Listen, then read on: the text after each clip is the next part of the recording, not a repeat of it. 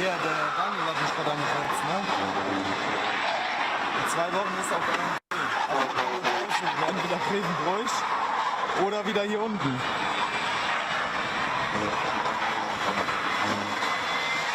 Müssen wir heute Abend mit Mike und Daniel drüber schwatzen. Ja, der braucht alle 3 auf jeden Fall.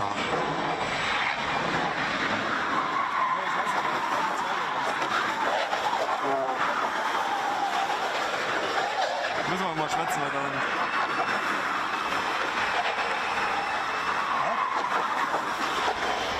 Ja, nicht. Was ist denn mit Druck?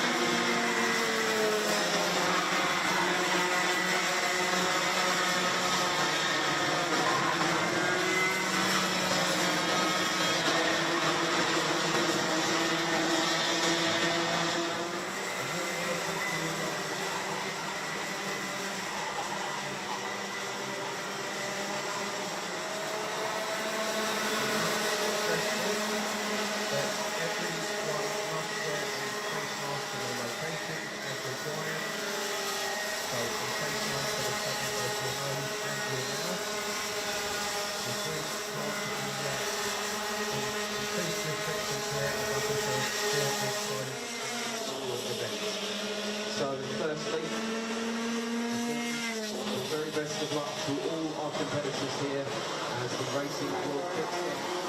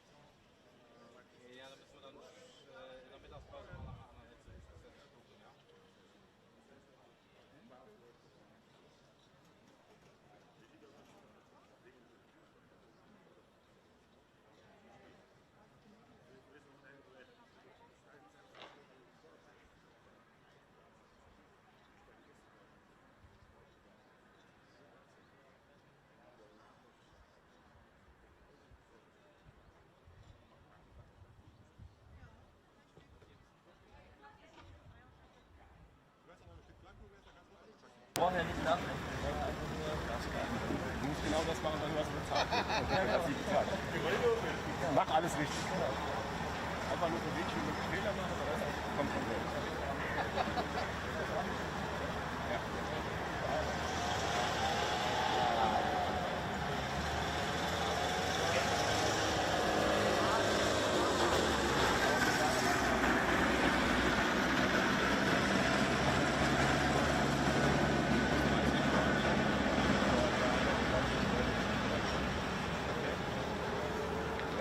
Er hat gesagt, es sind andauernd alle halbes Jahr 30 Zylinder jedes Jahr zu wechseln.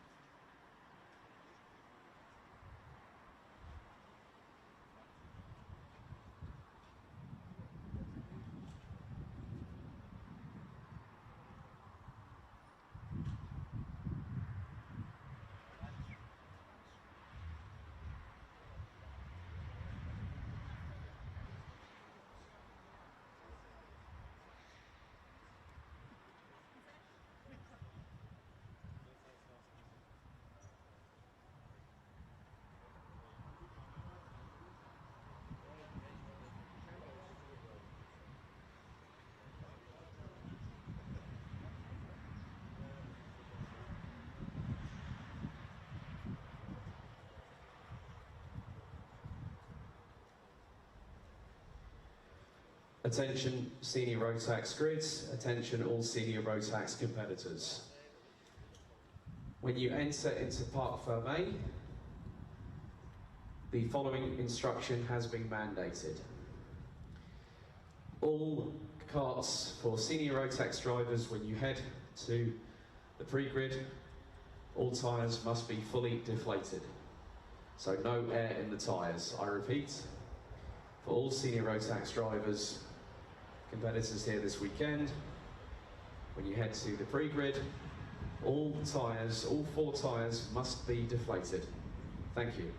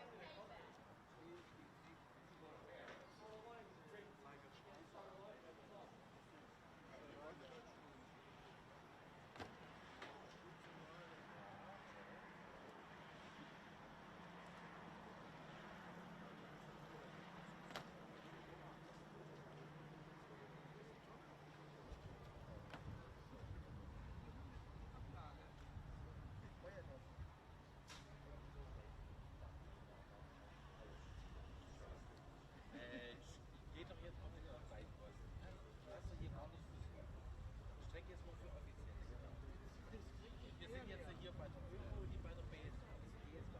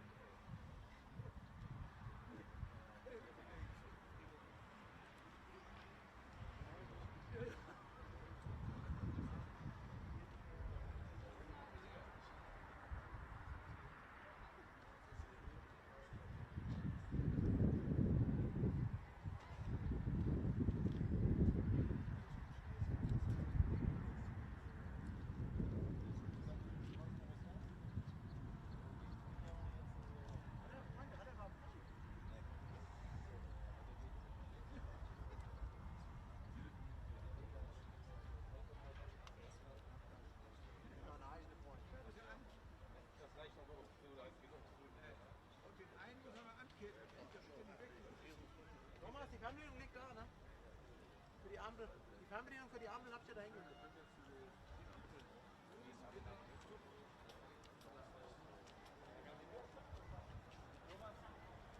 Es geht da jetzt wieder hinterher.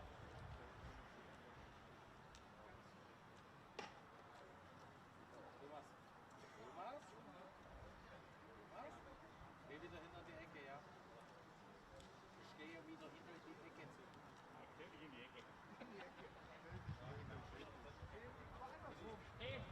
In die stille Ecke gehe ich jetzt. Herr Milo, aber andersrum drehen, ne?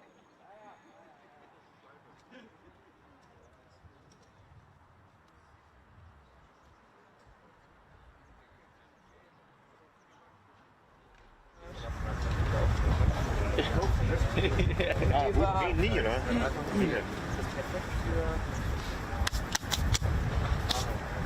Das ist aber ein Schuh, also.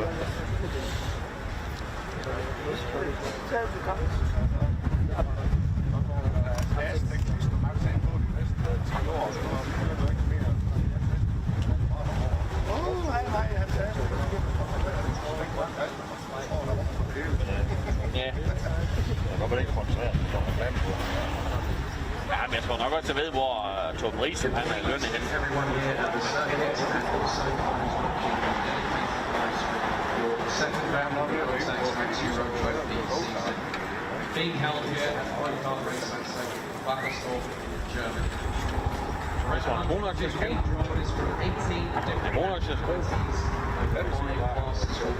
Han er temperament. Altså, han gider ikke bruge og siger mig pis med, at de har mere travlt med at sidde på mobiltelefonen og køre legekart og danse rundt. Nede i Adler, der var de færdige med at køre, der manglede de lidt. Så ville Riesen gerne til data. De skulle lige op og se på en bil.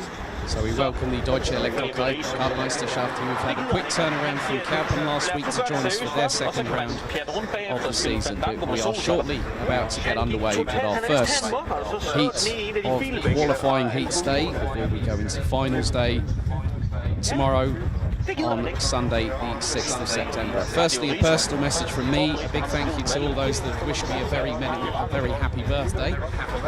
1 year older, probably not 1 year the wiser, I think, but the drivers now will be told very shortly to go out of the pre-grid for the very first time.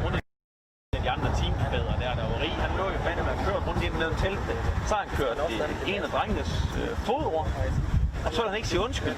Så Riese, han banker lige på roden, så er der åbent, så trækker der lige en ind i fjæse. Det var JJ-mekanik. Ja, det var en JJ-mekanik, han trækker ham lige på. So the green flag waves at the end of the pre-grid and we get ready for our first race. Junior Rotax, race 1 of the meeting, heat 1 for Junior Rotax, 3 in total. So the grid lineup is as follows. Pole position in the form of Tim Gerhardt from the Netherlands. Then it's Germany's Raphael Renhofer alongside. Aliska Babikova and current points leader in the standings Kai Helitz round out row 2, ahead of a double Dutch delight on row number 3, Bruno Mulders and Lukas Schoenmakers. Christian de Klein in 7th is ahead of Nikita Genza, with Max Knappen and Valentin Klus rounding out the top 10. Petra Babikova and Thomas Strauven round out the top 6 rows ahead of Thomas Martins, Mathis Turlo, Karol Schultz, and we also have Mikkel Pedersen, Magnus Pedersen, Morris Schmeitz, Theo Eriksson and Kian Agasade from Germany rounding out the top 20. They now go on to the formation lap. Gilles Clouet, Maximilian Angelard, Austin Lee, Adrian Labuda, Farin Mega, Nick Gerhardt, and at the back of the grid are 2 drivers in the form of Great Britain's Freddie Spindlow and Poland's Rafael Kwiatek, who were found to be underweight post-qualifying and were thereby promptly excluded from the session, so they will round out the 14th and final row. 7 minutes plus an additional lap in the first of many races here this weekend. So we'll be racing all the way until around about 5:45 local time here in Germany, Central European summertime. And if you are in the UK, you're an hour behind us, so good morning. Welcome to all those watching. Hopefully, I know we've got competitors from the UAE, from Turkey, and also the United States of America. So, top 10. Tim Gerhardt's on pole. Rafael Renhofer alongside. Then Eliska Babikova, Kai Helitz, Mulders, Schoenmakers, De Klein, Genza, Knappen, and Klus. They now feed their way through into the final double right-hander here at Wackersdorf. 1,190 metres of asphalt, ready to have the track lit up ablaze with the Rotax Roar. Red lights go out for the first time. We are off and away. Great start by Tim Gerhardt to initially get the lead going into the first couple of corners, into the right-hand sweeper at turn 3. But it looks like he's coming under pressure going into the very next corner. Oh, we've had a spin and a multi-car incident off into turn number 4 for the first time. Multiple carts involved. That everyone starts to rejoin, but in the meantime looks like Christian de Klein might have got the jump on everybody as everyone else behind is squabbling for position. And one of the drivers that was involved, well, 2 of them I saw, looks to be Tim Gerhardt and also the 202, I believe that was Lukas Schoenmakers. So as now positions are starting to change at the front of the field. So now we will find out very, very shortly who is leading the way after disaster for the pole setter. Looks like might have been an incident between Babikova and Gerhardt that caused the incident. but leading the way after lap number 1 here at Wackersdorf. Christian de Klein now up into first, as all up the inside. Looks like Raphael Renhofer sending up the inside of Max Knappen for position as they go into turn 4. Looks for a change for 5th place now, as it's a 3-way skirmish for 2nd. They now go into the tight infield. Drivers getting defensive, some trying to throw moves up the inside. It is getting very, very aggressive in the early phases of this weekend. But de Klein last time around had nearly a 1.5 second advantage over Max Knappen. But now Raphael Renhofer is up into 2nd position ahead of Knappen. Looks like Nikita Genza has made his way up into 4th place.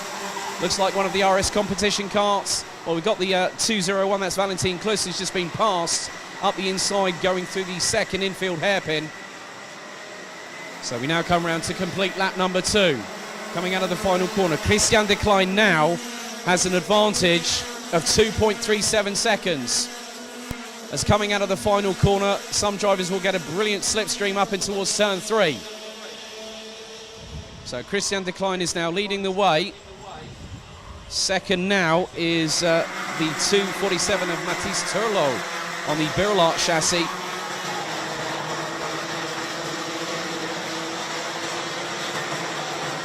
So still very much up, and the order has been up and down like a yo-yo on a string, as Thomas Strauben up into 5th place, Kluss up into 6th, Knappen, Magnus Pedersen, Farin Mega, who started all the way down in 25th position, is now up into 9th place ahead of Thomas Martins from Belgium. So quickly, the first race came to drama and a bit of consequence for others a little bit further down the order as they stream their way across the start-finish line. Nikita Genza being pressurised now by Raphael Renhofer, who looks to the inside of turn 4. The German can't make it through. And then just behind, looks like Thomas Strauben really showing good credence. Normally would be in a lower tier category, but has made a debut this weekend with Strawberry Racing in Junior Rotax, and is doing a pretty good job so far in just the opening salvo of what is set to come here at Wackersdorf. And I've just seen that Nick Gerhards is battling away with Eliska Babikova, and that is for around about 17th position, as there's more positional change. Farin Mega looking very, very quick here at Wackersdorf. And I found out that he had a steering issue due to some damage as he's closing on the back bumper of Valentin Kluss. There's more moves up the inside through turns 2 and 3.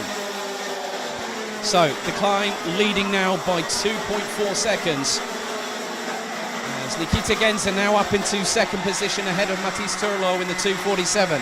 Raphael Renhofer and then Thomas Strauben round out the top 5. And Strauben, I'm just keeping an eye on his lap times at the moment. He's just gone nearly half a tenth, he's gone over half a tenth quicker than Raphael Renhofer. And in the midst of all this, Kai Helitz has dropped all the way down to 19th. And the top 20 being rounded out by Kian Agassade from Germany. 2 minutes and 38 seconds still to go. De Klein crosses the line first, and then it is starting to concertina as for 2nd to 5th place, as I saw Turlo looking up the inside as Strauben pounces up the inside of Renhofer up into turn 4, and quickly following them is going to be the likes of Valentin Kluss, who goes up the inside of Raphael Renhofer, who loses 2 places in turn number 6. So the German, who was on the front row alongside Tim Gerhardt, says there's a little bit of an incident just a bit further back through turn 6.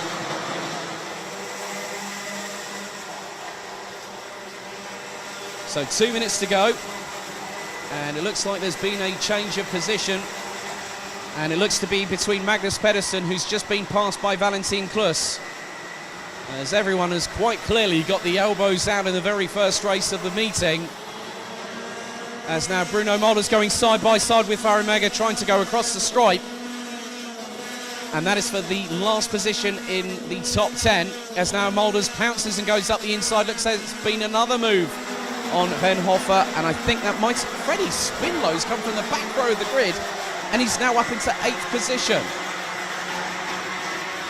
So that is from 27th. That is a humongous gain of 19 places. Had a chat with a young man from Great Britain earlier on this weekend, and he said It's been interesting driving Rotaxes as now Austin Lee trying to go toe-to-toe. This time around, he's battling away with Raphael Renhofer, who has dropped down the order quite considerably, having started on the front row. Black and white warning flag for the 248. And that is of Max Knappen, who is now down in 16th ahead of Nick Gerhardt. So the top three at the moment is Christian de Klein still leading. Then the battle for second, third and fourth is between Genzer, Turlo and Strauven. There's been another change of position as Freddie Spindlow has just disposed of Magnus Pedersen in the 238 from RS competition. 30 seconds on the clock, plus 1 lap to go. The 205 has also been given the black and white warning flag, and that is Tim Gerhardt. And we have got a retiree, unfortunately, on the outside of turn number 4.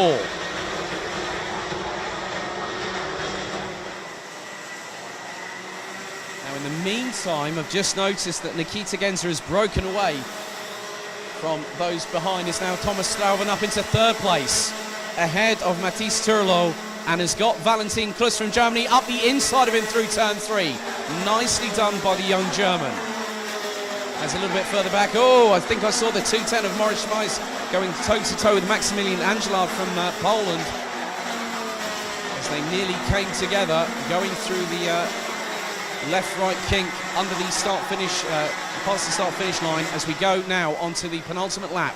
7 minutes of quick, rapid-fire action in Junior Rotax has definitely brought the fire here at Wackersdorf, as there's been another move a bit further back behind Freddie Spindlow, and that is a change between, that's the 225 of Kanagasade.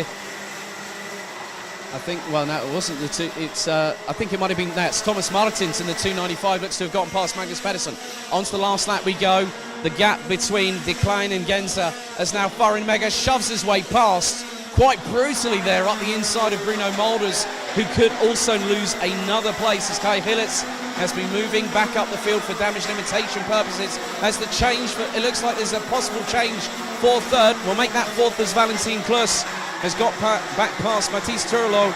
And now is that Nikita Genzer a little bit further back? Well, Strauven is hounded as Freddie Spindlow up the inside of Nikita Genzer, as Matthias Turlo clashes into the side of Nikita Genzer off of the first infield hairpin, and Genzer is out. Luckily enough, he's out of the cart and he's safe. He's trying to move the cart unassisted, but this time Christian de Klein strikes first here in Germany. Second place goes to Valentin Klus. Freddie Spindlow takes third. Matthias Turlo and Thomas Strauven round out the top 5 positions. Bruno Mulders in 6th. Magnus Pedersen, Thomas Martins, Farin Mega, who started 26th, finishes in 9th position. Karl Schultz in 10th. Kai Hillitz finished behind Eliska Babikova, but Freddie Spindlow was the driver on the move in that. A real great drive from the Brit. Started 27th and finished in 3rd place. Whew. And if that's the sign of things to come this weekend, I think we haven't seen anything quite yet, ladies and gentlemen. So Kai Hillitz in 12th, ahead of Max Knappen, Lukas Schoenmakers. Kanagasade finished in 15th, ahead of Morris Schmeiss. Theo Eriksson was 17th, ahead of Austin Lee. Tim Gerhardt would recover from that first lap incident at turn 4 to finish 19th, ahead of Mikkel Pedersen. Gilles Chloé, Maximilian Angelard from Poland. Raphael Renhofer would finish 23rd, ahead of Adrian Labuda from Poland. Petra Babikova and Rafael Gwiczak from Poland rounded out the 26th that did finish with, unfortunately, it was Nick Gerhardt off of turn 4, and Nikita Genzer after that clash on the final lap would end up being classified in 27th. But Christian de Klein gets his weekend off to a flying start here at Wackersdorf in Junior Rotax heat number 1.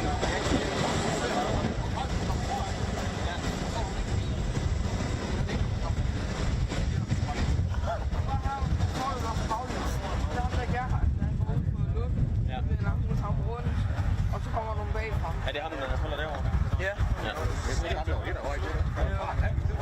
Hun vendte ham lige rundt, og så blev hun lige hakket af. Nej, det er SP Racing. Det har Pix. De kørte også stærkt på gæng. Det er ikke Pix. SP Racing.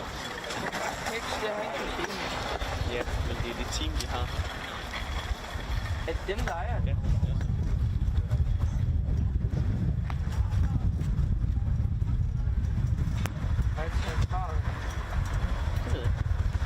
Det er, hvad hedder det, Max Verstappens far, han hjælper med at lave motor til dem sammen. Faren til de der brødre der.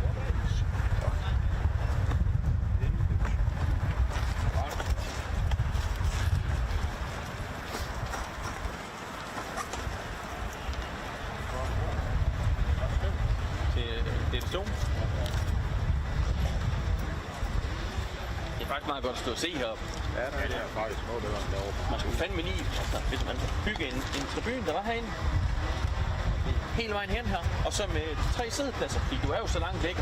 Altså, godt bygge den op på volden. Ja. Det er bare kørt, han er derovre. Hvorfor har vi ikke de her bud på det her tøj? Så sælger det lort, vi har i Danmark, så flytter hernede. Prøv at tænke, hvad bil vi kunne få os. Ja, så er det brugsprinter med. Nej. I har da råd til køb det, hvis I tog selv jeres lort. Kommer an, hvor meget de satte prisen op. Ja. Dengang Robert han fik ud. Der er så lidt sjovt. Så vil jeg stå på diskotek. Og lave varetænder der. Det plejer altid at være godt. 14 millioner for at få job under kroner. Det har det været til salg for 6-7 år siden, ligesom så man sætter der var presset. Jeg vil sige, det er dobbelt, det er jo da fast bedre. Ja, det tror jeg da også. Du kan ikke bygge det her anlæg. Nej, men Robert han har jo også fat i det. Jeg kan jo bygge det engang en halv. Nej, men det jeg siger, det har du på banen lavet. Jeg tror ikke, det er 30-40 millioner for det her. Du vil bygge det her. Ja.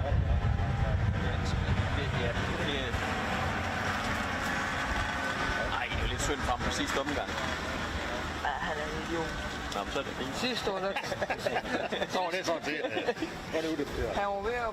På sidste omgang, sidste sving, dengang til Euro, så kommer han Silas, vi lå lige bag hinanden. Så Silas, han går indenom dernede. Så gør han bare sådan en sidste. Så var det ham. Ja, så er det fint. Han kører virkelig. Laver lige det her til ham. Rigtig dårlig far. Du kan også fra at gå ned og få Silas, at han til gentager han en idiot.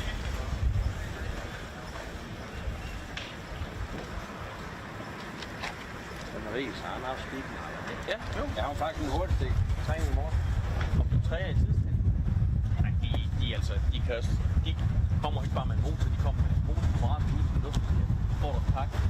Men så til første gang han kørte, så der kom de afleverede sådan en pakke, så satte han på det. Du må bare mærke, da han kørte ud på kitten allerede. Det er du. Ja. Og så tager de det ind hver aften, går hele lortet igennem, så går du bare tilbage til stort.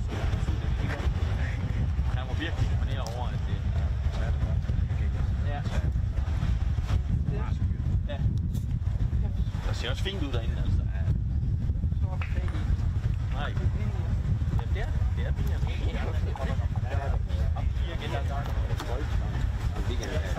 Det er vist altid med slet ikke.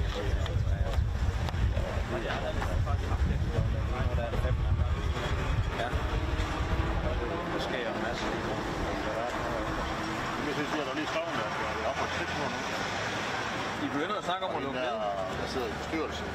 Nej, jeg ser på Facebook, hende sidder i bestyrelsen. Begynder at logge op og opstå publikum. Just another reminder, Vi er oppe vej, hvis det ikke er zoner. competitors, if you're heading into the pre-grid, it has been requested.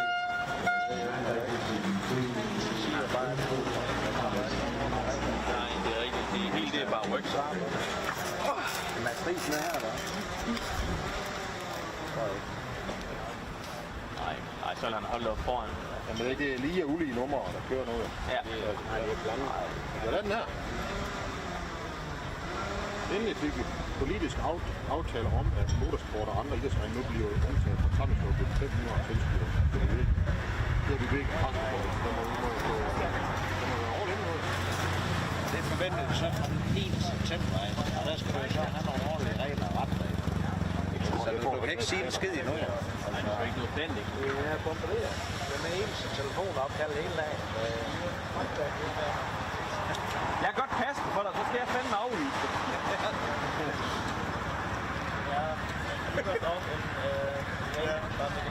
Ja, det er ikke bare sige noget. Vi kan godt lægge her der for Aarhus. Ja, og den der fine overhals til lavet der. Så var det bare en skam, at han lige blev overhals dernede i timen. Der blev han lige så lidt. Jamen, jeg kan godt stå, han går forbi. Men det var heller ikke, det var ikke noget kendt. Det var bare en skidt sted at gøre det.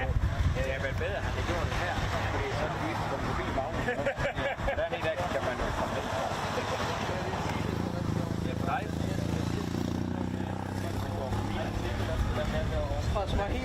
Men det vil jeg så sige igen, der peger jeg bare så meget om Europa. Fordi jeg har sagt, hvorfor er det, man ikke tager de unge mennesker ind til på banen? Hvis nu, så prøv lige at vente til, at det gør de ikke.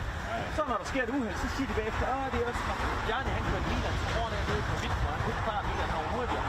Og der skal vi snakke om 1000, vi skal lige her snakke om, hvordan det kører mod hinanden. Det er fordi Bjarne, han på overhaling, så fik de sammen, så gik jeg indenom. Så i næste vind, det er sådan et, hvor jeg holder fuld gas på. Så kører jeg her, så kører han bare direkte ind i baghjulet på mig. Kan vi lige se start her, sådan ikke? Ja. Så kan vi lige gå op, så kan vi se start på de andre. Så kan vi se Riesen i start. Ja. Jeg ser helt. We are just a few seconds away from getting our first 6 qualifying heats for senior Rotax, a total of 38 competitors from 13 different nationalities. Representation from the Netherlands this time So the drivers waiting for their opportunity. It will be 10 minutes plus one additional lane race for all the qualifying heats all the way through till this afternoon, with their 6th and final heats of the day taking place at 16:25 local time.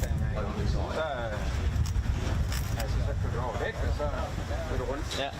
Så dengang, at det var lavt tid,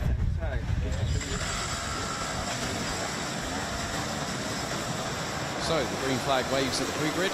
20 drivers, well 19 drivers set to get underway here for race 2 of the meeting. Heat 1 senior Rotax groups A and B.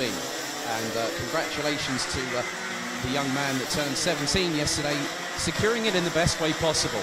Lachlan Robinson from the United Arab Emirates will line up on pole position, and alongside him it is a KR Sport front row, as Sean Butcher from Great Britain in the 349 will be alongside. Next up it's Luna Blum from the Netherlands and Vincent France from Germany. So it's a KR Sport front row, a JJ Racing second row lockout. Potential Racing Engines Lewis Gilbert will help SB Motorsports Storm Brower alongside on row 3, with Mark Kimber from Strawberry Racing and Morris Schuring from JJ Racing on row 4. There is a position where Ollie Pilker was meant to be, but that will now be taken up by Philip Vava, as Kian Sang will join the Spaniard on row number 5. Felix Jansson and Erhard Turker and Felix Jansson row 6, Ralf Winkel and Linus Hensen running at the top 7 rows, and the 19-strong grid completed by Flint Schuring, Bart de Witt, Leer Dorrestein, Dylan LaHaye, who had dramas in qualifying, and Leonie Claude, who was excluded post-qualifying for being found to be underweight on the weighing scales. So it will be down to the KR Sport duo of Lachlan Robinson and Sean Butcher to lead the field into the final stages of the formation lap. The red lights on the starting gantry.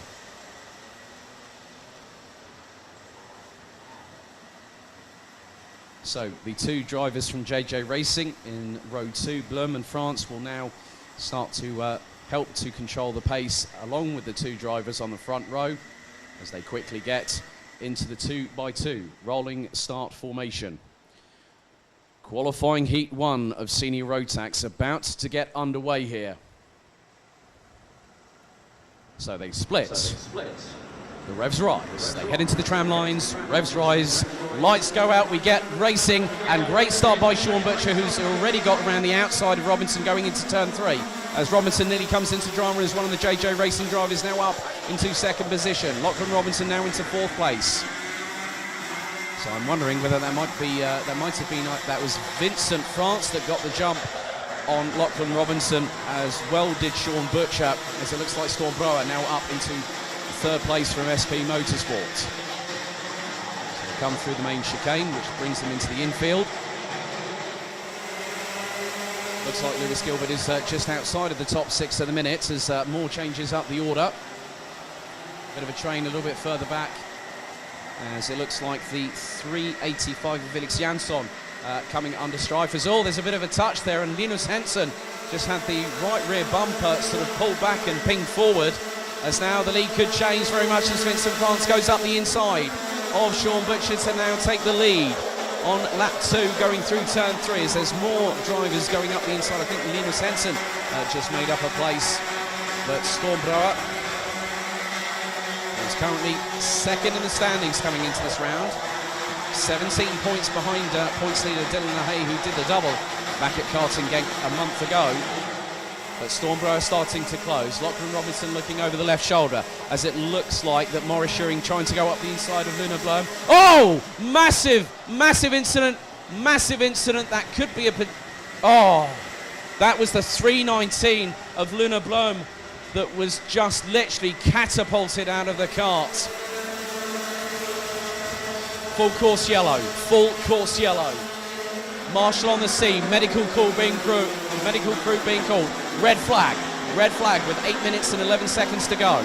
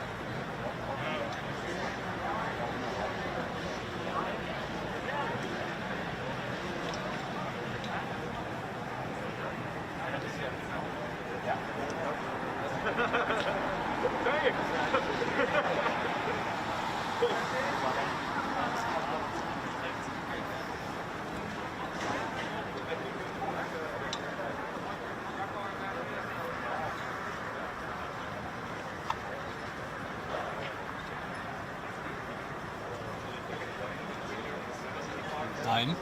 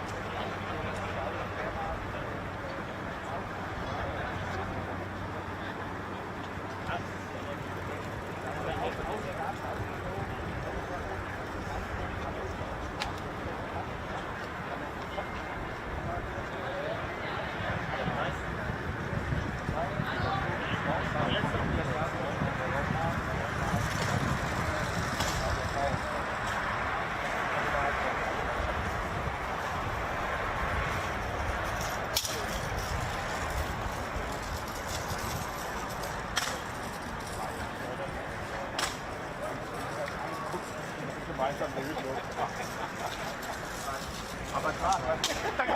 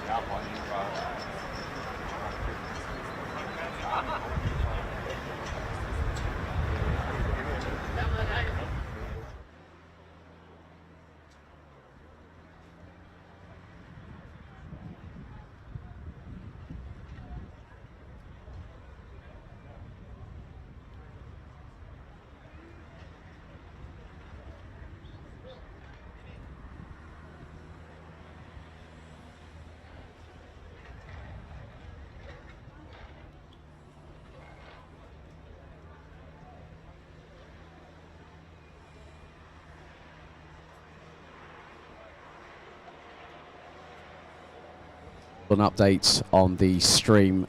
We have had a red flag incident involving Luna Blum, who was quite literally violently thrown from her cart on the 319. Medical teams have been on site. She is being checked over as we speak.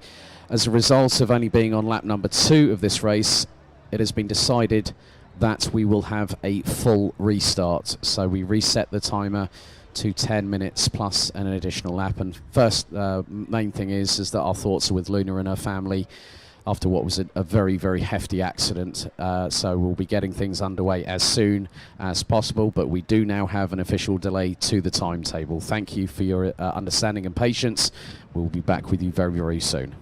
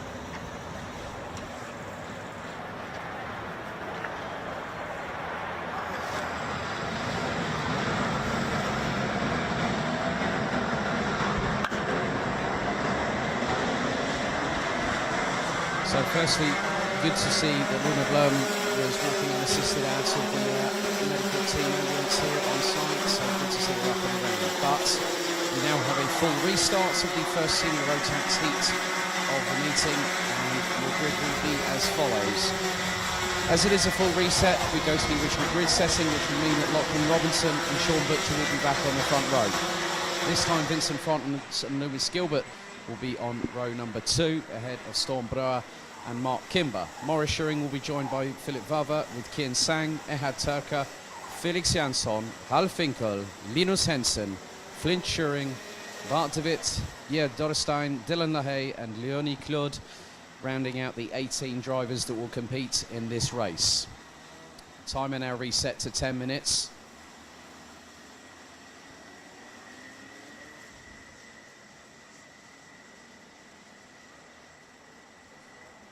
Current air temperature 20 degrees Celsius. Some cloud cover overhead, but the sun is definitely shining down on us here at Wackersdorf as we go for a second restart through into the tram lines. Revs rise, lights go out, we get a good start as already Butcher gets a better start than Lachlan Robinson as Vincent France now keeps third position, quickly followed by Lewis Gilbert, who tries to go up the inside as someone sends it from absolutely nowhere.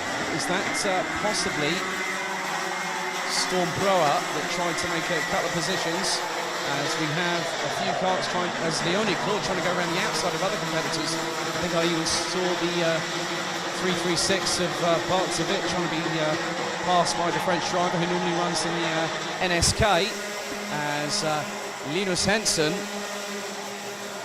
is quite a far way back and has let pretty much the rest of the field get through. 9 minutes and 18 seconds plus an additional lap to go. So it is a KR Sport 1-2 at the moment, as Lewis Gilbert from Potenza Racing Engines now up into P3 ahead of Vincent France from JJ Racing. Then Mark Kimber follows in the 387. Storm Brouwer rounds out the top 6. Kian Sang and Morris Schuring. Philip Vava and Hal Finkel round out the top 10 as Gilbert goes up the inside of Lachlan Robinson through turn 4 to take P2. As Kimber now is still ahead of Storm Brouwer at the moment, but the 388 from SP Motorsport is now the back end of the train being led as Gilbert closes the gap on Butcher, fast approaching the conclusion of lap number 2. So Kimber was looking up the inside of Robinson, who now gets pounced up the inside by Storm Brouwer. Kimber gets the switch back. Just behind them is Morris Schuring in the 314. So Kimber looks to go up the inside of the 388. And Storm Brouwer drifts wide, a little bit of back-end switching from the 388, and that allows Morris Schuring and Kian Sang to get past. Philip Vava not too far behind and slingshots up the inside of turn 3, and then is quickly followed, I think, maybe by Hal Finkel. But now the top 4 starting to try and break away. Butcher leading, Gilbert in second, France in third. Lachlan Robinson rounds out the top 4 as they come through the main chicane into the second infield part of the circuit. Then it's Kimber, Morris Schuring, Kian Sang, Storm Brouwer and Philip Vava amongst those battling their way through, as the 317 of Hal Finkel is on the back bumper of Storm Brouwer, who looks to be dropping down the order somewhat. Gilbert going defensive early on Morris Schuring. On Vincent France as they go through. Gilbert now goes up the inside for the lead. France follows through, as does Robinson. So within a couple of corners, Sean Butcher drops out of the lead as it's all getting fisticuffs like down a little bit further down, as looks like Kimber's lost out to Morris Schuring in the process. So Gilbert leads, 7 minutes and 5 seconds plus an additional lap left to go. So the Dorey Diamond hits the front, closely followed by Vincent France. Lachlan Robinson and Sean Butcher round out the top 4 positions. Looks like Morris Schuring has got the bit between his teeth and has got Mark Kimber just behind. Philip Vava looks to be just behind the 387 from Strawberry Racing. We come round to complete lap number 4, and it is absolutely anyone's guess who's going to win this race, as France gets a great turn of speed through the kink underneath the the gantry, as up the inside looks to be Butcher's gone up the inside of Lachlan Robinson to now take third place into his possession. Schuring, Kimber, Vava, And then Kian Sang not too far behind the Spaniard. And it looks to be Stormbrower just behind, and I think Linus Henson has now made his way towards the back half of the top 10 and has got the 3:17 of the Netherlands' very own Ralf Winkel in the crosshair sights, ready to see if he's got an opportunity to overtake. Then you've got Felix Jansson being closed in on by Dylan LaHaye from GKS Lemons Power. Lap number 5 in the books. Gilbert still leading by just over a tenth of a second from Vincent France, who is getting closer and closer to the Scot, going through turn 3 into turn 4. Then into left at 5 into 6. And it's a quick succession of right-handers. 7, 8, into the chicane at 9, through into the left at 10. Stormbrower looking to close up on Kian Sang for position. That's the battle for 8th place, and he gets through and makes the move. As then Ralf Winkel has to lock onto the brakes pretty quickly, and the back end swarms from left to right. So we got just under 5 minutes of this first Senior Rotax heat out of 6 here. As up the inside, I think that was Winkel up the inside of Sang to take 9th, and then Linus Henson pounces on the Brit and goes into the top 10 in the 3:11 from Catchme.de. But still very much a close fought battle at the front of the field. Gilbert still now on lap number 7 is trying to just keep the lead, and he's trying to do as much as he can. Hit every braking point, hit every apex, power out of the corners correctly so the back end doesn't spool up the rear wheels.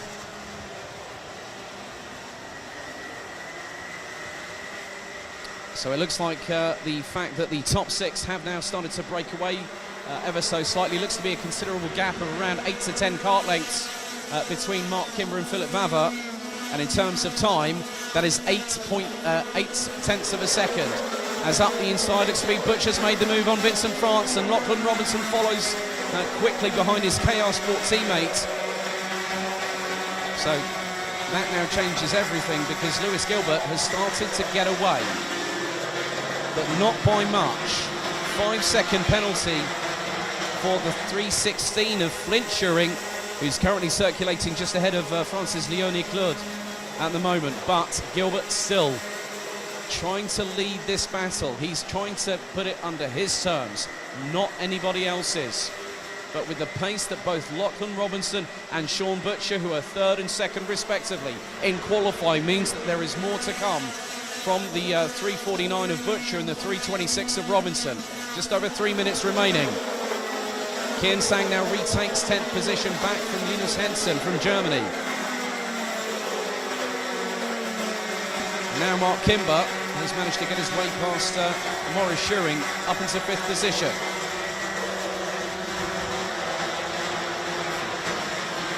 So we now also have our first retirement after the red flag incident, which now is the fact that Beard Dorrestein from Redeco Motorsport has now retired as of lap number 4. Now coming to the conclusion of lap number 9. So it looks like Vincent France is trying to close on Lachlan Robinson for 3rd place. And I'm looking at the timesheets here. It looks like Kimber's got a good turn of pace of 49.878 from the Brits on that last lap. And the quickest out of all of them was Sean Butcher, who is now bringing along Lachlan Robinson and Vincent France. So the battle now being brought to Gilbert.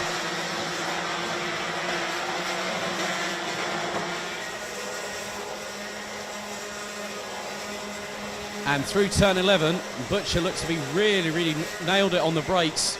And through into turn 12, there's a slight bump here. So it's a bit of an undulation change. They come around the final double right-hander here at Wackersdorf. 14 turns, 1,190 metres. Gap now between 1st and 2nd. 0.210 seconds between Gilbert and Butcher, as Butcher launches it well and truly up the inside of Gilbert to now retake the lead. On lap number 11 Lachlan Robinson looking to strike at a moment's notice. So the moment he sees a gap, he will try and put the cart up the inside of Lewis Gilbert. Battle for 5th and 6th, still raging on between Mark Kimber and Maurice Schuring. Stormbrower looks to be now ahead of Philip Vava from Spain as Lachlan Robinson gets really, really close to the back bumper of Gilbert, and in doing so, Vincent France has to put on the anchors very quickly. They come out of the final corner. 45 seconds on the clock. This will be the penultimate lap. Sean Butcher has now got nearly a half-second advantage over Lewis Gilbert as Vincent France looks up the inside of Lachlan Robinson through turn 4, but quickly has the door shut in his general direction, as now you can just see how hard the drivers between 2nd to 4th are now pushing like crazy. Gilbert's trying to hang on. Robinson wants to get past, as does Vincent France, but this is allowing Mark Kimber, Maurice Schuring, Stormbrower run on the back of the 314 into the first of the infield hairpins on the far side of the circuit.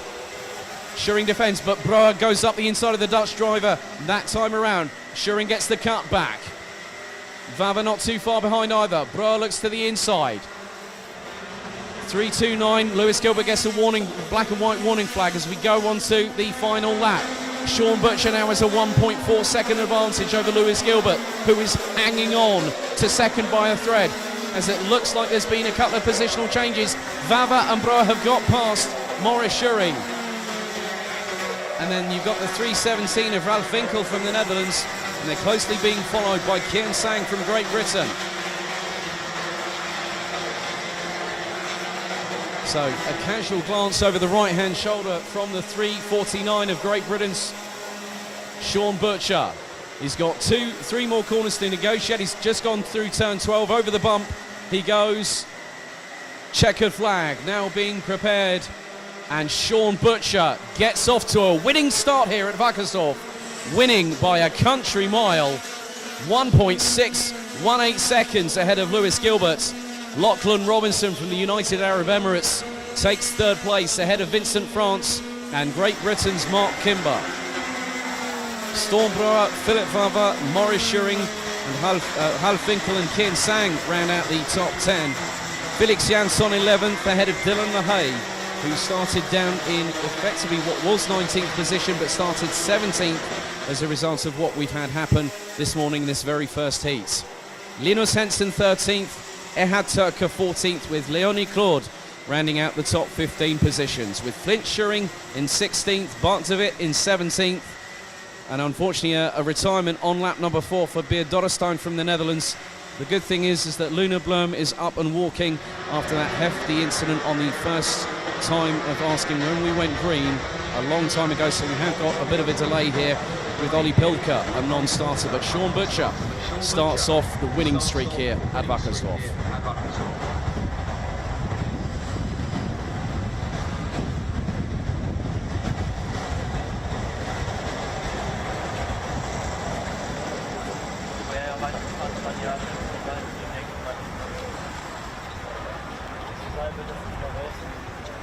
Schön wär's, wenn er da bleibt. Runter von der Straße.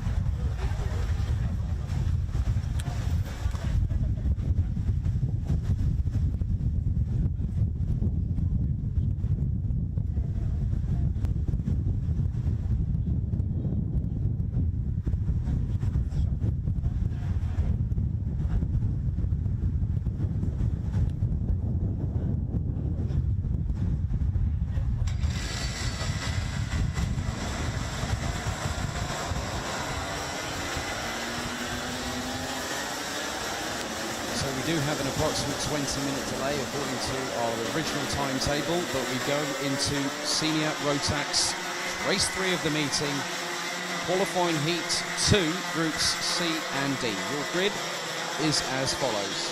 Mads Riis from Denmark will have Luca Leistra from Belgium alongside. The reigning and defending champion Matilda Olsson from Sweden will have Karol Kret from Poland alongside on row 2. Matteo Richter and Charlie Turner from the Czech Republic and also Great Britain respectively, that's row 3. Arthur Horsch and Teresa Babikova from France and the Czech Republic, row 4, with Max Stemmerdink from the Netherlands and Fabian Bock from Germany rounding out the top 10. Andreas Herbert will start in 11th alongside Great Britain's James Johnson. I had a really good, nice chat with him this morning. Found, he said, very different to competing in Europe as over to his native soil of Great Britain. They round out those 6. Tim Mika Metz from Germany and Emily de Hoys from the Netherlands, that is row number 7. Completing the 18 strong that will compete in this race will be Taita Schmidli from Switzerland, and will have Mario Sidler alongside with Robin Knutsson and Bradley Barrett from Sweden and Great Britain respectively, rounding out the grid.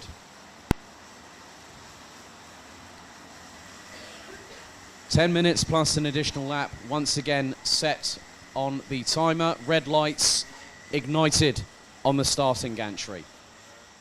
They come through turns 13 and 14. It will be down to the front runners on the front row. Riis from Leistra, Olsson, Kret, Richter, Turner, Horsch and Babikova. Lights out, we are racing.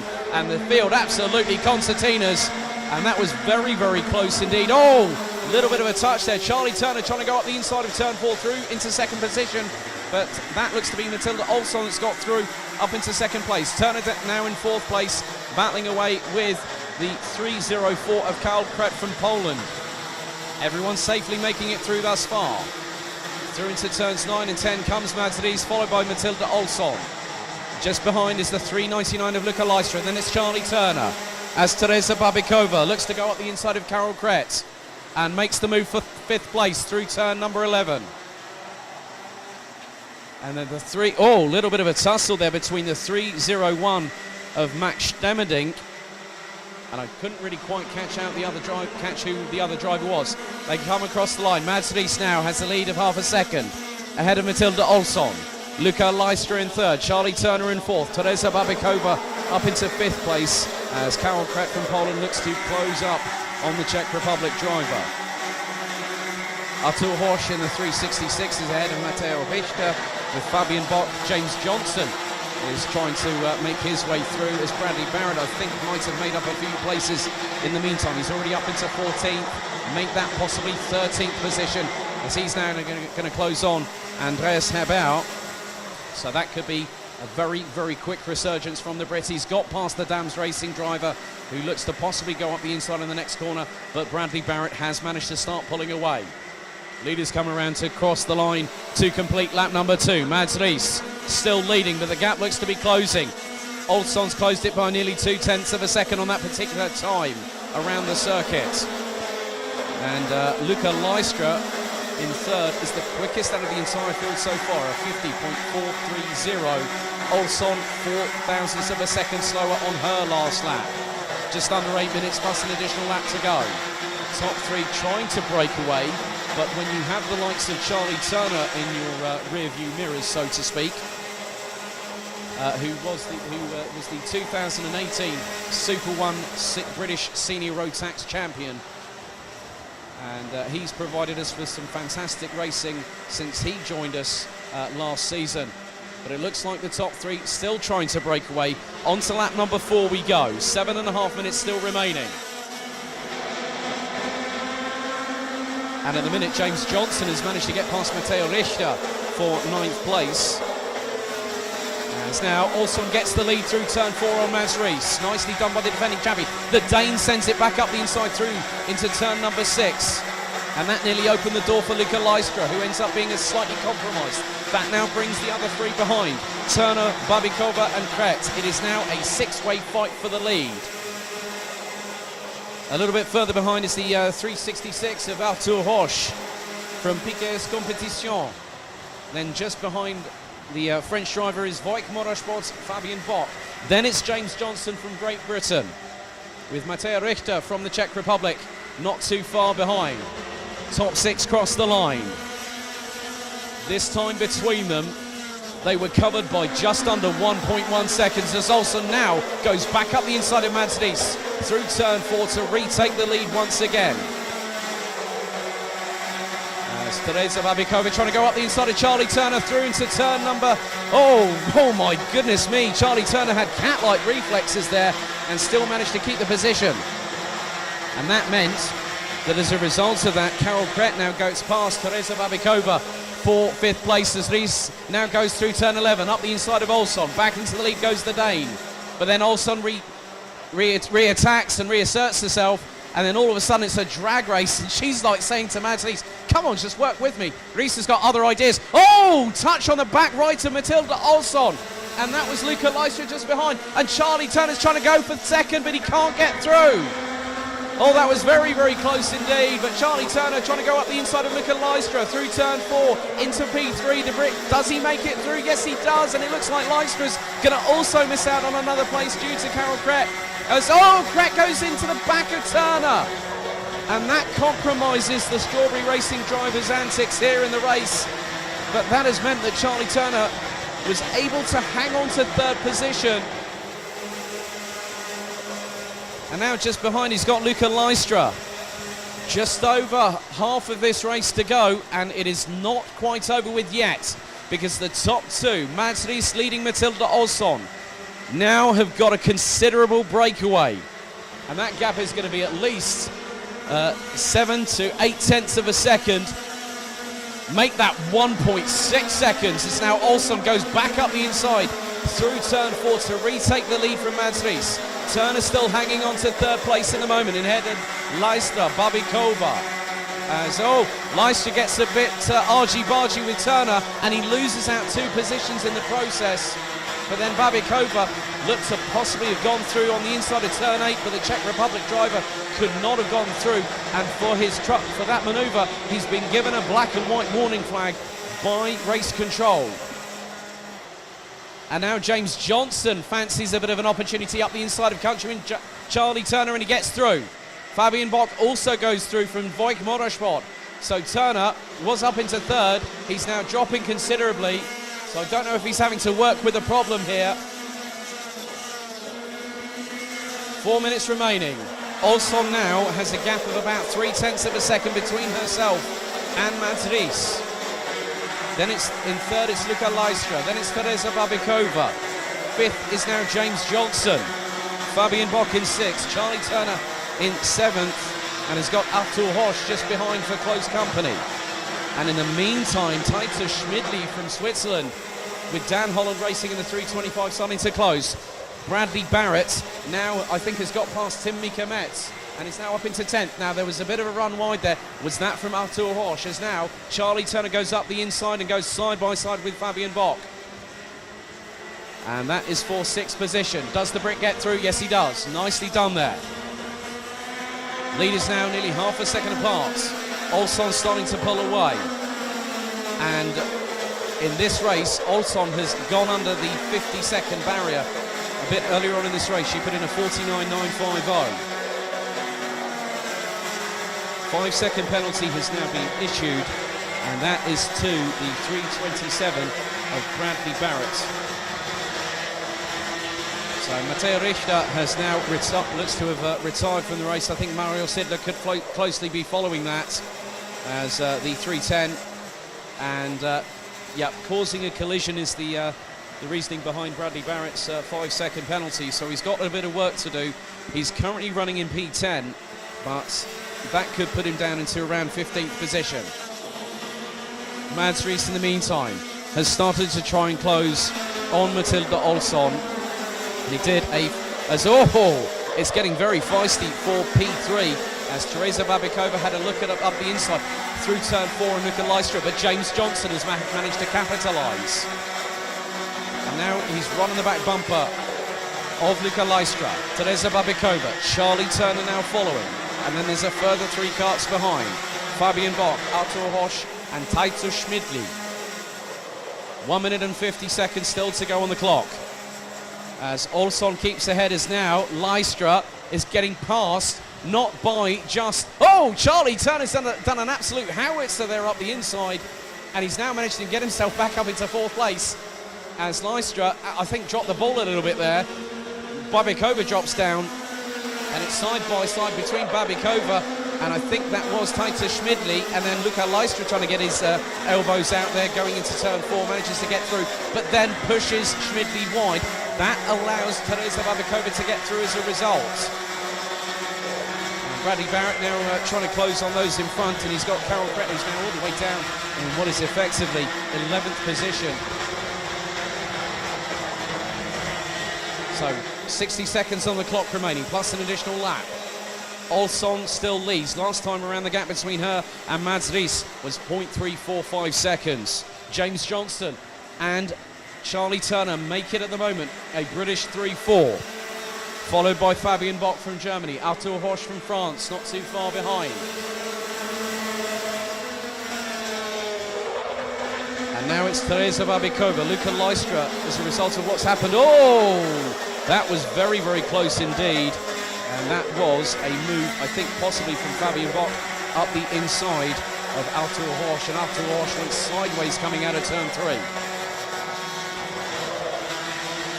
Timer very quickly counting down.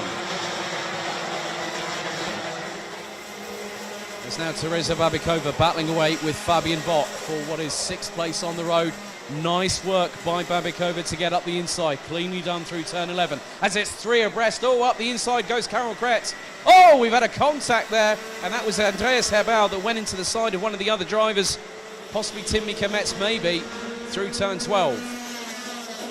5-second penalty now being issued for leaving the track, and that was Emily de Hoys. So now the timer has expired. We go on to the final lap. Matilda Olsson leading the way, coming through into the main chicane for the final time. Ahead of Mads Ries, the gap between them was just under 7 tenths of a second. With just 3 more corners to go, and the reigning and defending champion who secured the title here on the penultimate race of the season officially this time last year at Wackersdorf will start her weekend on the best foot forward as Matilda Olsson from Sweden takes the checkered flag ahead of Mads Ries by 0.865 of a second. And great to see that James Johnston had a resurgence. Started 12th, finished P3. Charlie Turner started 6th, finished 4th, and could have been in contention or maybe even a top 3 position. Teresa Babikova finishes ahead of Fabian Bock, with the pair finishing 5th and 6th respectively. Luca Lystra, Taito Schmidli, Carol Kret and Max Stemmerdink round out the top 10 positions.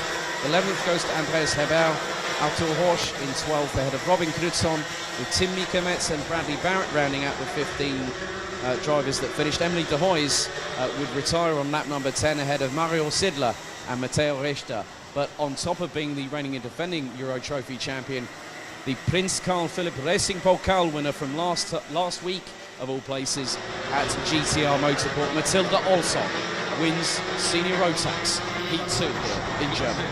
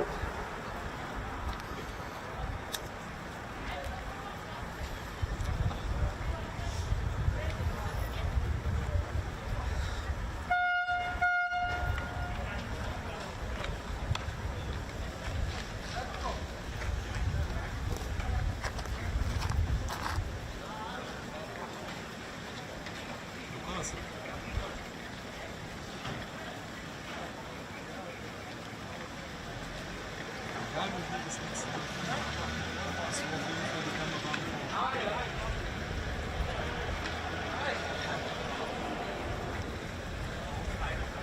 Ist ja an sich kein Problem.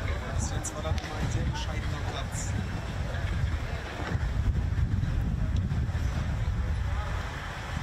Aber bei deinem Glück wird das beim nächsten Mal genau andersrum sein.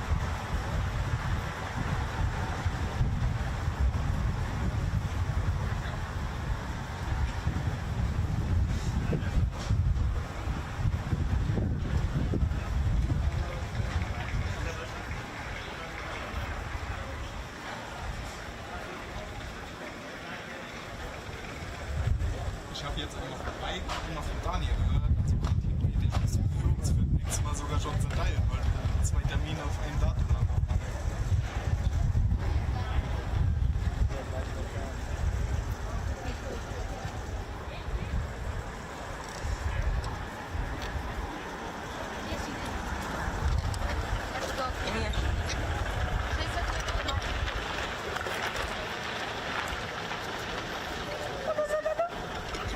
Ja, ist ja kein Problem, es sind nur 500 Kilometer auseinander.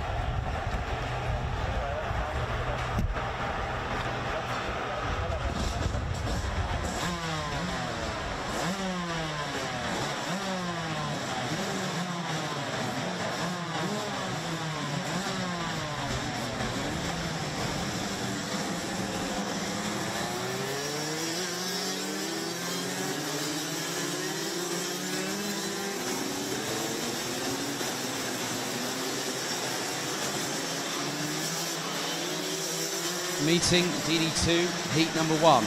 Your grid is as follows. Following a post-qualifying exclusion for Daniel Mahacek, Sebastian Janchevsky starts from pole position. He will have alongside Niklas Krenz from Germany, Peter Bezel, and the points leader coming into this round, Bouvin Powers, Glenn Van Parijs, ran out row 2. Yanni Gussens from Belgium and Manuel Tenscher, row 3. Jakob Bezel, the defending champion, will have Mick Knowlton from the Netherlands alongside on row 4, with Sander Trivlak, last year's runner-up, and Denmark's Mathias Lund alongside, completing the top 10. Then it's Oliver Breitenbach, Utan Tonissen, Florian Breitenbach, Zenderua, Marcel Steinert, Imke Arts, Maxim Derich, Nicolas Picot, Mark Bartels, Luke Schiepers, Jiri Matashek, Silas Litter and Daniel Mahacek rounding out the 23 strong. A bit of a brief announcement. I've got to do this on behalf of a certain driver who should be here this weekend but isn't. Jan Dams, greetings from Greece, says DJ Liveris. So I thought I'd just do that one just before we get racing underway for 10 minutes plus an additional lap.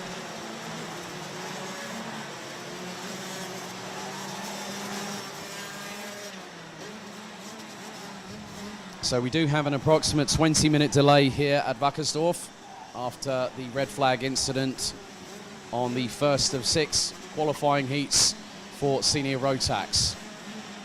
But it is down to Janchevsky and Krenz to control the pace here as they now come through turns 13 and 14. Red lights on the gantry, ready to go out as soon as our race director gives us the all clear to go racing. Revs rise. They split, go into the tram lines. Lights out, clean start, off and away we go. As quickly, Peter Bezel puts the blocking tactic on Glenn van Parijs, who tries to go towards the inside.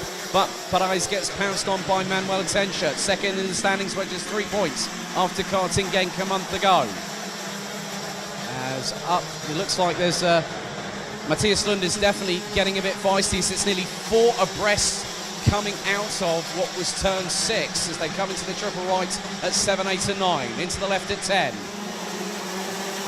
As now Yanni Gussens looking to pressurise and try and move up a position. Just up ahead, looks like he's got the 460 of Jakob Bezel. Leaders come around to complete lap number 1. So Janchevski leads. Grens in second. Peter Bezel, Glenn van Parijs, Manuel Tencha, Jakob Bezel. Closing on the back bumper for the Austrian, and he slingshots past before they even hit the apex of turn 4. As just behind, there's a skirmish involving around 4 or 5 carts. As onto the grass, kicking up the dust goes Nicolas Picot through into turns 5 and 6. So the French driver didn't have the greatest of qualifying, but he's looking to make a resurgence, and that's what he's quite clearly doing. They come through into turn 11. Janchevski not really getting away from the 3 trying to close in, which is being led by Niklas Krejns from Germany. Then it's Peter Bezel from the Czech Republic and the points leader, Glenn van Parijs. 5th is the 460 of Jakob Bezel. Then Sander Triblack, 2-time BNL Karting Series DD2 champion and last year's runner-up, ahead of Manuel Tencha from Austria. Yanni Gussens, it looks like, this time around. And Tencha is now behind Matthias Lund, so Tencha drops to 9th. Top 4 starting to try and break away, but Jakob Bezel at the moment is not the quickest out of the top 5. Oh, no. Glenn van Parijs has lit the timesheets up purple. The 50.133. 7 minutes and 40 still to go. Still Aslita getting a bit defensive on the likes of the 426 of Ginny Matashek, who's now up into 14th. Three wide coming out of turn 12 for 21st, 22nd and 23rd. As now Van Parijs looking to get an opportunity to get past Peter Bezel, who in turn is looking to try and get past Niklas Krejns. Battle for second now heating up as up the inside goes Bezel. Through goes, nearly wheel-to-wheel contact there between Niklas Krejns and Glenn van Parijs going through the exit of turn 6, but they still manage to keep going. The slightest of touches between the pair. Marcel Steinert up to 14th. I understand he had some technical problems yesterday during qualifying. Imke Arts from the Netherlands now up into 15th position.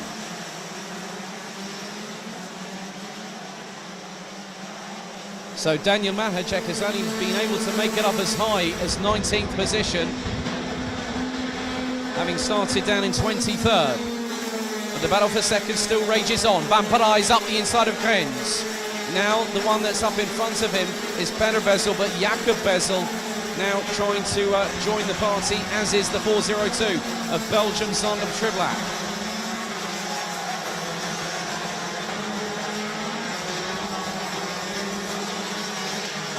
So mechanical black flag being shown to Nicolas Picot, who's managed to get his way up to 9th but now has to park it. That's a real shame for the French driver in the 406 with Dams Racing. Started down in 18th, managed to make his way up, but is there a change a bit further down the order? Yeah, looks like Sander Triblack has got past Jakob Bezel and managed to get through on the final corner.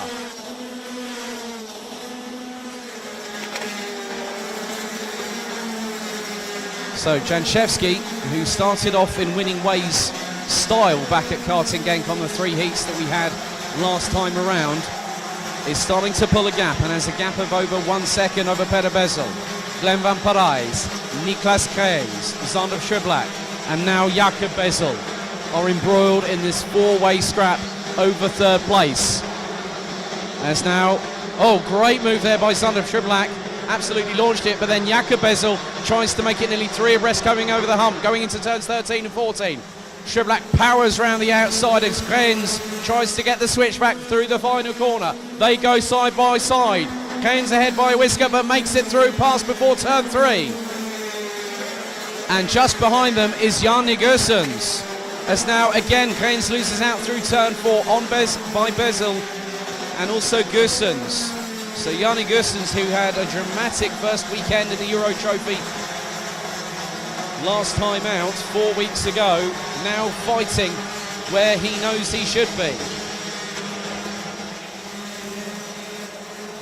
So the running order at the moment, Janchevski leads, Peter Bezel second, Glenn Van Parijs, Sander Schiblak, Niklas Keynes, Jakob Bezel, Jarni Goossens, Matthias Lund, Nicolas Picot, who was shown as having a mechanical black flag, as we've got one. Is that Mark Bartels possibly? He's dropped right down to the back of the order and is trying to get the cart restarted. He's going to get, right, double waved yellows going through into turn number 6, but the cart now starts to rejoin. I'll just catch that number in just a second. Looks to be Florian Breitenbach, if memory serves me correctly. That is the 4:33. So 3 3/4 minutes still to go in this first of 3 races for DD2. Zenderua now up into 9th place ahead of Mick Knowlton, who completes the top 10. 10 shirt, 11th. Oliver Breitenbach, Silas Litter, Marcel Steinert and Daniel Mahacek now round out the top 15. Wotan Tonnesen, Imke Arts, Jiri Matacek, Luke Scheepers and Mark Bartels rounds out the top 20. Pico has parked it. De Higgs, and it looks like, I'm wondering if Florian Breitenbach might continue onwards to try and just get some time in the seat. As a nice move up the inside through into turns 3 and 4. A couple of good positional changes. Some great battles down the order. Looks like Silas Ritter getting stuck in. As now we've just had a pass on. Looks like the 478, and that is Zenderua. Zenderua now passed and is trying to close on Niklas Keynes. So a great run from Zenderua, who had a weekend to forget 4 weeks ago at Karting Genk.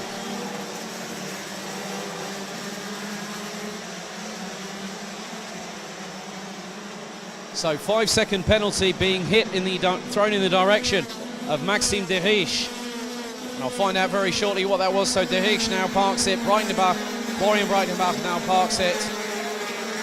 So Janchevski continues to lead, has a gap of just over a second between himself and Peter Bezel. And then it is a Buvin Power 3-4 with Van Parijs and Schiblak, and it was causing a collision time penalty given for De Higgs as a result of an incident earlier on in the race. 2 minutes to go, plus a lap. Daniel Mahacek now resurges up to 13th position, having started in 23rd.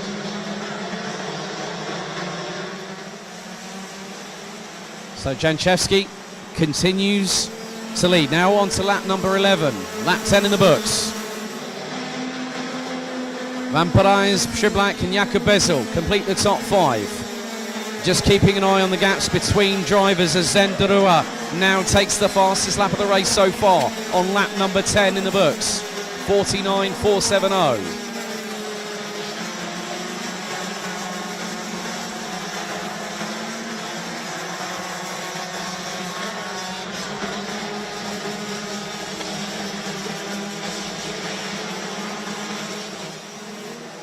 So no positional changes on that last lap as we enter the final 60 seconds. Then it's an additional lap to go. Janchevski will cross the line with just 50 seconds on the clock remaining. So it could be that this might be the penultimate lap of the race, as the timer will expire. Janchevski has got breathing room of around 1.257 seconds between himself and Peter Bezel. Glenn Van Parijs, Sander Schiblak and Jakob Bezel ran at the top 5. Jarni Goossens, who started in 5th, dropped down the order a little bit but came back fighting. Now up into P6. Niklas Keynes now has Zenderua for close company. So the SSC driver trying to look up the inside. Great awareness there by Zenderua, gets up the inside of the German, now to take 7th place. And then we'll have Jarni Goossens up ahead to try and battle with, but time fast running out. This is going to be to the wire. Literally, as the timer hit 0, Janchevsky timed it to absolute perfection, but this gives the likes of Zenderua maybe a chance if he can close that gap between himself and Jan Negusens. The gap was just under half a second between the pair last time around.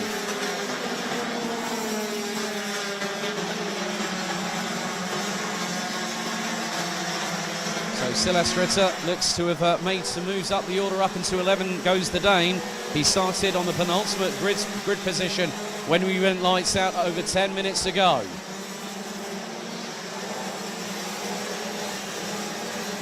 So this time around, last lap board will be shown to Poland's Sebastian Janchevsky. Then Peter Bessel, then Glenn van Parijs, Zander Schiblak, Jakob Bessel, Jan Negusens. And I'm just keeping an eye on what Zenderua has been doing. He's actually over half that gap on that last lap alone. It was 0.48, it's now 0.224. So Zenderua could steal 6th on the last lap, and he's getting incredibly close to the back bumper of the 460. Going through turn 6, 7, 8, now into 9, into the left at 10. Checker flag now being prepared. So Janchevsky has just 3 more corners to negotiate before he'll be the one that sees another victory in qualifying heat state. So he took pretty much a clean sweep last time out at Genk. His run of success, 100% on qualifying heat stays, continues, winning the race ahead of Peter Bessel by 1.646 seconds. Oh! As I look behind, Glenn van Parijs, Zander Schiblak and Jakob Bessel, who ran out the top 5, Zenderua was 74 thousandths of a second from getting up into 6th position ahead of Jan Negusens. As there was a bit of a skirmish a little bit further down the order between the likes of Jiří Matacek, Luke Schiepers and Mark Bartels. But Zenderua takes 7th ahead of Niklas Kreins from Germany. Matthias Lund and Mick Knowlton round out the top 10. Daniel Mahacek makes his way halfway through the field to finish 11th ahead of Silas Ritter, Marcel Steinert, Manuel Tenschert, Oliver Breitenbach, who completes the top 15.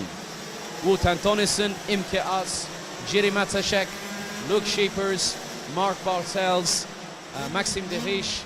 Well, Mark Bartels rounds out the 20 that actually were classified as finishers.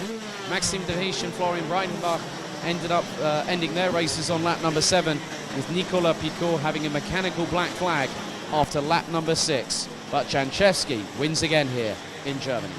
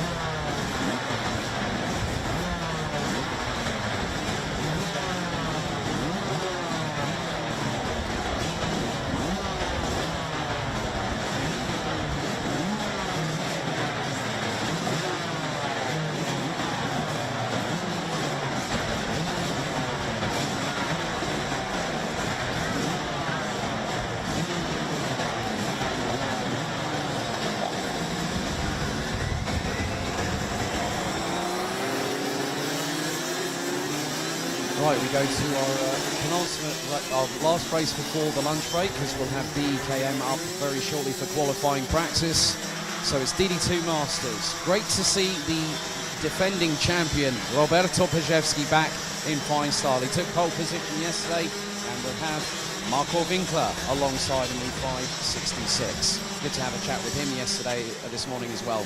Michael Becker in the 526 and Tommy Helfinger in the 506 round out row number 2. Slavomir Maransky, the 561, will have Timo Haug in the 505 from Germany alongside on row number 3.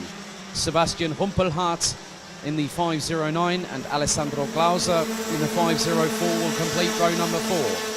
Completing the top 10, it is Christophe Adams from Belgium in the 555 and Bruno dos Santos in the 503 from France, with Thomas Schumacher from KSB Racing, Ronaldo Kremiger from KSC Soda Europe, and Rudy Champion, who had dramas in qualifying yesterday, will start from the 13th and last position on the grid.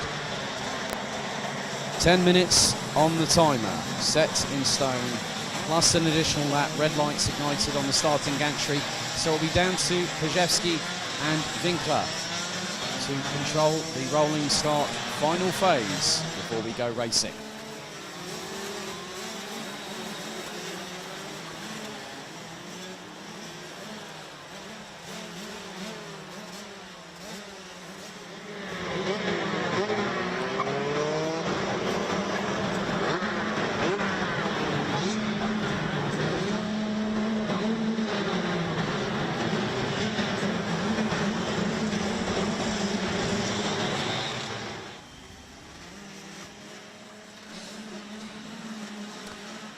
They now make their way through to turns 13 and 14 of the 1,190 metre circuit here at Wackersdorf.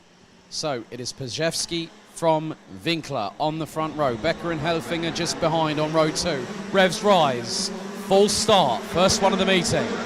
So race director not quite happy and will put them around the circuit for an additional formation lap.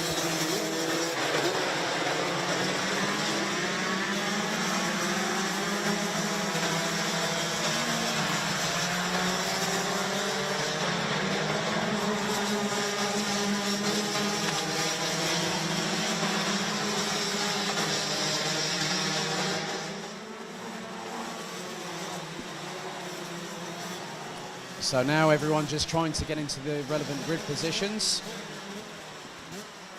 So let's see if we can get things going at the second time of asking.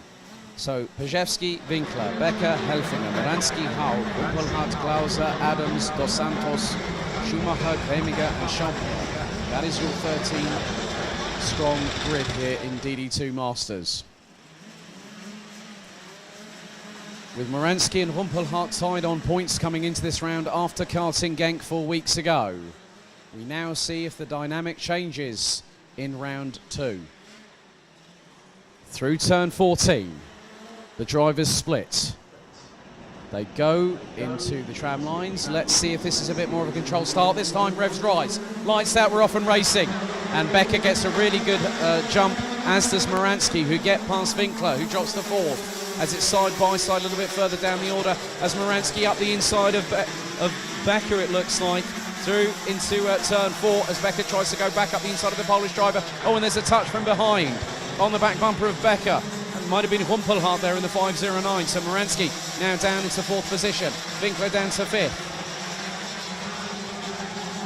And just behind is the 504 of Alessandro Glauser. As now, up the inside of Becker goes Maransky. No, Becker's up into 2nd, so that was Humpelhardt that he just went past. So Becker up into 2nd, Maransky past Humpelhardt. Winkler trying to battle away as Glauser goes up the inside.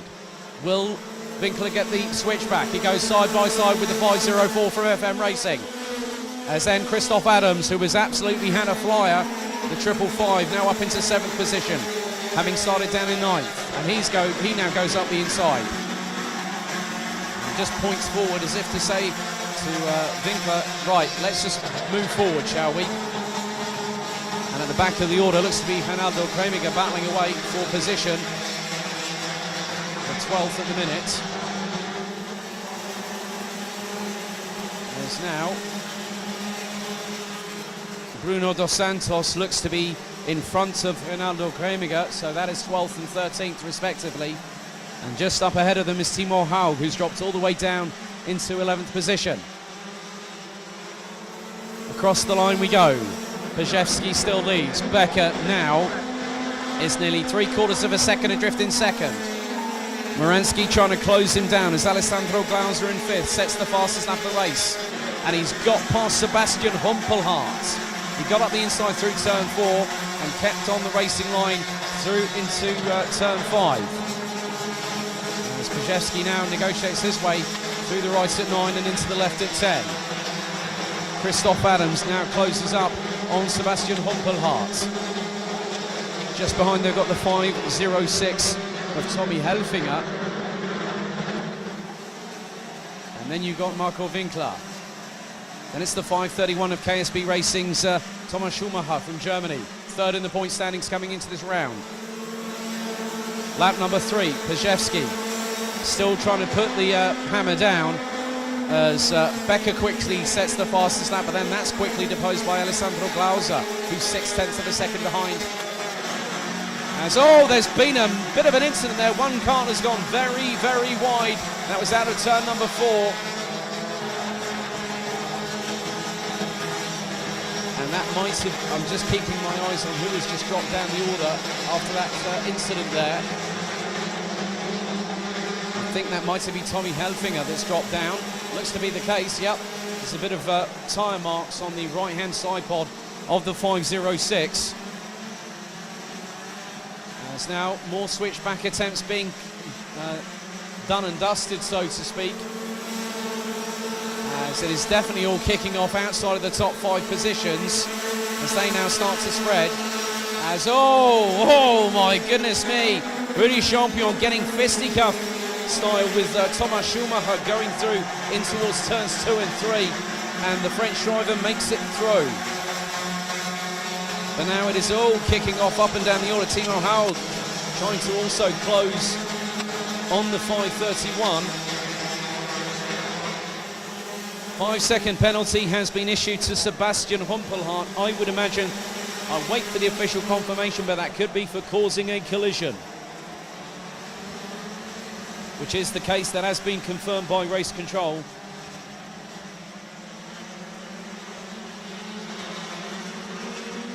So Pajewski trying to just keep a good consistent pace. He's just done a 50.330 as Alessandro Glauser has just become the first DD2 Masters driver that's just gone sub 50 seconds in this race. A 49.930 with the pace he's carrying. He is 4/10 of a second behind Slavomir Moransky, who in the meantime has closed on Michael Becker for second position as they go through turns 9 and 10. Moransky from 4016 trying to get past the 5.26 from RS competition. Glauser still keeping in striking distance. Adams has got a chance also to close. Half of the race nearly completed as Pajewski still carries on leading after lap 6 done and dusted. Becker now just over half a second adrift. But then you look at the gaps between Moransky and Glauser. Moransky was just under 2/10 of a second behind Michael Becker. Alessandro Glauser was 3.5 behind Slavomir Moransky. Christoph Adams has got 1.1 seconds to find over the next few moments of this race. Just over 4.5 minutes to go.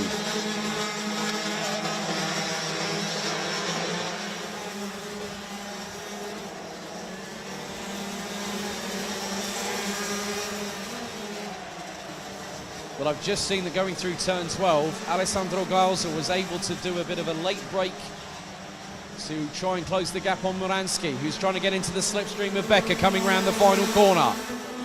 Moransky looking to strike. Can't go through turn 3 quite yet, but if he's got a good run, I think he lost out a little bit there going through the exit of turn 3, down on the short blast to turn number 4.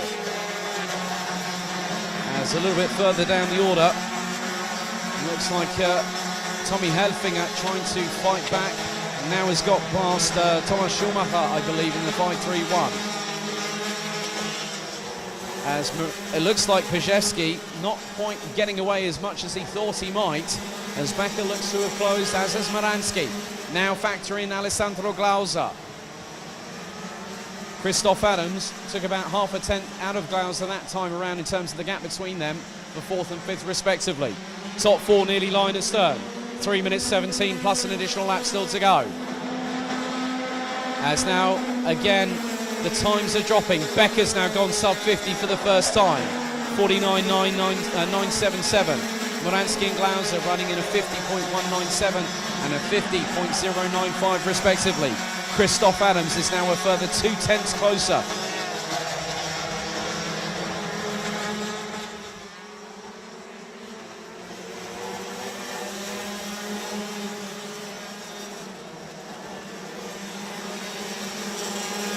So last time around, the top 4 were covered by just over 8 tenths. Becker still looking to close on Pajewski. They come across the line with just under 2.5 minutes remaining, plus 1 lap. Gap now between first and second, 0.239.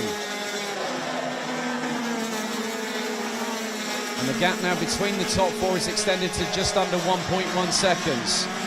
So Glauser that time around was outside of the sub 50 second bracket of 50.090.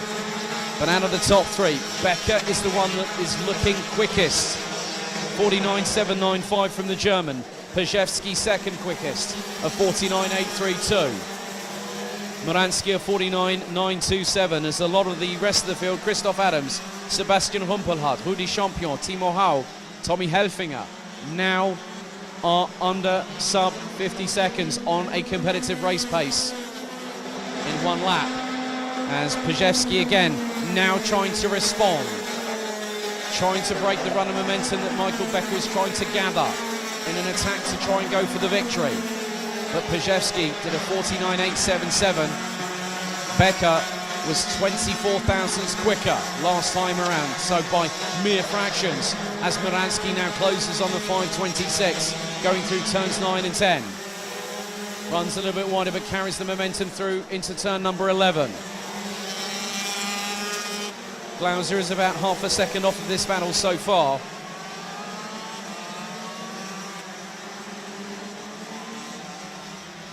But the top 3, very, very closely, tightly packed. Less than 50 to go on the clock. So this will effectively be, I think, the last lap, depending on how quickly Pajewski times it. So if you can hold up the 2 behind, whilst not losing a position, and have the final lap board next time around, I think that's probably saved his bacon, so to speak. 23 seconds still remaining.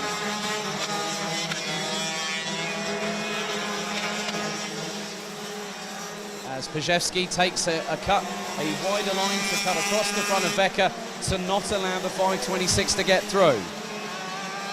This is again going to be tight. You remember what Janchevsky did in the last race.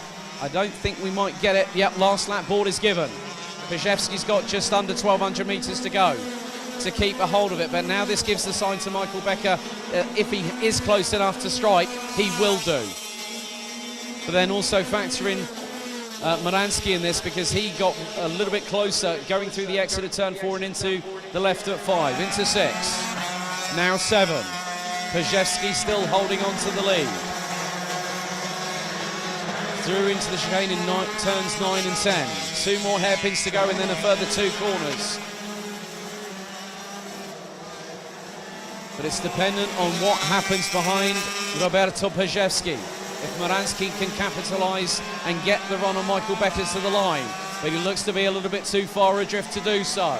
Round the final corner, Pajewski wins again in Euro Trophy and starts his way this weekend off in fine style with a victory by 0.358 seconds. Michael Becker in second position. Moransky from Poland in third, just over a tenth and a half behind.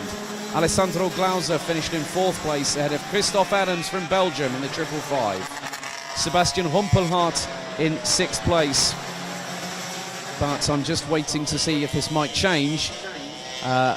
because he got a 5-second penalty for causing a collision. Marco Winkler in 7th, Rudi Champion up to 8th, having started last. Timo Haugen 9th ahead of Thomas Schumacher with Reinaldo Gremiger. Tommy Helfinger being the last of the 12 classified finishers, with Bruno dos Santos' race ending rather abruptly on lap 6.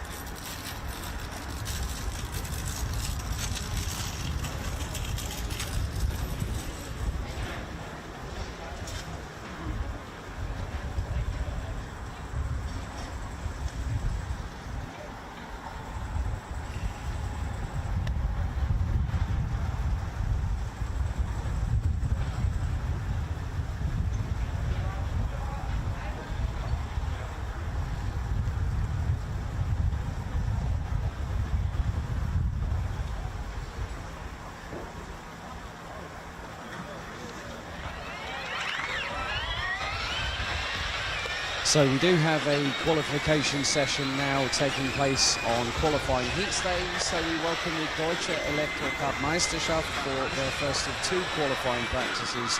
One today, one tomorrow, and we do have a pre-final and the finals later on today. 12 competitors, 11 that are competing throughout the 4-round season calendar. With the halfway point being held here at Wackersdorf. So a big welcome to finally Project E20 that made its debut at Circuito Internazionale Napoli in Sarno last year at the Rotax Max Challenge Grand Finals. So being able to speak to a couple of the people with Project E20. Good to see the team from IK Media here with us as well, as they have 11 drivers that will compete for the full 4-round calendar. And we do also have guest drivers making an appearance, and this time after 22 years out of racing. Bjorn Niemann from Kartmagazin.de, the editor-in-chief, has decided to get behind the wheel, and it seems like he's definitely been smitten with Project E20. So a 10-minute qualification session.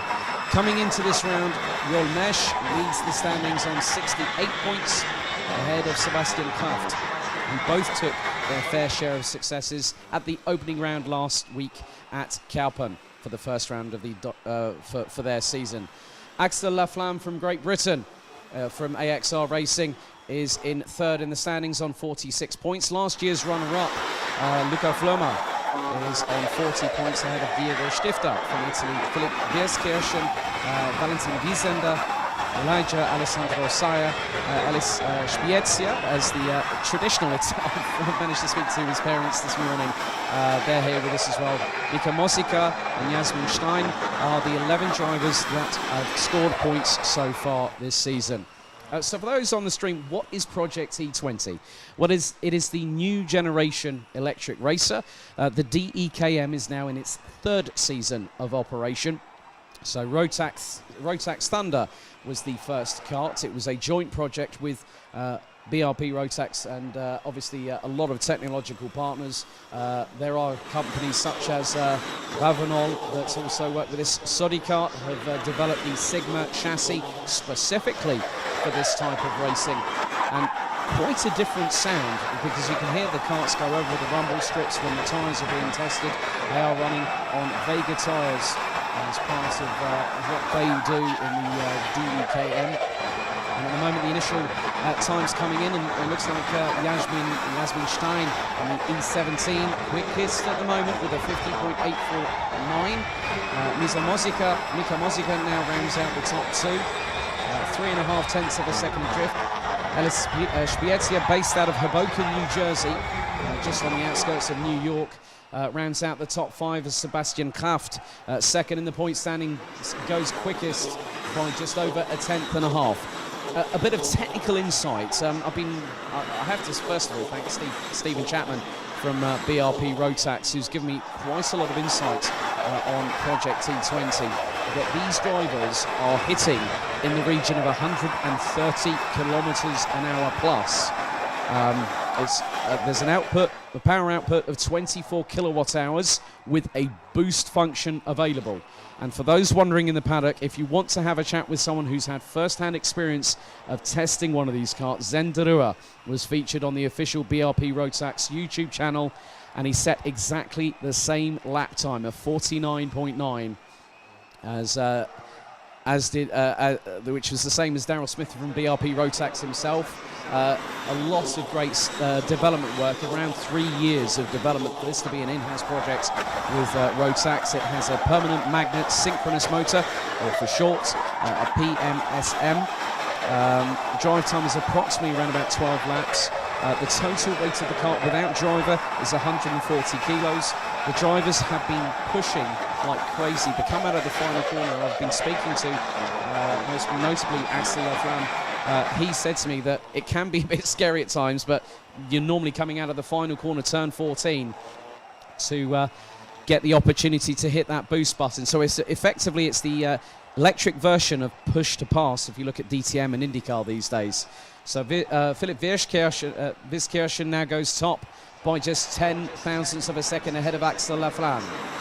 Joel Mesh and Diego Stifter and Elijah Alessandro Saya ran out the top 5 positions. They are covered by, would you believe it, 0.132 seconds as Luca Vloma goes second, 9 thousandths of a second slower than Vizkirchen.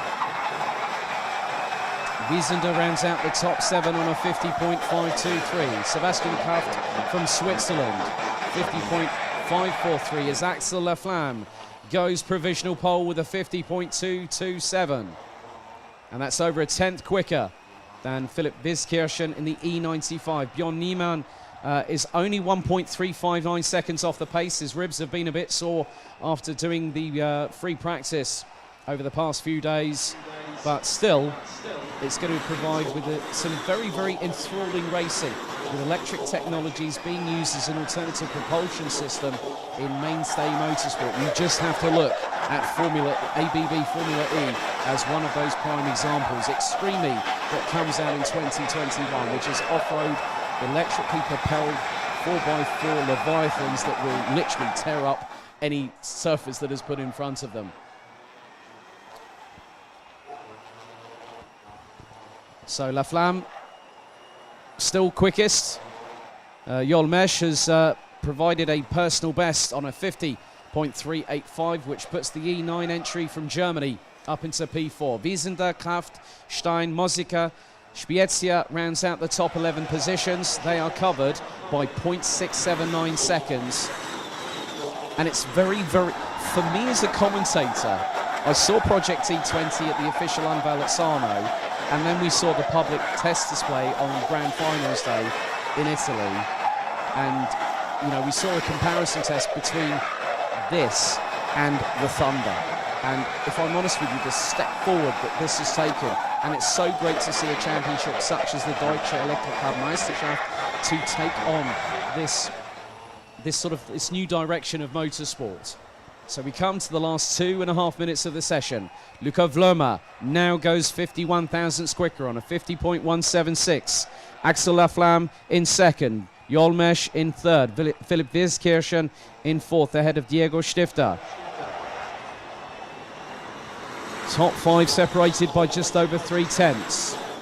As some drivers will have been pushing like crazy, as one of the drivers now enters into the pits.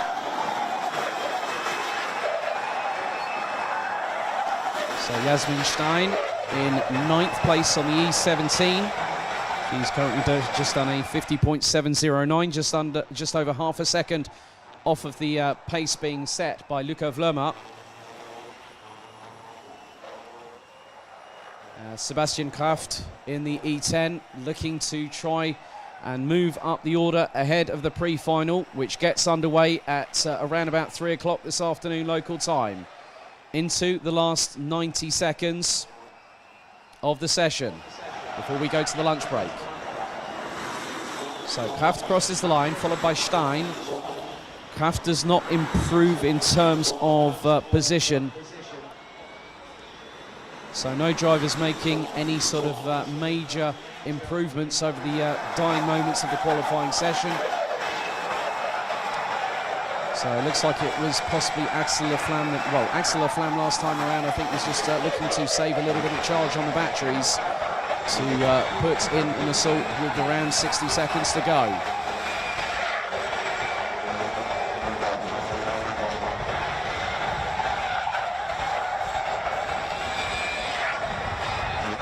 As it looks like Björn Niemann has decided to end his session with around 40 seconds on the clock to go.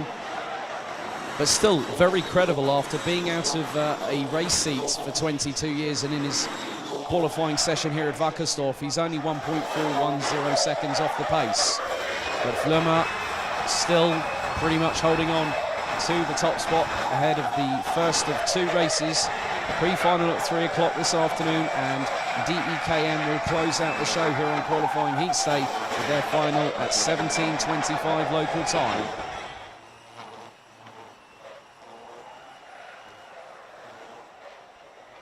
So drivers still trying their utmost. Timer has now hit 0. And the first driver to cross the line to take the checkered flag is the E10 entry, and that is Sebastian Kraft, who does not improve, stays 8th. Wiesender 7th, Sayer in 6th. Wiskirchen remains in 4th. Axel Laflamme will line up on the front row. Jasmin Stein completes the top 9 positions.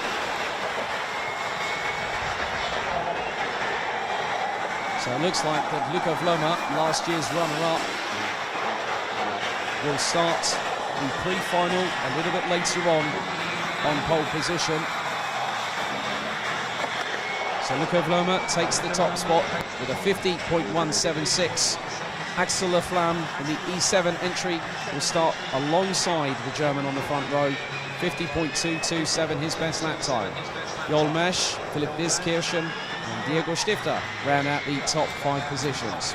Elijah Alessandro Sayer in 6th ahead of Valentin Wiesender, Sebastian Kraft and Jasmin Stein, with Mika Mosica and then Alice Spiezia from Hoboken, New Jersey in the US, and Bjorn Niemann rounding out the top 12. That completes the coverage for the morning's action here at Wackersdorf for the first day of action for the second round of the Rotax Max Euro Trophy. We are now officially on our lunch break, and the racing gets back underway at 1:20 this afternoon.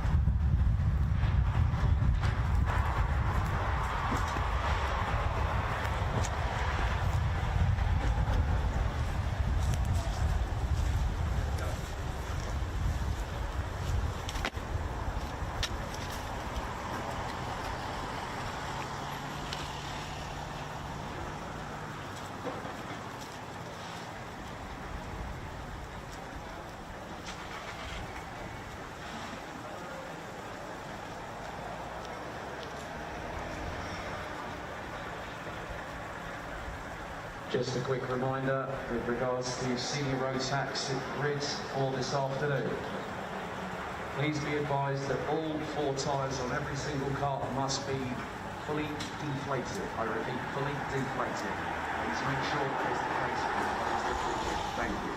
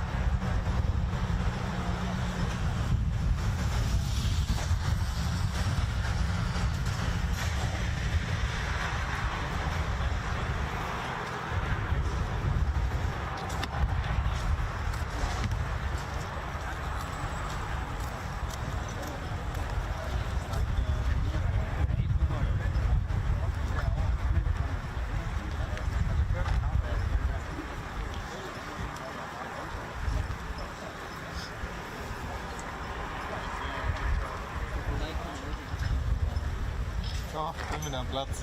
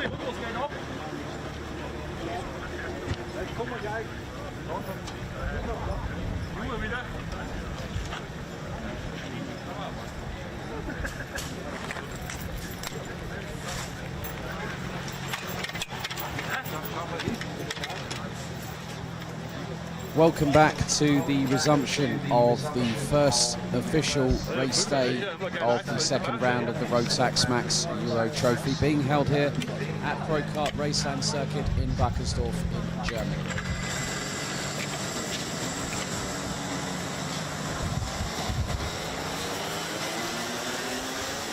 So our second Junior Rotax heat about to get underway, and here is your grid. So Tim Gerhards will start again from the front row on pole position. Rafael Henhofer will be alongside. Eliska Babikova and Kai Heelitz ran out the top two rows, with Bruno Mulders, Lukas Schoenmakers, Christian de Klein, Nikita Genza, Max Knappen and Valentin Klus completing the top 10. Petra Babikova and Thomas Strauven round out row 6 ahead of Thomas Martins, with Mathis Turlo rounding out the top 7 rows. Karol Schultz, Mikkel Pedersen, Magnus Pedersen, Morris Schmeis, Theo Eriksson and Kian Agasade round out the top 20 as we go on to the official formation lap. Rounding out the 28 strong will be Gilles Clouet, Maximilian Angelard, Austin Lee, Adrian Labuda, Farin Mega, Nick Gerhards, with Freddie Spindlow and Rafael Kvichak rounding out the 28 strong grid.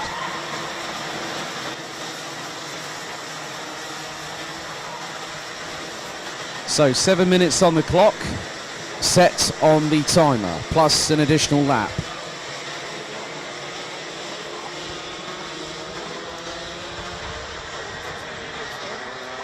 So looks to be very neat and orderly going through towards turn number 12. And it will be down to Gerhards and Henhofer once again to control proceedings.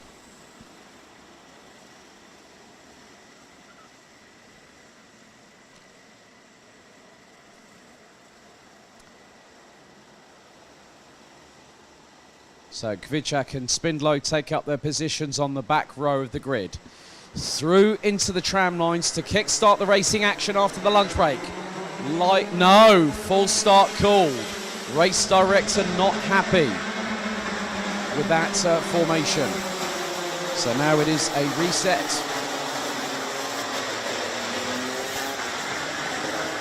So second full start of the day, the first one coming through DD2 Masters.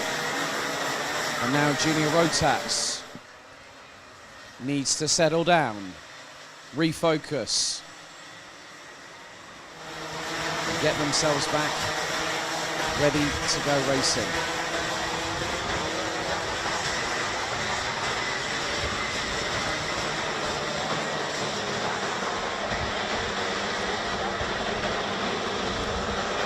Once again, Tim Gerhards and Rafael Henhofer start to get the grid into formation early. They want to have a clean start this time as do the remaining 26 drivers.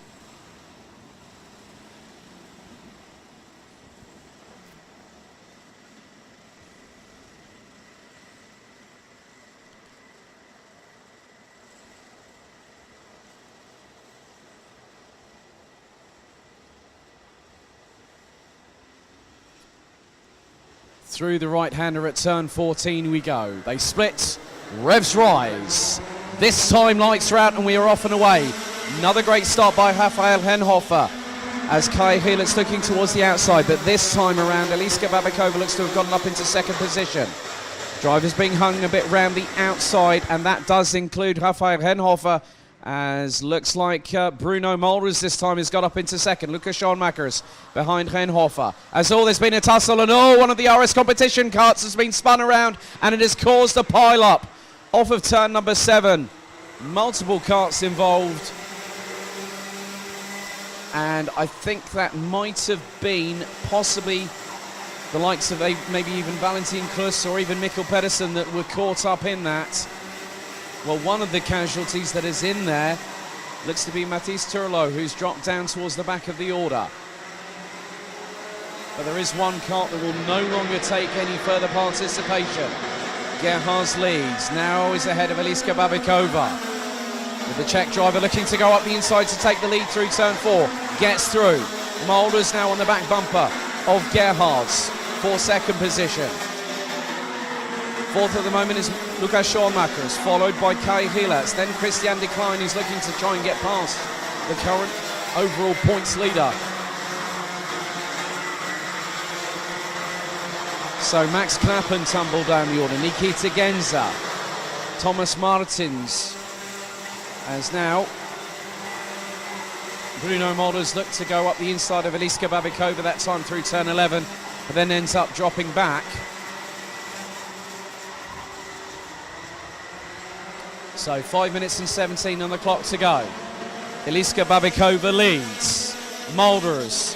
Tim Gerhards goes ultra defensive on Lukas Schoenmakers on the approach into turn 3, but the JJ Racing driver up the inside through turn 4, but Gerhards trying to pull it around the outside through into turn 5 and pulls off a blinding manoeuvre.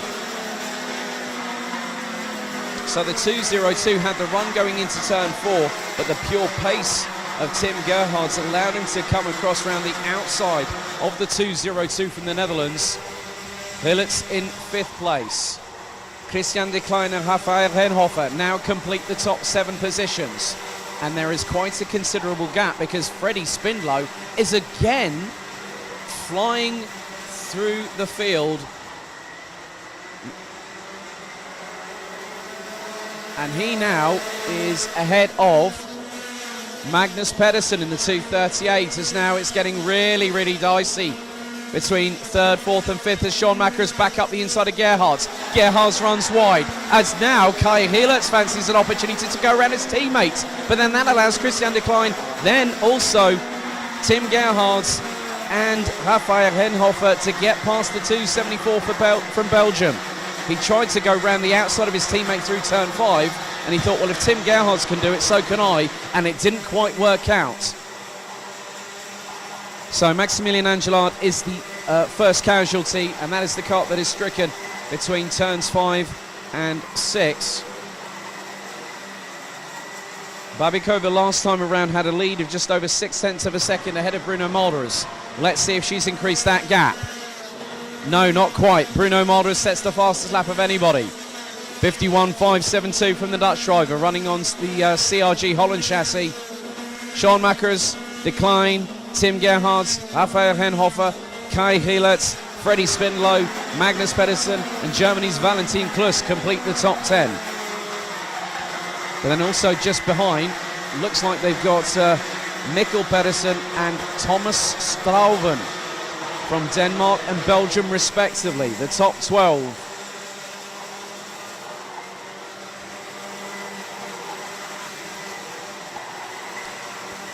So Adrian Nabuda from Poland has lost out to Theo Eriksson from Norway and Morris Schmeiss from Germany.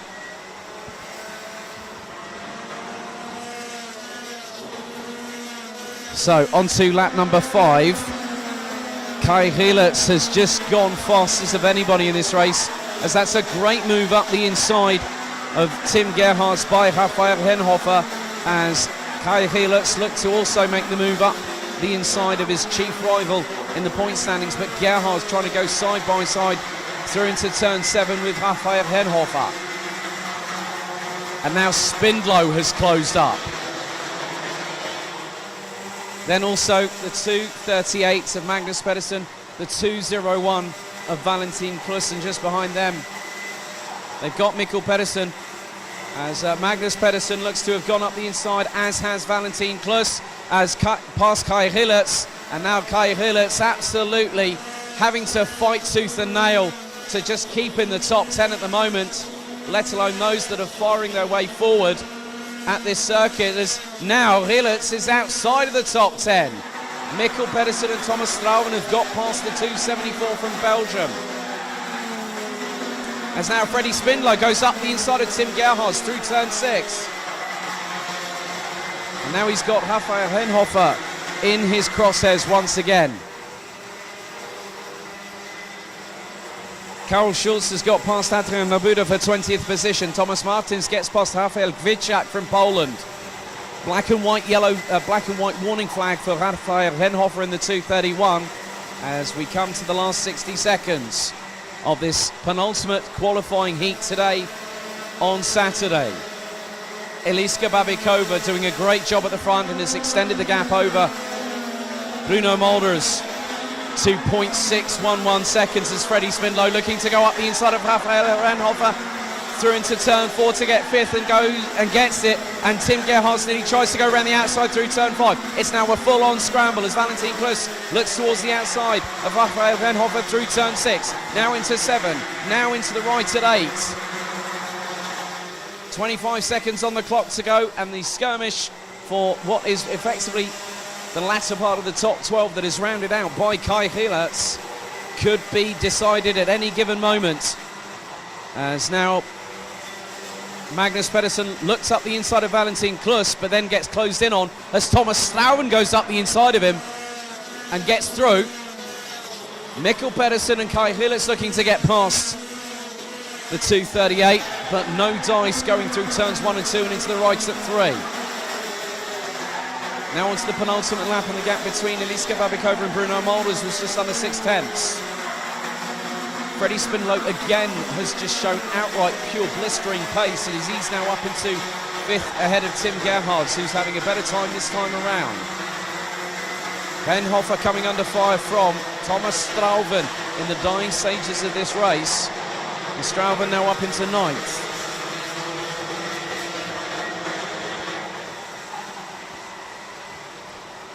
So this time it will be Eliska Babikova that gets the last lap board first.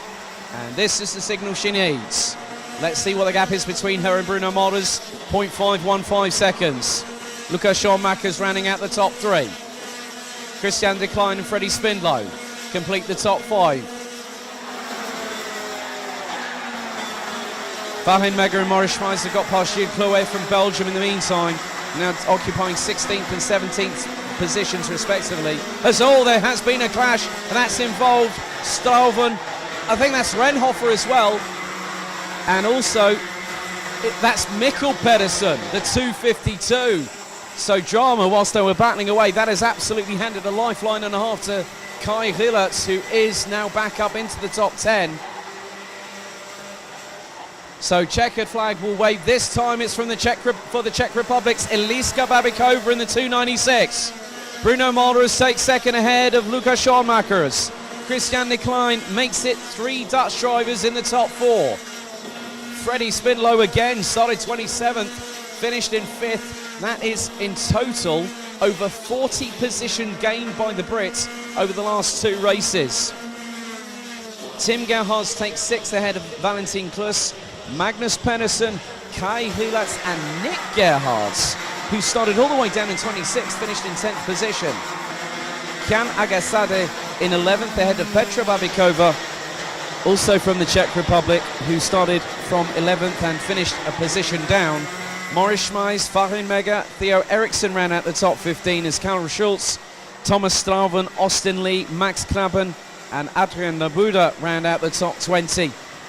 Thomas Martins 21st, Rafael Gwiczak 22nd. Rafael Henhofer would get going again, but would finish 23rd, with Mikkel Pedersen, Gilles Coe, Nikita Genza, Mathis Turlo and Maximilian Angelard all retiring. But Eliska Babikova makes it 2 winners in junior Rotax so far here in Germany.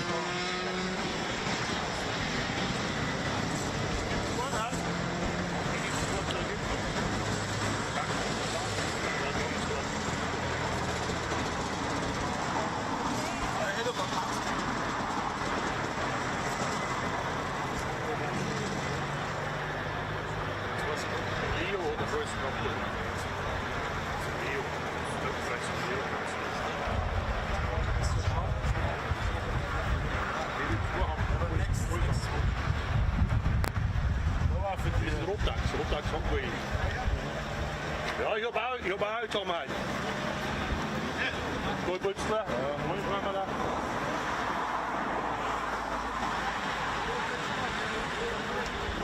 Nächstes Wochenende ist ein Alkoholschalter, übernächstes auch nicht. Aber letztes September-Wochenende deutsche Cup-Meisterschaft, da muss die Schalter mit dabei sein. So scheiße. Ich hab am Wochenende dabei. jedes Ereignis. Weil du hast Lastwagen, die kommen eigentlich nicht umlegen, sondern die wollen Lastwagen. Sondern also Lastwagen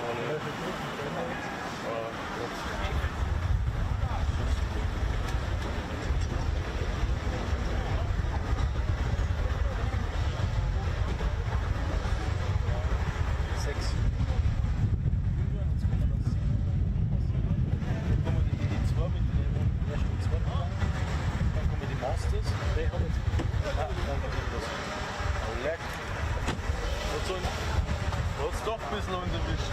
Ja? Dann kommen die E-Kalbe, so Elektriker. Ja, das war dann zum Schluss mal, oder?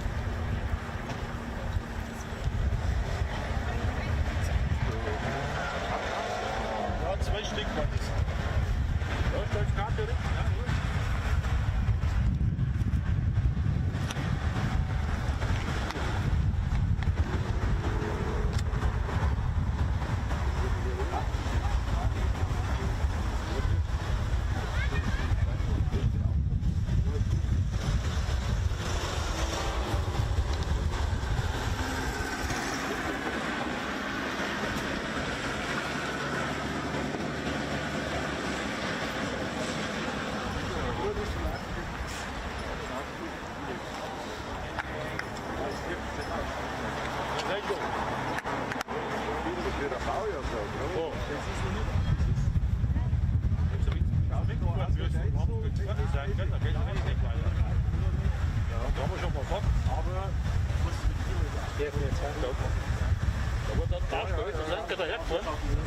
Und das ist doch so ein Stück hingekommen, war der Wasser gekommen. So, jetzt kommt der Sanker hier, der geht jetzt starten. Mal gut, Rettungswagen da ist. Er hat ja eine halbe Stunde gebraucht, irgendwann ist er da hinten reingekommen. Dann haben wir wieder weitermachen können.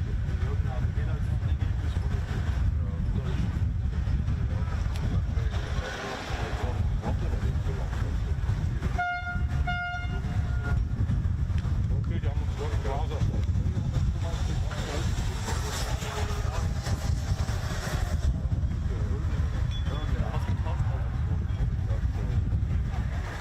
Ja, haben wir mit dran.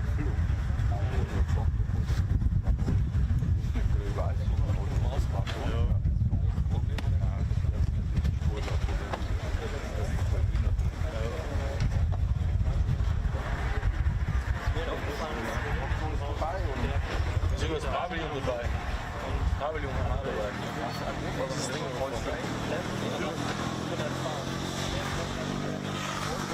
die Breziner, Ketchup, Limone.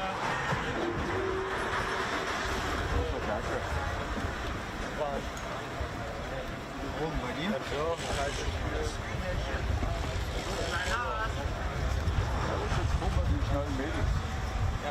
Startnummer 300, die brauchen auch. Muss länger. Ja, drauf. Ja, Weiß ich nicht, nicht schade. Dann ist noch ein Mädel dabei, der ist auch gerade mal schon dritte gewesen. Geil, die drei Der muss schon die anderen 3 Ja, das ist so ein Mini-Wolken. Irgendwo Schloss ist am Schwimmen. Ja, das zeigt aber lauter da eigentlich so weit. Ja, wir auch. 16 Uhr erst. 12 Tropfen pro Mann. Mann, 6, 12. ja, habe ich schon wieder. Ja,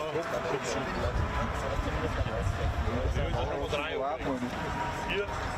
Patrick, du musst es nicht verloren kriegen, weil du erwischt es.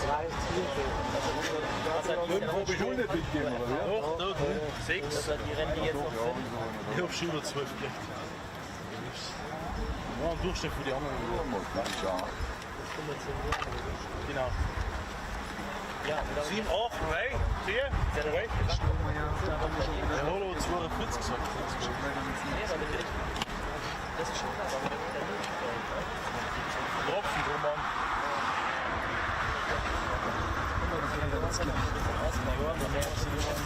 Sammelt er nicht. Nur nicht Shadow Wash. Doch, du machst schon ein bisschen was, aber nicht so viel. Nochmal? Das Fahrzeug. Gut, beim DD ist anders halt. Ne? Aber Senior, Endhausen, dann hast du schon mal eine Grundlage für die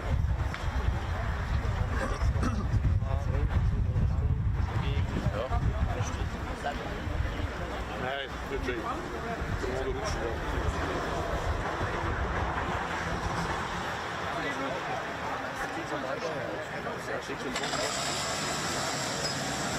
Green flag waves at the end of the pre-grid for our third senior Rotax heat, race 7 of the meeting.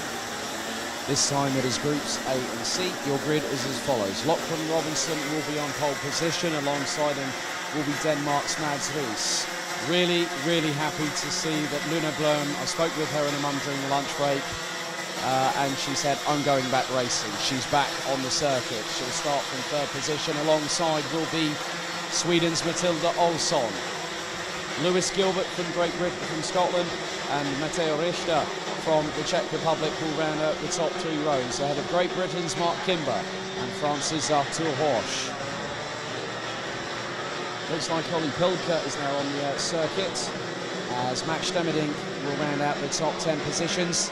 Kian Sang will start in 11th, Andreas Hebau in 12th. I'm just waiting for the timing to see if Olli Pilka... No, he looks like he's not on the grid, so it'll be Felix Jansson, Tim Mikametz, Linus Henson, Titus Schmidli, Bart Zavit, Robin Knutsson and Dylan LaHaye that will round out the 18 competitors.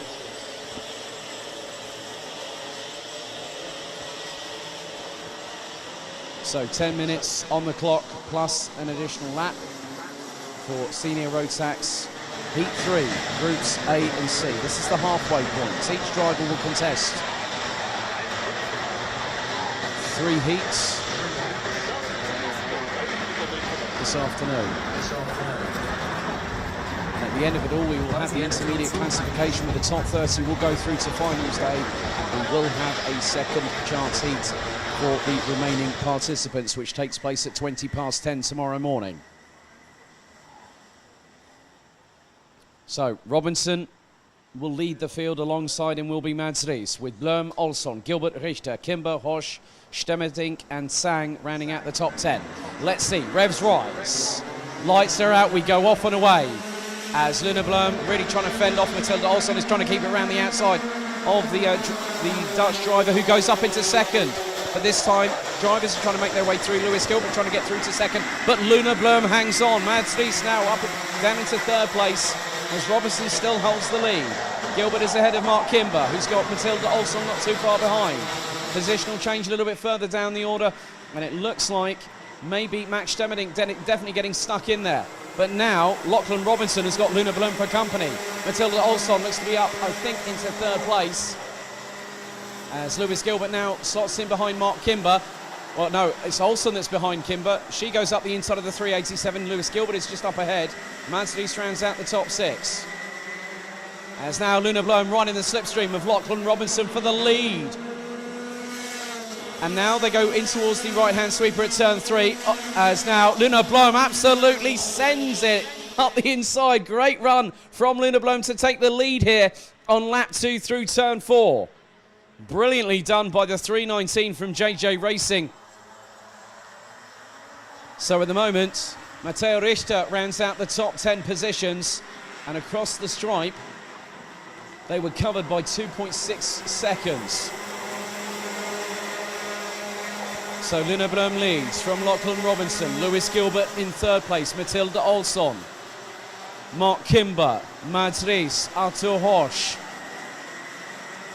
It looks like Max Stemmerdink has got up into 8th position in the meantime, and will be ahead of Kian Sang and Matteo Richter. They come across the line, looks like a little bit of a gap now for Lundblom. Just over a quarter of a second. But Robinson quickly on the back bumper and now up the inside to retake the lead. Olsen tries to go through, goes side by side with Blom on the exit of turn 4. But Blom keeps ahead for the moment. This time Olsen, Gilbert tries to go up the inside. Little bit of a touch from behind from Mark Kimber. So it's Gilbert who's trying to make the move there. And now that is allowed. Well, that's dropped. Now how far has that dropped Gilbert down? That's kept him in third, but Olsen's now up into 4th. Reese now up into 5th, but goes for the inside line through turn 11 on Olsson.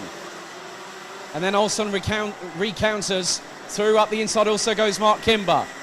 But nearly gets through, but then Masli's very wise to it as someone's trying to go around the outside that time through turn 13 on Mark Kimber. And that would have been Artur Horsch. So Lundblom still keeping pace with Lachlan Robinson. As they now go into the left-hand hairpin at turn 6. Now into the triple right at 7. Through into the right at 8. Now into 9 and then the left-hander at 10. 6 minutes and 57 seconds still to go, plus an additional lap.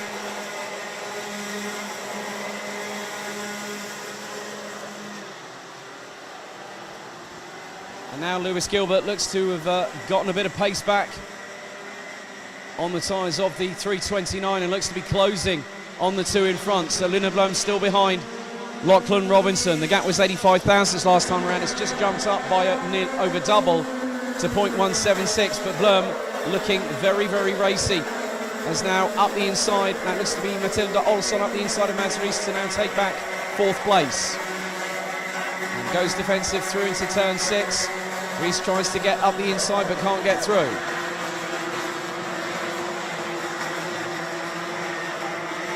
And now Gilbert has just put in the fastest lap of anybody, 50.298 last time around. Puts him to within 0.3 of a second of the lead. Still being held at the moment on lap 5 by Lachlan Robinson from the United Arab Emirates. Through into turns 13 and 14. As now Gilbert's in the slipstream of Lundblom, who's still trying to keep the pace with Lachlan Robinson, but this time Gilbert gets the opportunity he needs to go up into 2nd.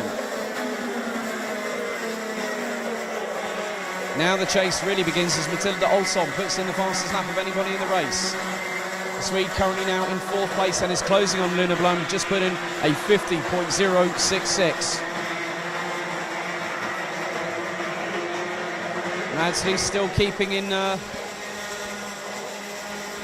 window of opportunity to do so. The drivers 231, 231 and 252, 252. Junior Rotax, the stewards immediately. Now Robinson gets the head down. Lap number 6 completed. A 50.101 and Matilda Olsson again absolutely fine. Now goes up the inside of Lundblom to take 3rd position. Puts in a 49.873 second lap time on lap 6. So Kian Sang now up into 6th position ahead of Max Stemmerdink. And looks to try and make some inroads towards Mads Ries, who's just up the road in 5th.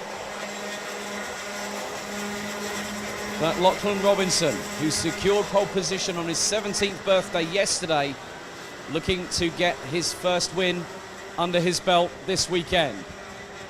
Through the final corner comes the 326 from KR Sport. Crosses the line to complete lap number 7 with just over 4 minutes of the race remaining. Mark Kimber, in the meantime, has now managed to get his way past Max Stemmerding and will now start to hunt down Kian Sang just up ahead. So the 387 from Strawberry Racing looking to move back up towards the front of the field. As Olson this time is closing on Lewis Gilbert and is half a car length behind as they go through turns 8 and 9. Into the left at 10. Olson's got a really good run coming out of the corner, as has Gilbert. Luna Blom doing a great job keeping station in fourth at the minute ahead of Mads Ries. As now Olson gets the opportunity she needs. Up the inside, through past Lewis Gilbert through turn 12 and closes the door very quickly. So the Scotsman doesn't have an opportunity to get through and counter-attack. And whilst they've been battling, the gap now between Lachlan Robinson and now second place driver Matilda Olson is 3/4 of a second as Mads Ries gets up the inside of Luna Blom through into turn 4 for fourth position. Kian Sang still holding on to 6th at the minute as Mark Kimber still trying to close. Max Stemmerding not that far behind either. Atul Horsch and Matteo Richter round out the top 10 positions.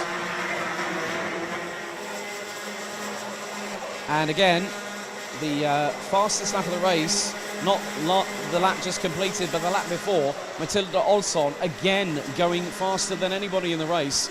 The pace of the 300 from Strawberry Racing, a 49.756. She just posted a 49.967. And then this time around, a 49.677. That's 3 consecutive laps from Matilda Olson, where she has closed the gap to Lachlan Robinson. And Robinson now in danger with 2 minutes and 15 seconds, plus an additional lap still to go in this third of 6 senior Rotax heats, is now thereabouts, ready to go into battle with the 326 from the United Arab Emirates. Lewis Gilbert still has an opportunity, has the ringside seat in third, and was only 0.831 seconds off of Robinson. So Robinson, having kept a hold of the lead for quite a few laps, now has to watch his back bumper, so to speak, because Olson is trying to close.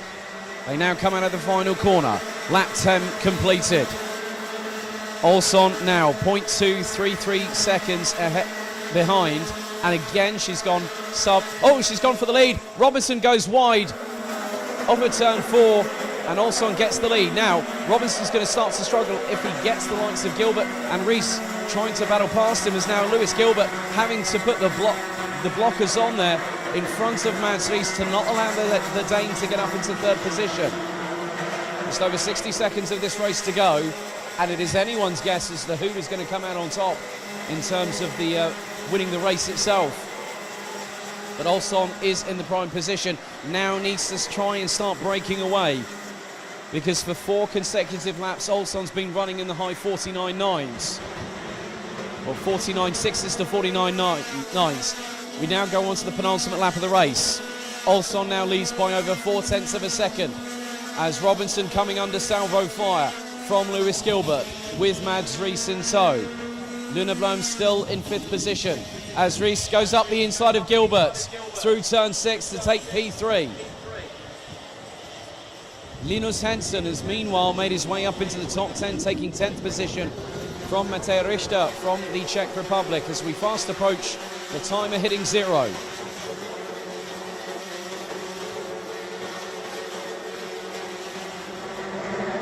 So this time around, when she comes through turns 13 and 14, Matilda Olson, based out of Uppsala in Sweden, will get the last lap ball.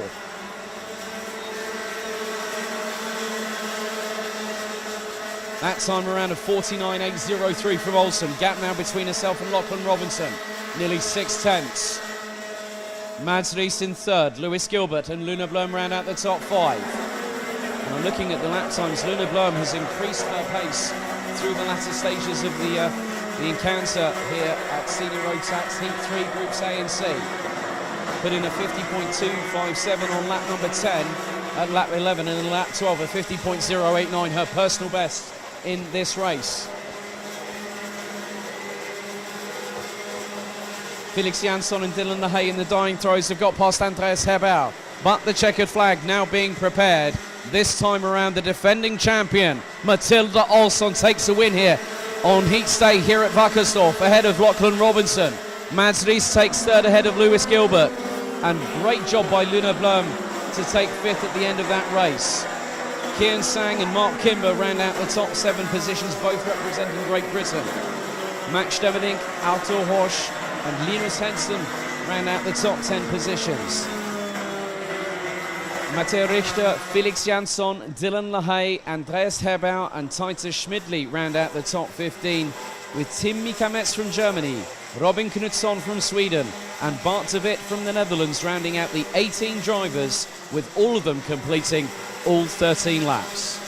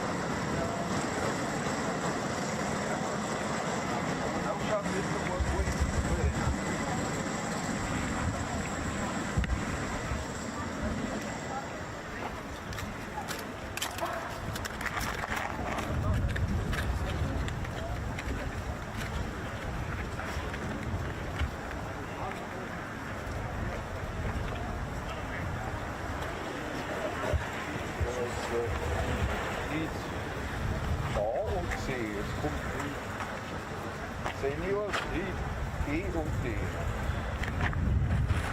Dann kommen wir nochmal, die ganze Serie geht dann nochmal durch. Ja, da geht 1. Genau, das geht dann nochmal durch. Ab 3 oder 4 kommen alle, dann geht es nochmal los mit den Junioren, weil gerade da waren und die. Die 3 hast du dann nachher. 3-mal kommen die drauf. 4-mal. Ab 3 oder 4 haben die 3-mal. Ab 4 gehen 3 Viertel 4. Wieso mal halb 6? Ja, aber das ist dann, der letzte Lauf ist im Finallauf oder die. Das ist ja nicht so schlimm. Also die fahren morgen hier mit, oder? Anscheinend nicht, ne? Da werden wir halt wieder. Ja, die fahren aber auf morgen auch nochmal die nächsten Wochen. Aber erst ganz zum Schluss dann, gell? Und dann steigt es ein, Final. Ja, aber die haben morgen nur mal ein Final. Ja, das war gut. Also nur die IKM Qualifying jetzt morgen auch nochmal. Achso, dann fährt der nochmal ein Qualifying und das gleiche nochmal. 10 Minuten. Und zwar da waren sie 40 Stunden. Rennen. Qualifying, ein Final und ein Final. 12 Minuten fahren die. Ja. Die elektrischen Kisten.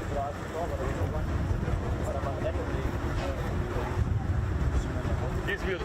Also das macht normalerweise ganz sicher die elektrischen Dinger. Wenn wir die Positionskämpfe haben, dann ist es okay. Das ist komisch. Jetzt kommt die Bereitschaft. Zeigt doch der Sound. Also da können wir jetzt sicher, dann kommen die DD2. Die haben voll gut Start, voll recht voll Start gehalten. Von wie viel elektrische? 10? 10 bis 14.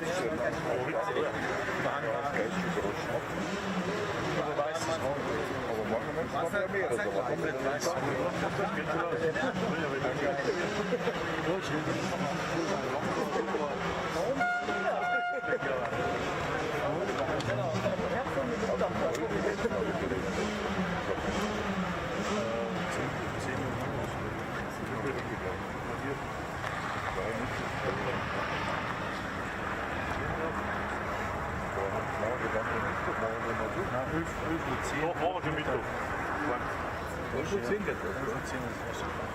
Da hast du aber Second Chance heute. Das ist auch noch laut. Ja, die schon. Ja, genau.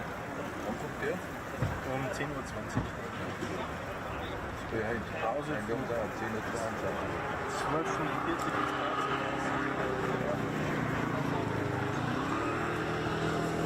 Schau mal, da müsste jetzt die 3 oder 63 fahren. Das ist auch so ein blondes Mädchen. Der hat so einen komischen Namen, kann der Tschechien sein. Leider haben die keine Zettel ausgehängt, nichts. Ja. Wir haben bloß einen Button zum Fotografieren, weißt du das? Was sagt man wieder? Wahrscheinlich will Corona, aber kannst du so. Ja. Ja, ist das Ding wieder das Zeichen, was dann den ganzen Tag drum ist. Ja, die Code. QR-Code oder zum Scannen. Die QR-Code zum Scannen auf so 30 Dinger auf und zu drauf. Mal probieren, was du aussetzen willst. Du machst du normal nicht. QR-Code was.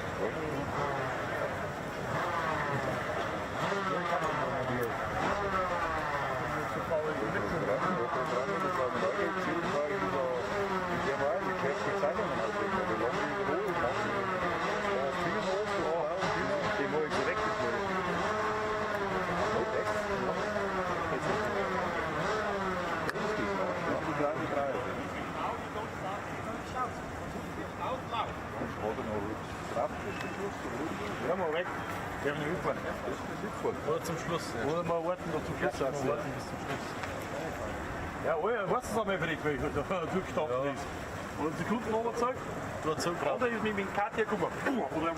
Wurde ich vorher noch Sekunden noch oder das Kühltag haben. Vielleicht einen Meter Oder vorne so, weißt du? Der hat noch einen Meter hingehabt bis zum Loch. Und nicht durchlaufen mehr. Eine Sekunde, zack, 0, Kühltag haben. Da ist mir gestanden, da haben sie nicht hergeholt, wo hinten gehört. Da der Wind nasser wird, da ist eine Lücke. Ja. Ich sage nur, Schrauber drüber. Wahrscheinlich haben sie irgendwas gemacht. Was da los?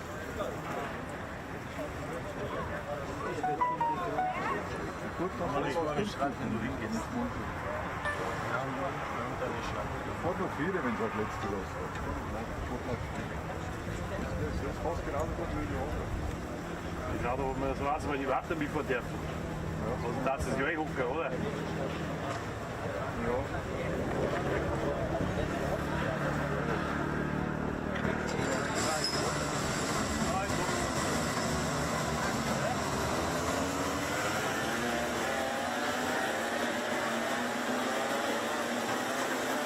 So we now go on to our 8th race of the meeting, Senior Rotax Heat 4, Groups B and D.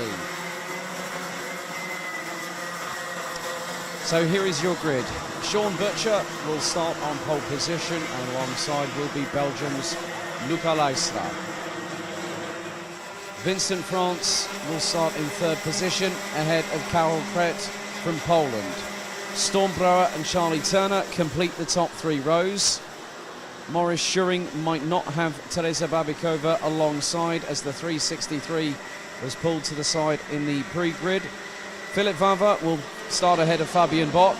Ehad Turka just behind James Johnson from Great Britain in the 337. Hal Finkel, it seems like Babikova has ended up on the grid, so she will start from 8th place, I think. So James Johnson will start ahead of Hal Finkel, Emily de Hoys, Flint Schuring, Mario Sidler, Beer Dorstein, Bradley Barrett, and France's Leonie Claude in the 323. They will start at the back of the 19-strong grid. Now the business end of the qualifying heat stages for round 2 of the Rotax Max Euro Trophy for Senior Rotax really kicks up another gear. 10 minutes on the clock, plus an additional lap.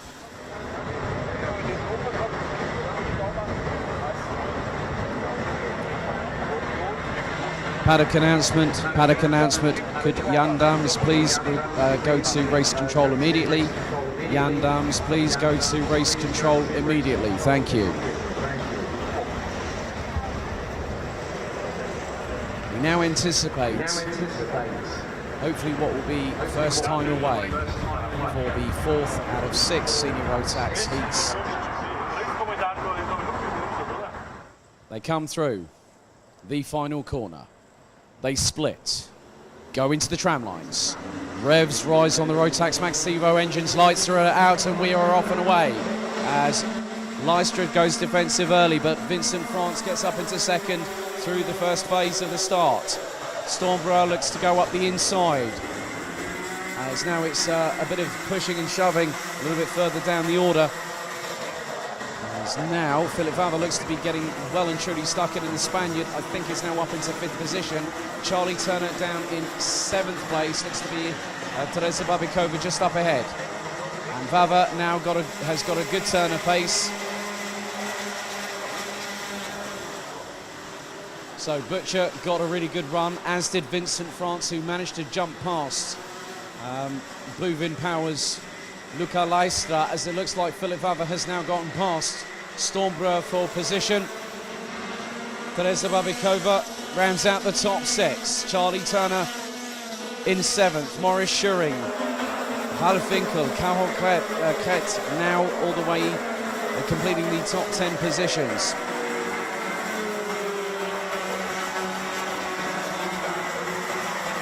So it's now Stormbrewer coming under fire from Charlie Turner. As Brewer lost out to Teresa Babikova in the last lap. As the 3:17 of Halfinkel trying to battle away as Charlie Turner goes up the inside through turn 11 to take 6th from SP Motorsports Stormbrewer. And in the meantime, looks like Halfinkel has got past the 3:14 of Morris Schuring. Lap 2 completed. Vincent France closing on the back bumper of Sean Butcher through turn 3. Now the short blast down to 4. Butcher keeps the tight apex through that corner, runs a little bit wide, and France follows in his wheel tracks. Luca Leistra not too far behind in 3rd position. Philip Vava from Spain in 4th. Teresa Babikova from the Czech Republic in 5th, followed by Great Britain's Charlie Turner.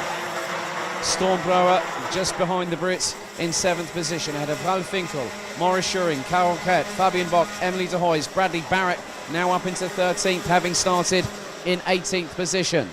Mario Sidler, Ehad Tucker, Flint Schuring, Leonie Claude and James Johnson, who has dropped all the way down.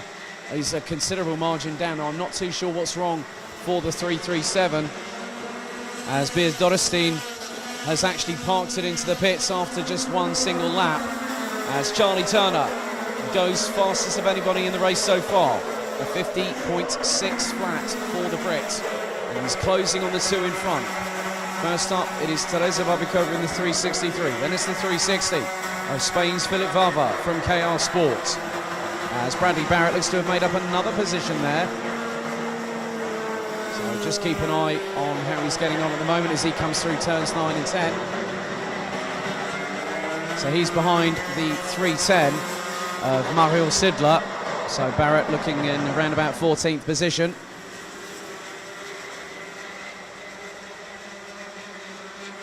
So, battle for the lead continues, and Vincent France in the meantime has got past Sean Butcher. Gap now between the pair, 0.325 seconds, 6.5 minutes to go, plus a lap, as Stormbrewer goes ultra defensive on Morris Schuring going through turn 3. And the 3:14 from JJ Racing now has Halfinkel just behind for close company in the 3:17. And then just behind them is Caron Kret from Poland.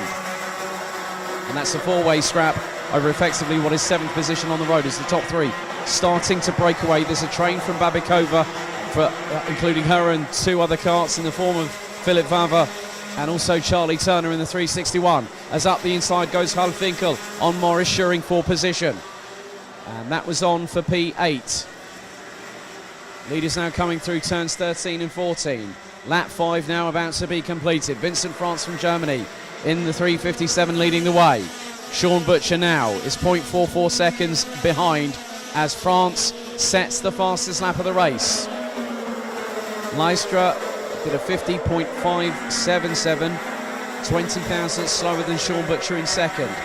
Babikova in as we've got more changes happening, as it looks like Halfinkel now. I'm wondering who that is just up ahead. That is Flint Schuring, so Schuring is a back marker effectively now.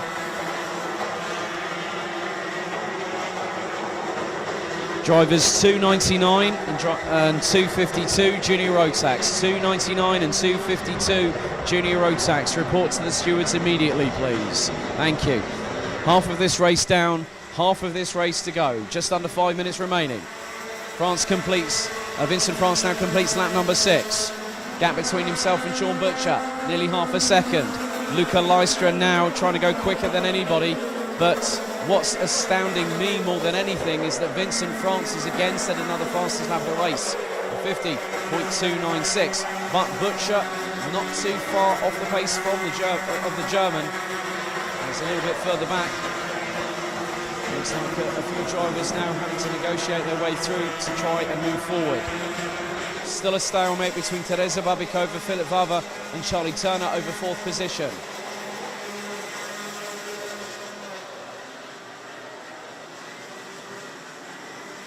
And at the moment, Maurice Schuring has dropped down to 12th position behind Carol Kret, Fabian Bock and Emily de Hoys. So it's not been a good time at the moment for Maurice Schuring. So James Johnson is also retired. Must have had some dramas in the first initial throws of the race, considering he started down in P12, and that's around the mid-pack. Vincent France has a lead of over 5/10 of a second over Sean Butcher. Lystra, Babikova, Vava, Turner not too far behind the 360 from Spain. Stormborough a little bit further adrift, and he was about 7/10 or there or thereabouts last time around. Ralph Finkel, and then the 304 of Strawberry Racing's Carol Kret. Emily de Hoys up into the top 10, now past Maurice Schuring, who's up into 11th.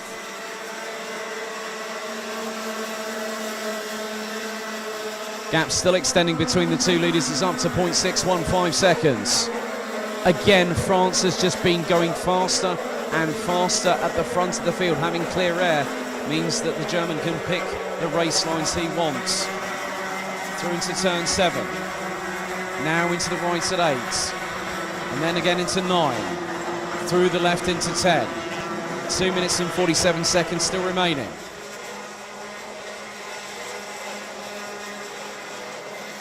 And on that particular lap, no positional changes were made between drivers. But I'm just trying to keep my eyes on what's going on between the top few drivers. Luca Lystra was 6/1,000 slower on the previous lap. As again, this time Sean Butcher's got the fastest lap in his pocket of 50.009. 9 thousandths quicker than the leader, Vincent France. The gap was 0.606 between them, and they crossed the stripe to complete lap number 9. But Charlie Turner still keeping pace with Philip Vava, and in terms of the lap times between them, Turner was 8 thousandths of a second quicker on that last lap. But Teresa Babikova has now started to pull a little bit of an advantage. She's got an advantage of nearly half a second last time around on Philip Vava, as Charlie Turner gets really close towards the back bumper of Philip Vava going through turn 12. Through into turns 13 and 14 comes the leader. 10 laps completed, 1 minute and 36 seconds still to go, plus an additional lap. France now still has a lead of around 6/10 of a second ahead of Sean Butcher, as the two leaders are the first ones to break into the sub 50 second barrier, with Vincent France being quicker by 13 thousandths with a 49.941, Sean Butcher a 49.954. Luca Lystra is about, 67 thousandths quicker, and he would also be in a sub-second, 50-second bracket lap time there. Babikova still trying to pull away and looks to still have a gap between herself and Philip Vava, which is nearly 6/10 of a second. Vava's been running consistently in the last couple of laps on a 50.2. Charlie Turner, however, has been slightly quicker, but not by much, just a couple of hundredths quicker than the Spaniard, who I spoke to the other day. He's now relocated to the UK for a degree at the University of Oxford Brookes, reference engineering, so good to see that the motorsport provides some sort of practical application on finding out, setting up your karts in the best possible way.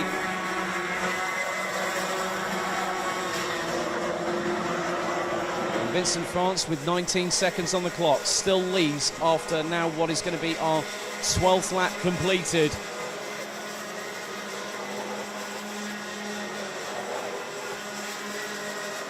So the timer will expire before Vincent France comes out of the final corner. The last lap board now being shown to the 357 from Germany. Sean Butcher has tried to keep things on a positive carry of momentum forward, but he will have to settle for second. As long as he can keep himself at the sharp end of the grid, he is assured of pretty much at least the top 5 starts in the 2 finals tomorrow. So France came over the stripe 0.77 seconds ahead of Sean Butcher. Luca Lystra from Belgium still rounds out the top 3. Teresa Babikova still in 4th. It has been pretty much a stalemate between Philip Favre from Spain and Charlie Turner from the United Kingdom. Breuer, Winkel, Kret and De Hoijs ran out the top 10. But with 2 more corners to go. This time another different winner today on qualifying heats day. Germany will have a victor here in the form of Vincent France from JJ Racing in the 357. Sean Butcher takes second ahead of Luca Leistra from Belgium. Philip Favre from Spain will finish behind Teresa Babikova with the 363, ending up 4th at the end of it all. Charlie Turner, a well-deserved 6th position ahead of Storm Breuer. Ralph Winkel with Karol Kret and Emily De Hoijs from Poland and the Netherlands respectively rounding out the top 10. Maurice Schuring will finish 11th ahead of Fabian Bock. Ehad Turka, Mario Sidler and Leonie Claude round out the top 15 finishers, with Flint Schuring and Bradley Barrett the last of the 17 classified finishers, with 2 retirements in the form of James Johnson on lap 4 and Beer Dorrestein on lap number 1.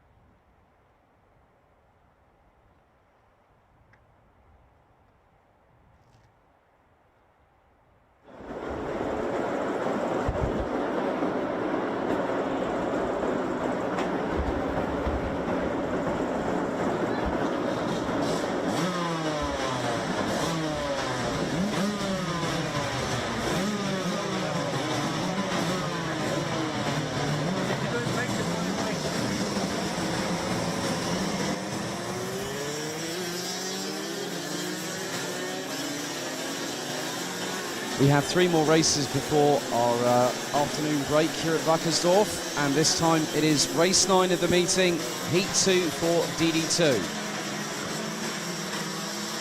The grid is as follows. Poland's Sebastian Janczewski, who won the first race earlier on today, will start from pole position. Alongside him will be Niklas Krenz from Germany. The Czech Republic's Peter Bessel and Glenn van Parijs from Belgium rounds out the top 2 rows, ahead of Janne Gussens and Manuel Tencha from Belgium and Austria respectively. Jakob Bessel from the Czech Republic, Mick Nolson from the Netherlands, Sander Schurlach from Belgium, and Matthias Lund round out the top 10. Oliver Breitenbach will start alongside Wout Antonissen, representing Germany and Belgium respectively, with Florian Breitenbach, Zen de Rua, Marcel Steinert, Imke Arts, Maxime de Riche, Nicolas Picot, Mark Bartels, Luke Scheepers, Jiri Matashek, Stilas Litter and Daniel Mahacek rounding out the 23 strong.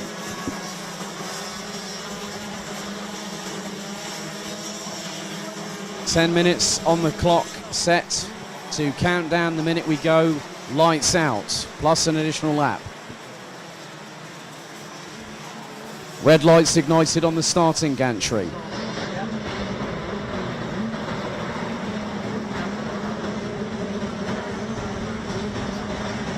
So once again it will be down to Janczewski and Krenz to control the grid. They'll be the ones setting the pace going into the tram lines as everyone tries to filter in to their relevant grid positions before we go into the tram lines. Round through turn 14 we go. They split. Revs start to build. We go, lights out and racing. As it was nearly side by side between Glenn van Parijs, who goes round the outside into 3rd position. That was a great move round the outside of Peter Bessel. As now Bessel starting to struggle. It looks like Manuel Tencha not too far behind in 5th place. Janne Gussens in 6th. As it looks like Sander Schurlach again has got another great start as the Belgian up into 6th place. As one driver getting swamped from all corners and gets a bump from behind and goes grass tracking. Oh, and that was from Zenderer. That was up the inside of the 4:15 of Wout Antonissen. So Antonissen, as there's more changes a bit further down the order, as the 4:23 of RS Competitions, Marcel Steiner gets passed through turn 12 by Nicolas Picot from Dams Racing. A bit more of a close quarter combat affair as Van Parijs up the inside, past Janczewski, as Krenz has hit the front of the field. As Schurlach looked to go up the inside of Manuel Tencha through turn 4, but right on his back bumper is Jakob Bessel. As up the inside goes Janczewski on Van Parijs. Peter Bessel tries to go around the outside but loses out 2 positions, trying to go towards the outside of turn 7. Loses out to Manuel Tencha, who now is trying to get past quickly. As Sander Schurlach nearly makes it 3 wide coming out of turn 10. Van Parijs goes on the defensive. Tencha just behind. As Jakob Bessel goes round the outside coming out of the exit of turn 11 on Sander Schurlach. As it all Constantina's behind. So Niklas Krenz starts to pull away from the 483 of Sebastian Janczewski. Tencha now up into 3rd. As now Van Parijs is dropping. As a result of it, he's just been passed by Jakob Bessel. And just behind him, Janne Gussens is there, as are the 2 Breitenbachs, Oliver and Florian. As it is every driver out for themselves in this qualifying heat stage. This second one has been, I think someone's, oh, there's been a multi-cart incident off of going into turn 7. And one's lost the front protective plate on the Nassau, which has been stricken towards the approach between turns 5 and 6. 3 carts involved. As there's the 437 I've just seen, Luke Scheepers, and there was a bit of debris flung from the back of it, so whether he caught that as a result of the incident that happened in front, I'm not too sure. So one driver's race came to an abrupt end, and I've got to think that's Janne Gussens. Janne Gussens, has he gone out? That is the case, it was Janne Gussens, so Zenderer was in the melee, but now the 1st and 2nd place drivers are now Niklas Krenz and Sebastian Janczewski. Tencha now up into 3rd Schiblak up to 4th. The 461 of Peter Bezel is quickly followed by Jakub in the 460. And then you've got Glenn Van Parijs, who now rounds out the top 7 positions. Nicolas Picot from France has now got up into 8th place. He had a mechanical black flag last time out and wasn't able to showcase the speed that we saw at the Winter Cup and also at Karting Genk, as Van Parijs strikes and goes slingshotting his way past Jakub Bezel through the apex of turn 3. Bezel tries to fight back through turn 4, but Van Parijs very quickly knew it was coming. But then just up ahead of the 419 from Bubin Power, you've got Peter Bezel, who's in 5th. Sander Schiblak in 4th, as Manuel Turnshut in the 484 still holds on to 3rd at the minute. A bit of a defensive move there by Sander Schiblak, as he does not want the 461 of Peter Bezel to get past. Van Parijs now starting to close too. 5 minutes and 50 still remaining on the clock. Yanni Gustens is confirmed as an official retirement. Zenderua was up into the top 8 position, top 8. But obviously there were multiple cars that were involved in that, and it was quite difficult to pick out who exactly was involved, but that has changed everything. Florian Breidenbach dropped all the way down to 20th position. And with Zenderua and Luke Schiepers rounding out. Oh, there's been another collision, this time involving Silas Ritter, and I think Jiri Matacek was on the receiving end as a result, because the driver's cart went upwards on 2 wheels going through turn 6. As now the 433 of Florian Breitenbach has been given a 5-second penalty. I would imagine that's going to be for causing a collision. But I will wait for that to show up on the official timing screens. Halfway down, halfway to go. Just under 5 minutes remaining. Keynes has the lead of only just over 0.2 of a second as Janczewski now trying to hunt him down. So it's Germany versus Poland on the former's home soil. As just behind, Sander Schiblak now up into 4th. Looks like Peter Bezel as, Nicolas Picot goes steaming up the inside like a steamroller to try and make another position. He's made the move. So Picot on the move quite significantly, and just behind him, Daniel Mahacek has come back from stone dead last on the grid.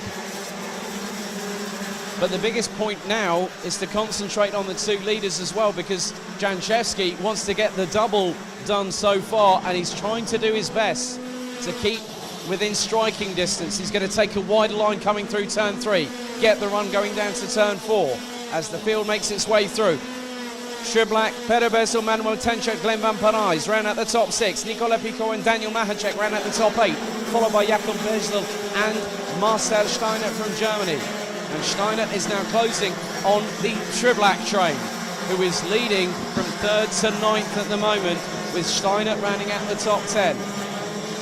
Matthias Lund is leading Oliver Breitenbach, and you've also got Wout Antonissen and Mick Knowlton in that 4-kart scrap.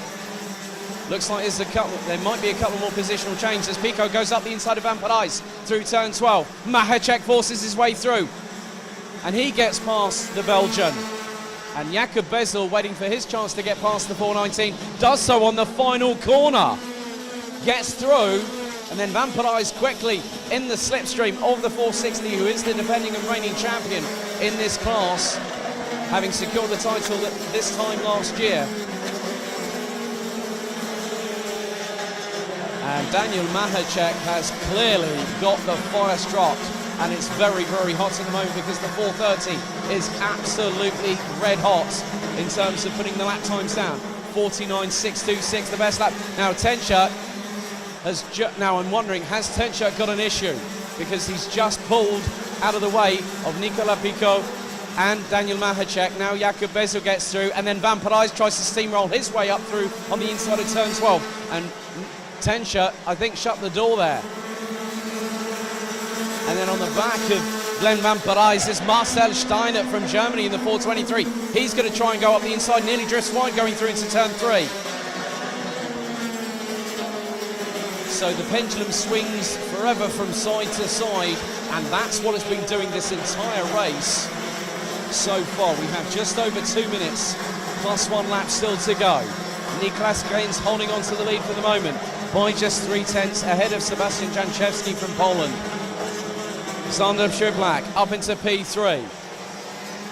Fourth is Peter Bezel, Nicola Picot and Daniel Mahacek round out the top 6. Jakob Bezel being followed by Manuel Tenschert with Glenn van Parijs and Matthias Lund, Marcel Steinert rounding out the top 10. Matthias Lund in 11th, Hund Antonissen, Mick Knowlton, Oliver Weidenbach and Silas Ritter rounding out the top 15. Gap slightly extends in the favour of Niklas Gaines for the lead. As now Tenschert getting all argy-bargy with Jakob Bezel trying to get past the 460, and Glenn van Parijs senses that he's got the ringside seat, and I think also Marcel Steinert thinks that too, because they're just waiting to see what unfolds in front as they go through turns 9 and 10. Oh, hefty into the barriers. That was Glenn van Parijs off of turn 10. That was Glenn van Parijs that was just literally pushed wide, I think, there. A full spin straight away. Van Parijs safely out of the cart. But that was a hefty hit, so the guys at Moving Power will have a bit of work to do, unfortunately. So 30 seconds to go on the clock, plus an additional lap.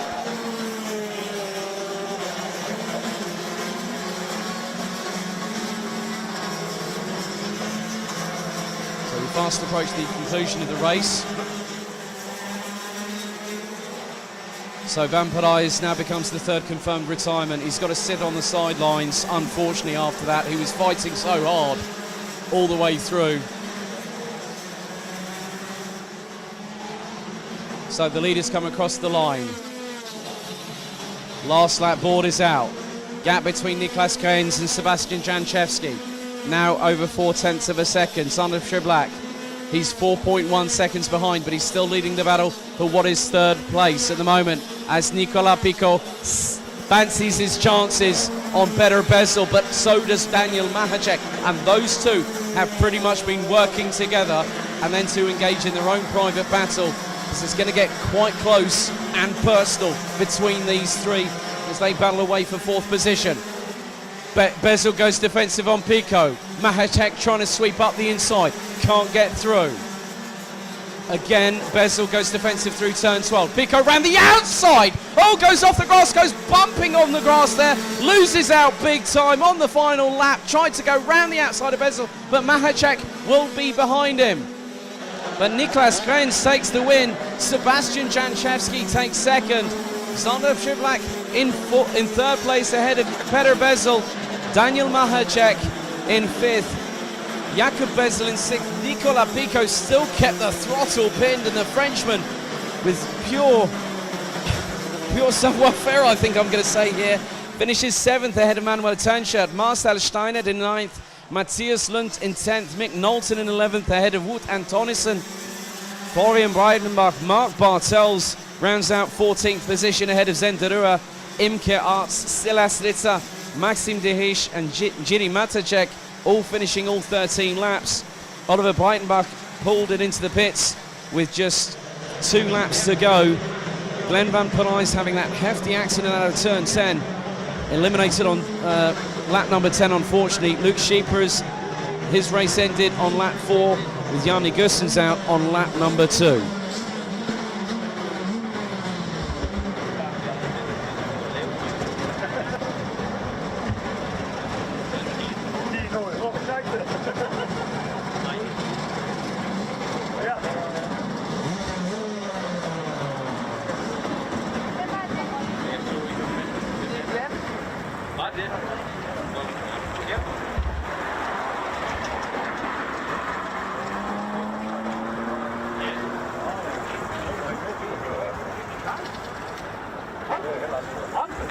Hvad siger du? Noget er lidt helt ned i bunden. Man plejer altid at have 4 eller 5.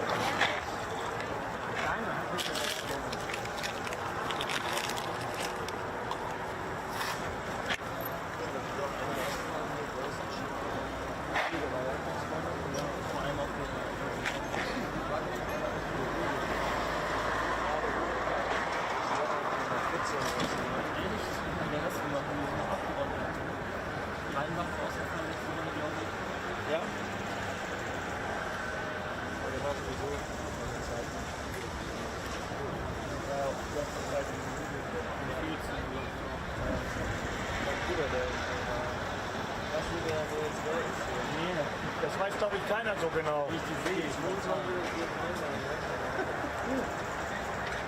Der mit dem Orangenhelm. Das ist nicht schneller. Das ist der Olli.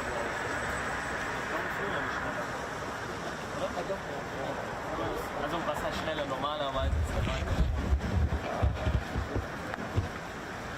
So schwul, ne? Ja, So schwul, was du ist. komm. Ja, warm ist es da. Ja, ja, warm, ne? Schwul, wird warm. Ja.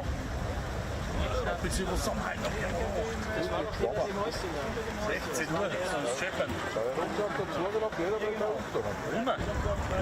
Kannst dich ja auch auf die andere Seite stellen. Da ist nämlich noch einer, der mal oben ist. Mit Sicherheit. Das habe ich jetzt nicht gesehen. Und schau die Auto an. Nein.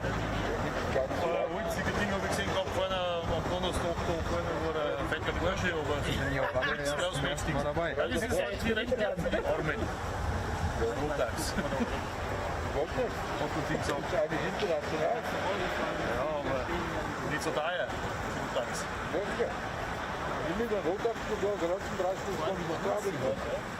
Ja, damals war erst nicht von der Gwen. Also der ist schon immer, das war super dort mit dort, und das scheiße gegangen. 10 Runden langsamer. Oder Ja, man muss das Kind kommen, ne? Der ist da, der hat aber nicht sagen, aber so eine Kontaktverkehr. In der anderen bedeutet der Fuß aus dem Kasten. Und du sagst schon, mit dem Motor da in der ganzen Haus. Das ist der Rest.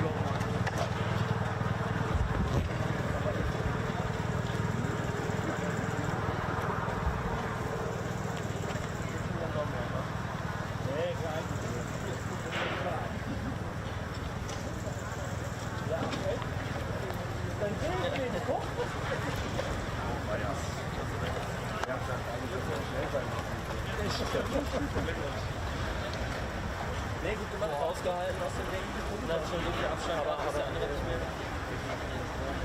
Ja, so ein Größer, aber der Mann kann wieder quasi Das wäre dann wieder so gewesen, dass du schon wärst und am Ende hättest du die Pace, aber kannst halt nicht. Ne? Das ist halt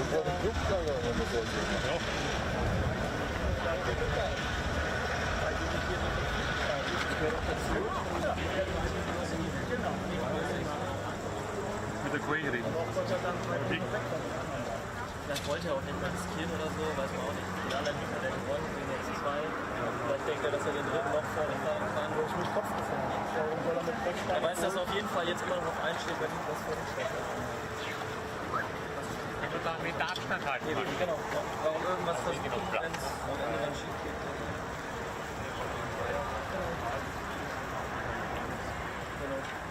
Ich zeige auf uns das Stadion. Aber selbst wenn Niklas jetzt einzufallen, also der erste wird der zweite als der erste Mal. Den ersten Spiel. Ja, mal schauen.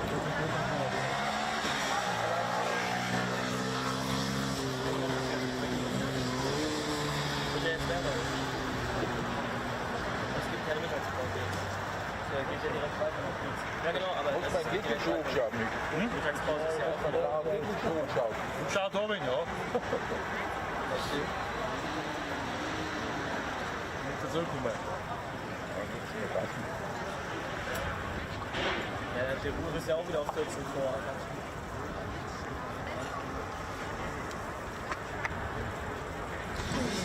Blau ist er.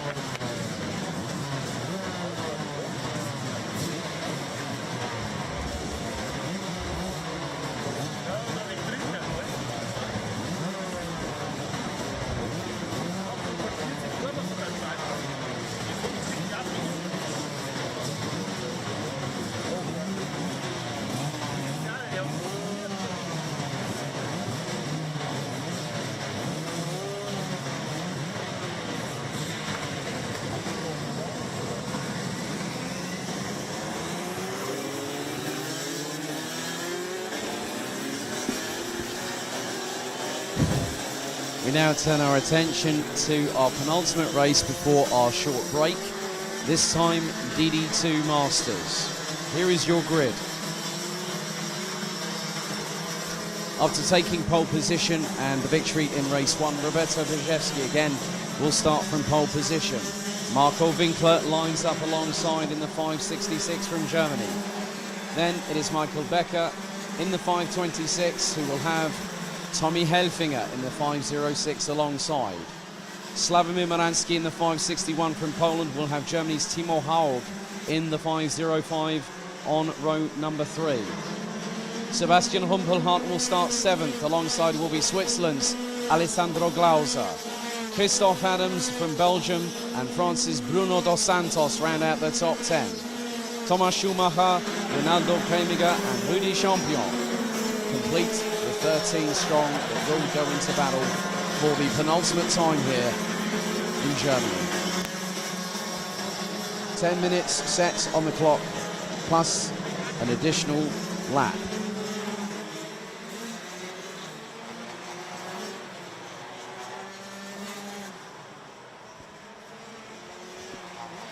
So let's see if the second qualifying heat, the second heat for these drivers gets underway first time around.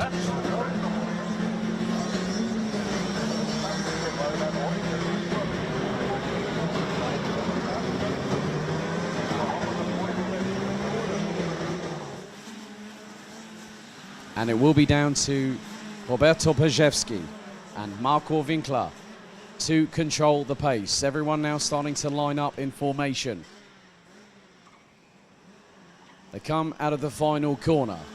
They start to split and head into the tram lines. The revs start to build to a starting crescendo. Lights are off and we are away as Becker again gets up the inside of Winkler through turn 3 for second position. As drivers are going, there's one driver trying to be a bit brazen, go around the outside through into turn 4 and now gets up the inside as Morański's dropped down the order like a stone being thrown into a pond. So Brzezowski leads from Becker. Winkler this time in 3rd. Helfinger in 4th. 5th position this time around is Timo Haug and then Alessandro Glauser in the 5.04. Morański has got some work to do as he now closes on the back bumper of the 5.09 of Germany's Sebastian Humpelhardt. Christoph Adams from Belgium not too far behind. As now it's getting all dicey through for what is P4 as there's a little bit of a touch there between Marco Winkler and Alessandro Glauser that drops him down the order as someone's pulled into the pits. So the driver, I'm just going to keep an eye on who is missing. And that looks to be, again, dramas for Bruno dos Santos in just the first 90 seconds of this race. But now Michael Becker has another chance as up the inside of the 5.44 of Rudi Champion goes Ronaldo Kremiger, but then the Frenchman retaliates through turn 13 and gets past. But then Kremiger gets a real good run of speed out of turn 14 and gets back past. And then again they swap positions through turn 3. So Champion back up the inside of Kremiger for position. This time Becker is even closer than he has been in the previous race to the back bumper of Roberto Brzezowski. Battle for the lead quite clearly on. 0.2 of a second or there or thereabouts between the top two. Last time around when they completed lap 2. We're on lap 3 at the moment. 3rd is Tommy Helfinger, Timo Haug, Marco Winkler now round out the top 5 with Sebastian Humpelhardt being closed on hand over fist by Sławomir Morański, who tries to go up the inside through turn 12 but then loses out a bit of ground, and then Christoph Adams from Belgium closes up on the 5.61 from Poland. Leaders across the line. Brzezowski has a lead of just over 0.3 of a second and in the process sets the fastest lap of the race ahead of Michael Becker. Becker did a 50.596 second lap time and it was a 50.490 from Brzezowski. Helfinger running in the 50.5s as is Timo Haug, Marco Winkler, and it was Bruno dos Santos that pulled into the pits. Probably technical dramas once again for the Frenchman. As now Brzezowski gets a real run coming out of turn 10, up the inside through turn 11 on Sebastian Humpelhardt, makes the move stick, and here comes the recovering Alessandro Glauser, who has got past Christoph Adams for position. Humpelhardt now trying to get the momentum through, as that's a great move by Alessandro Glauser, trying to go up the inside of Sebastian Humpelhardt through turn 13. But Humpelhardt gets back the advantage as Glauser compromises himself through turn 14 that particular time around. Timo Haug in the meantime is set the fastest lap of the race at 50.221 second lap time. As Pajewski just doing what he needs to do ahead of Michael Becker. And these two have been pretty much interlocked, not interlocking wheels, I might add, since the race began 4 minutes ago. We still have 6 to go, plus 6 minutes to go, plus an additional lap. As now Glauser goes from absolutely nowhere. Oh, clatters into the side of Humpelhardt. Humpelhardt gets spun out wide. Adams gets through. As well as that, there were 2 other cars that made their way through too. And one of them was Thomas Schumacher. And then the other one was the 544 of Rudy Champion from France. So Humpelhardt absolutely thrown to one side by Alessandro Glauser, who saw that there was a gap, but it quickly closed. As now up the inside, Glauser gets passed by Champion that time around. And now Reinaldo Gremiger's on the back bumper of the 504 from FM Racing. But still, despite a bit of battle scarring there for Sebastian Humpelhardt, the German is still wanting to carry on regardless.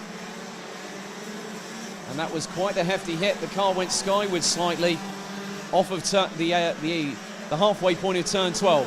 Pajewski in the meantime has managed to get himself a bit further away from Michael Becker, as Christoph Adams now leads the charge for 7th. And he is ahead of Thomas Schumacher. Rudy Champion now in 9th ahead of Alessandro Glauser. Reinaldo Gremiger in 11th. Sebastian Humpelhardt still circulating. But he is a considerable gap. 15 point, well, he's over nearly 9 seconds off Reinaldo Gremiger. So things are starting to elongate between 1st, 2nd and 3rd. So it is Pajewski leading, Becker in 2nd, Marco Winkler in the 566 on the Sodicart chassis, rounding out the top 3. 4 minutes to go. Timo Haug in 4th, with Marco Winkler being pressurised this time by Slavomir Moransky, who gets ever so close to the back bumper through turn 4. He was looking towards the outside of turn 5 to get the cut back, and then goes through into turn 6, neatly makes the move. Switchback attempt from Winkler, can't get it done. Moransky gets past.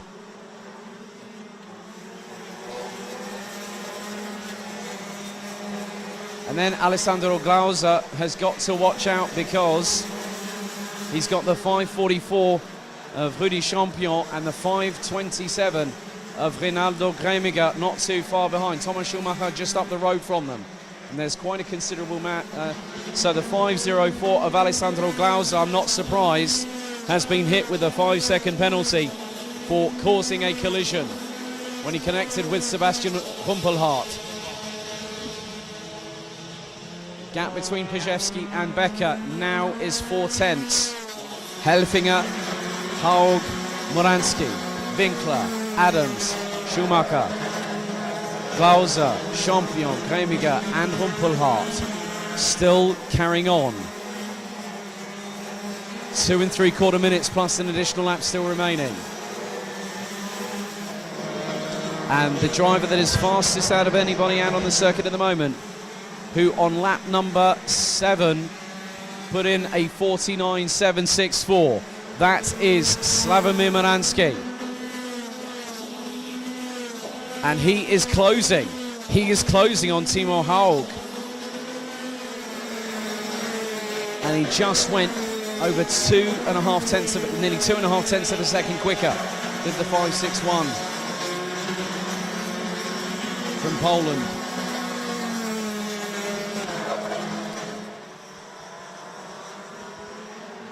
As the drivers now circumnavigate turns 9 and 10 into the 2 hairpins at the far side of the circuit. Brzezowski still keeping on doing what he needs to do. Hit every braking point, hit every apex, power it out of the corner correctly, not make any unforced errors or any mistakes that could put him into the jaws of the grasp of Michael Becker, who is still trying to chase him down. As Becker puts in the fastest lap very quickly, and then Moransky does the same as well. 49.701 from Becker, 49.689 from Moransky.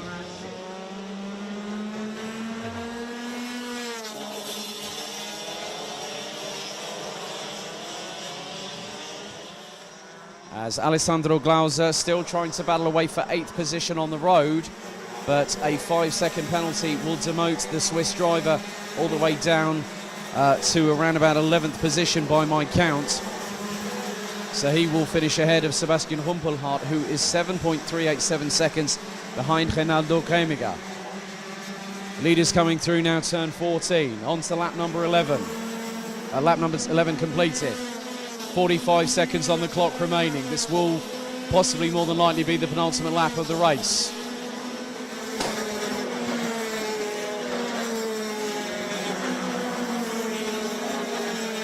Sorry, a balloon popped in here. My desk was awash with balloons this morning when they wished me happy birthday. Sorry about that. That sort of scared us all up here in the office. 25 seconds on the clock remaining, and Roberto Brzezowski still leads by 0.4 of a second off of Michael Becker. Tommy, we're just having a little giggle up here now. But Tommy Helfinger still rounding out the top 3, having come into dramas in the first race. So now this is going to be close. Final lap board will be shown to Roberto Brzezowski for the second time as he leads the field across the line. Half a second ahead of Michael Becker. Tommy Helfinger, Timo Haug, Slavomir Moransky ran out the top 5. But Timo Haug now coming under threat from Moransky as they now go through turn number 4. Into 5. Into 6. Moransky looks to have a real good turn of pace, and he's also gone quicker by over 1/10 of a second on Timo Haug, and the Polish driver nearly loses it going through the exit of turn 8 into 9 and 10. He's got a real good run on the 5.05. He's looking to the inside on turn 11. He's going to try and make the move. They interlock wheels slightly, but Moransky makes it through. But the checkered flag will now wave as the 5.65 of Austria's Roberto Brzezowski. He's got to just keep the throttle planted to the floor. He takes the checkered flag, but by a kart length. And that was 0.115 seconds ahead of Michael Becker. Tommy Helfinger in the 5.06 from Germany takes P3. Slavomir Moransky steals it. Steals 4th from Timo Haug in 5th place. Marco Winkler in 6th. Christoph Adams in 7th. Alessandro Glauser will be demoted down to 11th position, and that will promote Rudy Champion up to 8th place ahead of Thomas Schumacher, with Reinaldo Kremiger rounding out the top 10. Glauser will be 11th ahead of Sebastian Humpelhardt, who had that coming together with him due to the fault of Glauser a bit earlier on through turn 12, with Bruno Dos Santos retiring on the very first lap.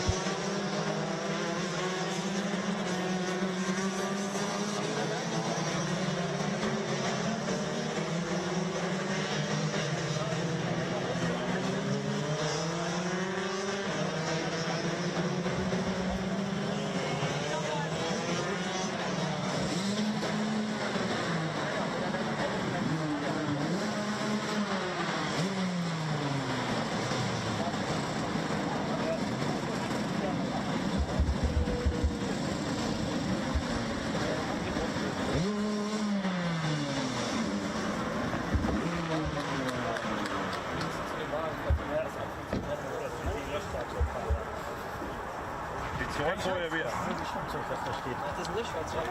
Das Wasser und irgendwie die Zelle löschen. Ja, aber mit Wasser kann man keine Lithium-Polymer-Batterien löschen, Nee. nur mit Sand ersticken. Ja, also da ist irgendwas drauf. Irgendein spezielles Mittel muss es sein, was sie erstickt dann, wo man es irgendwie Schaum reicht da auch luftdicht kommt. Ja, und Gel wahrscheinlich, was sie dann abschließt. Wenn die in Luftsand jagt, dann geht's ab.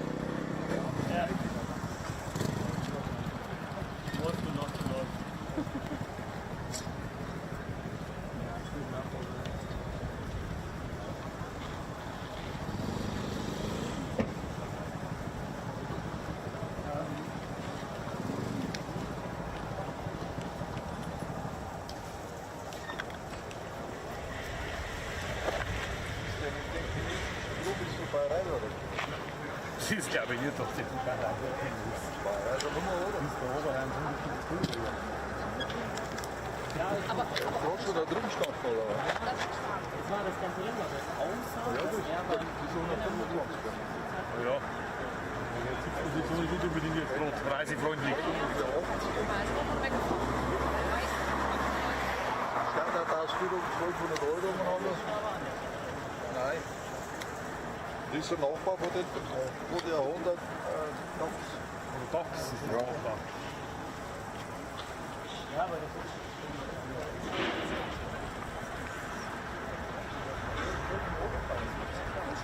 minimal. Man muss halt wirklich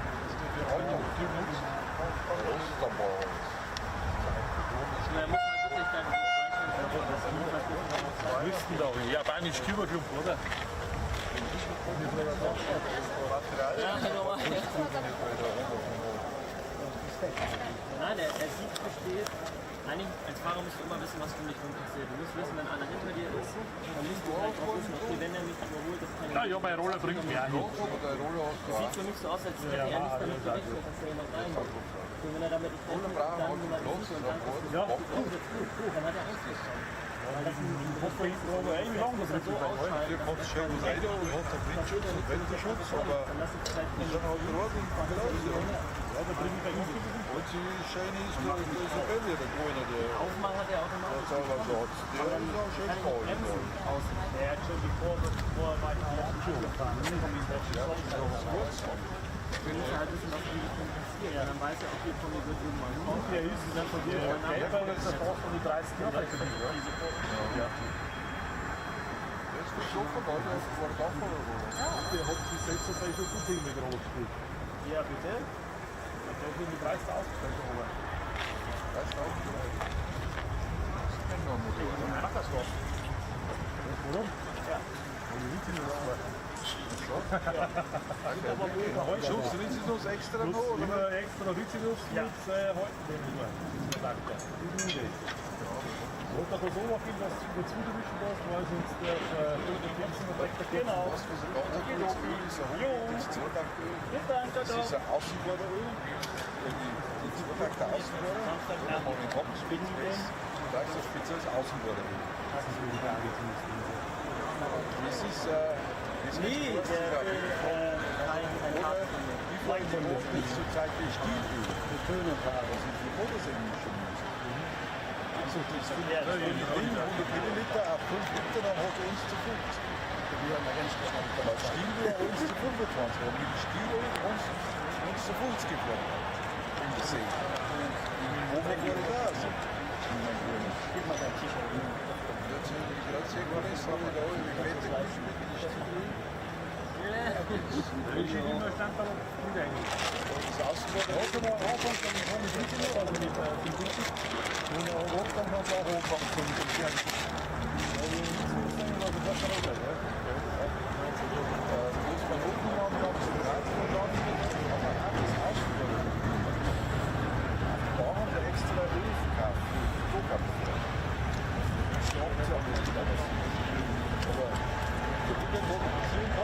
So we go into our first competitive race for the second round of the Deutsche Elektrokartmeisterschaft here at Wackersdorf. As 12 Project E20s will now take to the grid. Green flag waves at the pre-grid. Here is your starting order for the first pre-final today. Race 11 of the meeting. Starting on pole position will be Germany's Luca Blömer, and he will have Great Britain's Axel Laflamme alongside on the front row. Jolmesh and Philip Gierskirchen will be alongside each other on row number 2.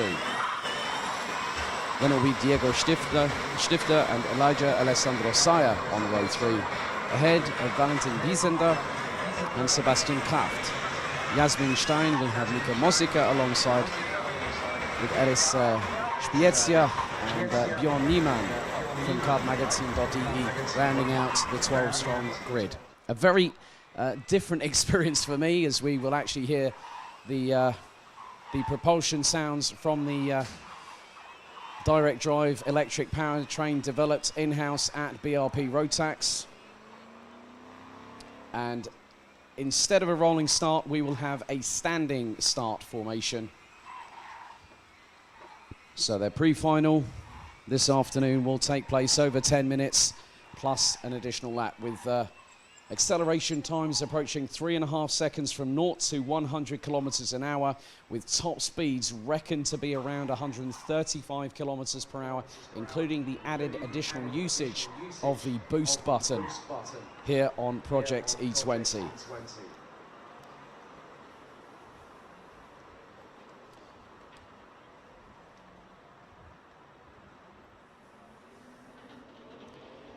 So we wait for the remaining drivers at the back of the field to get into position.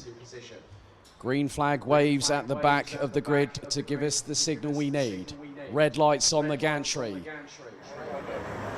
And it's lights out, off and away for the EKM pre-final 1. Great start by Luca Vloma with Axel Laflamme trying to go round towards the outside. As now the drivers make their way through turns 3 and 4, we've had a little bit of contact a bit further down the order as one driver completely compromised and drops down to the back of the field. Looks like Axel Laflamme had a bit of grass runoff there going through turns 5 and into 6. As now the top 5 very, very closely packed. Being led by Vloma, Laflamme. Those are your first and second place drivers at the moment. And it looks like Philipp Wieskirchen has gotten up into third place as there's nearly a side-by-side for 5th position going into turn 13. Vloma leads after lap 1. Laflamme in second place. Third will be Wieskirchen. Then Joel Mesch up into 4th place. Alessandro Sayer, Wiesender, Mosika, Kraft, Björn Niemann now up into 9th place, having started from 12th.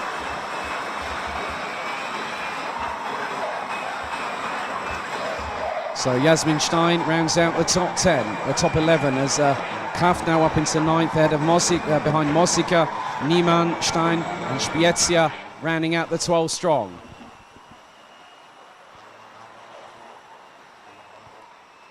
Looks to be a change a little bit further down the order for what is around about 7th or 8th position up through turn 11, as Vloma initially has a 3/10 of a second advantage over Axel Laflamme. Wieskirchen in third.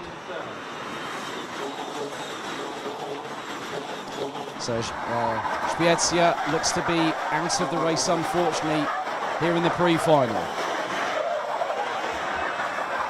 As now there's been looks like there's, I'm not too sure, I'm just going to keep my eyes trackside because it looks like Vloma is leading. Laflamme looks to be in second position, Wieskirchen in third place. But it is the so it is Vloma, Laflamme, Wieskirchen, Stifter, Mesch, Elijah Alessandro Sayer, as it looks like that Stifter has gone up the inside of Wieskirchen, who now also gets passed by Joel Mesch. As Wieskirchen off of turn 12. So just over half a second between Luca Vloma, who was runner-up last year when the season finale took place at the grand finals in Sarno. Spiezia unfortunately a confirmed retirement, so we still have 11 drivers circulating, rounded out by Björn Niemann. So Vloma still keeping ahead of Axel Laflamme. A bit of a gap between them and Joel Mesch in the E9 entry. E8, sorry, of Diego Stifter. Mesch rounds out the top 4 positions.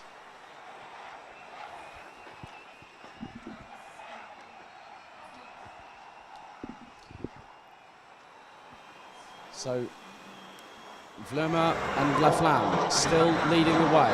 6 minutes and 30 still to go. Stifter, Mesch, looks like Alessandro Sayer. And there is a change for position. That is for 6th place, as it's going to change again going through into turn number 5.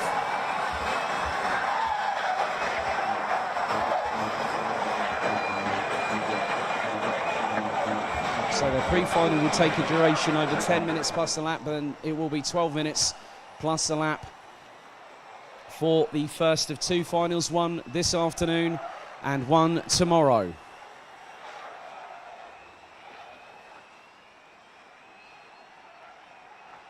Vlerma still continuing to lead as we head on to another lap completed. Laflamme.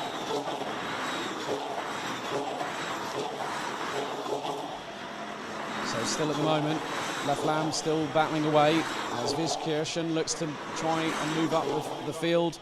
Looks to be ahead of Jasmin Stein a little bit further down the order as the top 7 now start to make their way through towards turns 9 and 10. Vlerma still leading, Laflamme in second. Then it is the E8 entry of Diego Stifter who rounds out the top 3.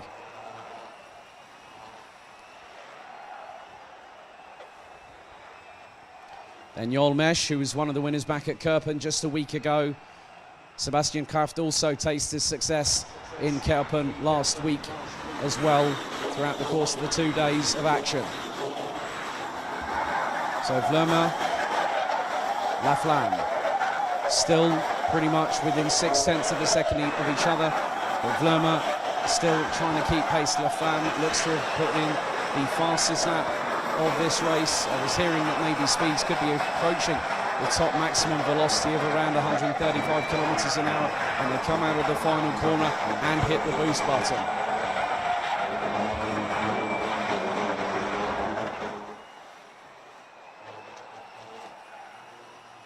A little bit further down the order, I've seen that Philipp Viskirchen is, and it looks like Alice Spiezia is still circulating.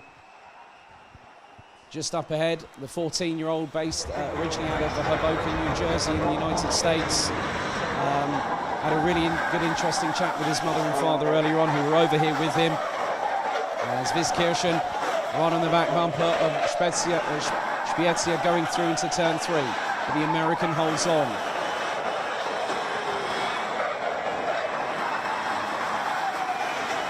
It looks like Axel Laflamme is closing on Luca Vlerma. So it's about 3 car lengths between them. Then it's the E8 entry of Diego Stifter, who rounds out the top 3.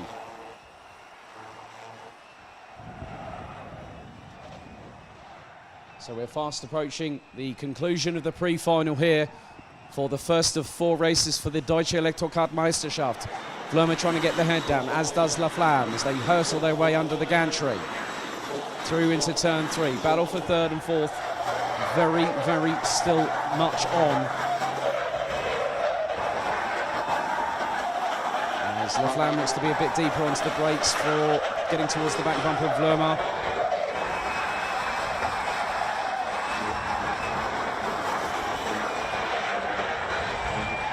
And Laflamme looks to be a little bit quicker on that last lap around, as the E8 entry of Diego Stifter is battling away with Joel Mesch for 3rd place.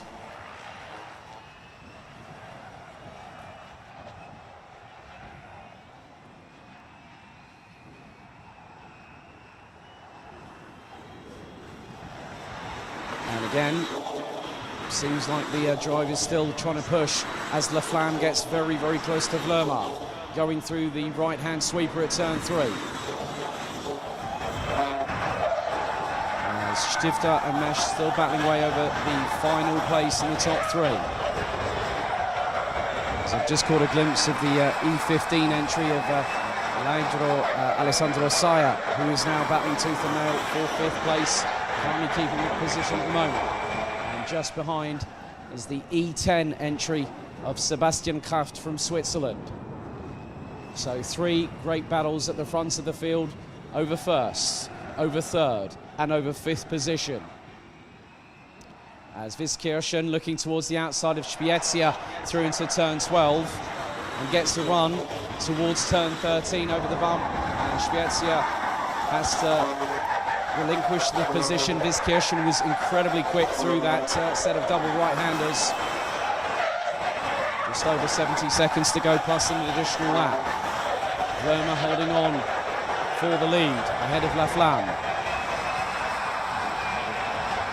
Stifter and Mesch still within about a kart length and a half of each other for 3rd place. And then Saya and Kraft still battling away over 5th place.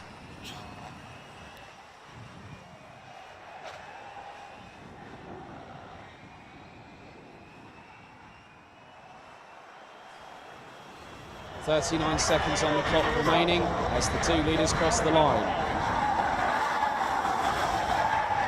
So Vlerma still hanging on for the moment. Laflamme still trying to close. With the electric drive trains, sometimes they may have to conserve a little bit of energy towards certain phases of the race, so it is very much a strategic opportunity that if you have that chance of using the boost button coming out of the final corner, and if you are in the slipstream, it will pay to your advantage. This time around, we will get the last lap board as Luca Vlerma leads Axel Laflamme, first and second respectively. As Stifter and Mesh still battling away over third place. This time around, Luca Vlerma, last year's runner-up, will go for the victory. But Axel Laflamme is still closing and gets a real good run through under the gantry, right on the back bumper, through into turn 4. He jinks to the left-hand side in order to try and get the cut back. Nearly gets it on Vlerma through into turn 5. Now into turn 6. Laflamme takes a wider line to cut through onto the apex, through into 7. Through into 8. Now into the left, right at 9 and into 10. Laflamme did have an opportunity there to try and close on Vlerma to take the win in the first pre-final of the weekend with another one tomorrow. Through turn 12 for the final time is now third. Oh, that's gotten very, very quickly to the favour of, I think that was the E8 or the E9 of Joel Mesh, as Luca Vlerma takes the win ahead of Axel Laflamme. And then it was literally a drag race to the finish for third place, which looks to be Diego Stifter. I think might have just taken it over Joel Mesh. So what a start for Project T20 in the Deutsche Elektrokart-Meisterschaft here, with Luca Vlerma winning ahead of Axel Laflamme from Great Britain. So Vlerma, who is in the throes of a title battle, he is currently 4th in the standings, but that sets his weekend off in the best way possible to finish in as the victor for race 1, the first pre-final of the Deutsche Elektrokart-Meisterschaft round 2, taking place here at Wackersdorf. So Luca Vlerma takes the win ahead of Axel Laflamme from Great Britain. So as they come in, I will call them out. So Vlerma. Laflamme, looks like Joel Mesh actually pipped Diego Stifter at the end of it. Sebastian Kraft took 5th ahead of Elijah Alessandro Saya. Valentin Wiesender took 7th ahead of Philipp Wiskirchen. Ika Mosika took 9th ahead of Jasmin Stein, with Jon Niemann and Edis Spiezia rounding out the top 12. But that concludes the early afternoon action here for the second round of the Rotax Max Euro Trophy. We will be back in about half an hour's time to conclude qualifying heat state here in Germany.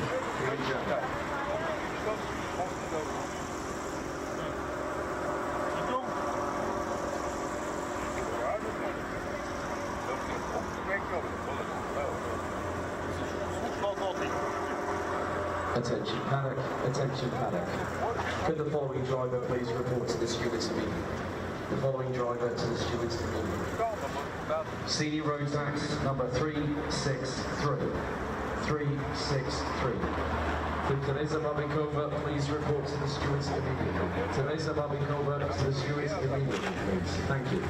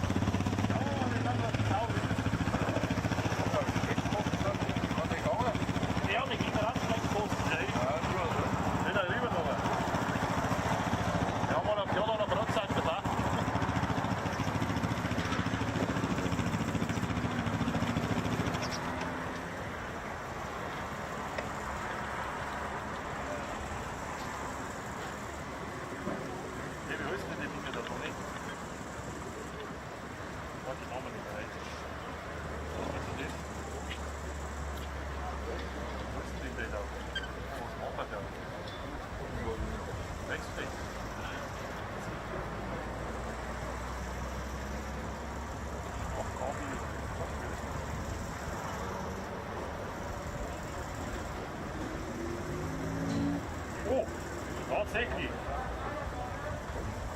25 Minuten. Pause. Short break. 25 Minuten.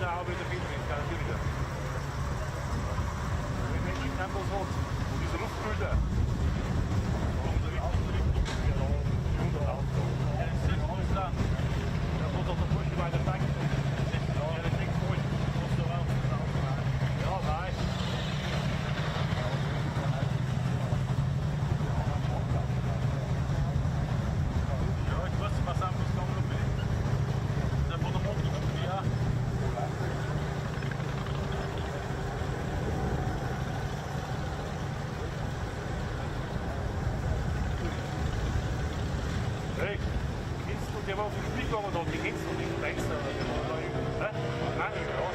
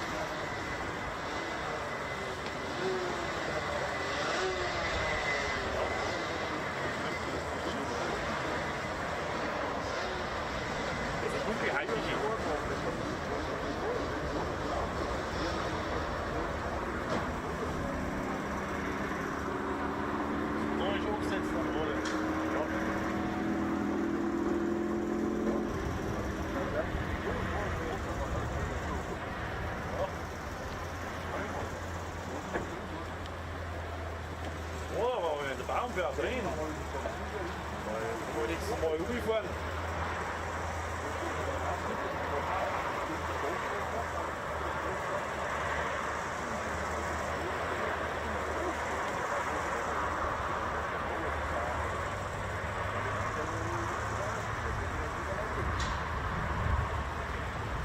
Patrick, ja, schaut von ganz gut. Fest bis 8:17 Uhr. Ja, wir will dann nicht weiter wiederkommen. Wenn es voll geht, kommt dann gut. Nein. Ja. Aber unser Antwort ist halt nicht so ein schlechtes Auto.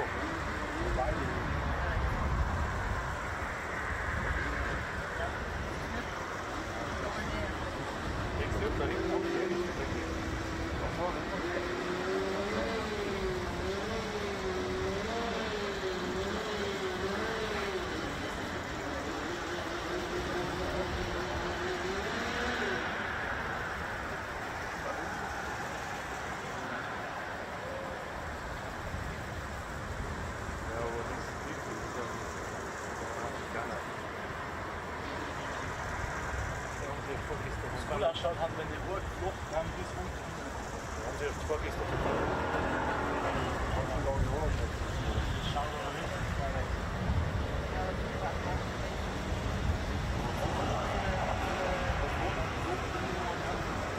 Weißt du, wie gut dass der Klopfer da ist auf den Club? Der Klopfer drückt da überall. Da sitzen wahrscheinlich. Ich wollte das Voll auf den Club halten.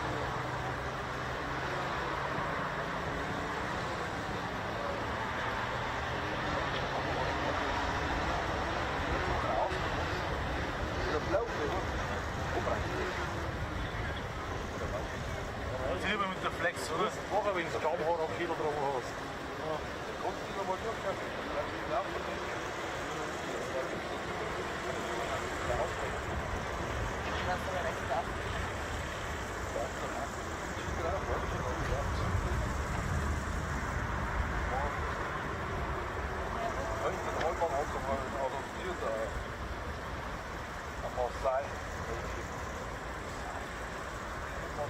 Ja, die reden auch mal Anwaltsfrage.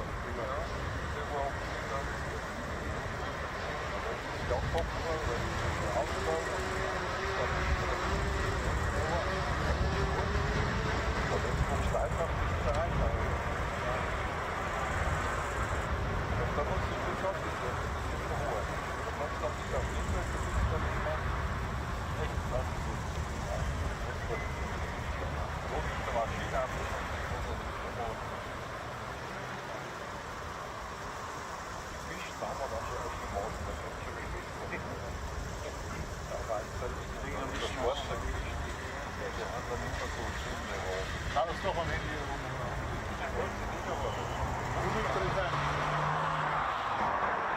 Jetzt bringen wir mal noch dazu.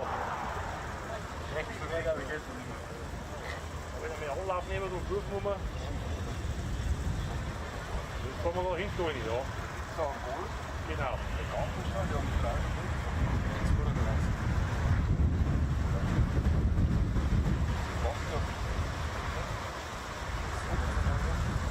Ja? Das Ding wurde uns auf der draußen, oder? 17. Das hier drinnen auch wenn es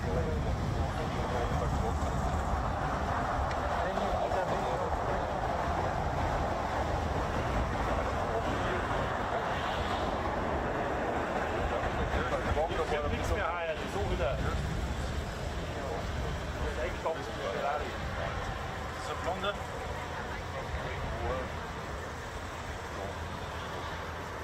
Wo juckt das Kasten da genau? Schaut da so mit.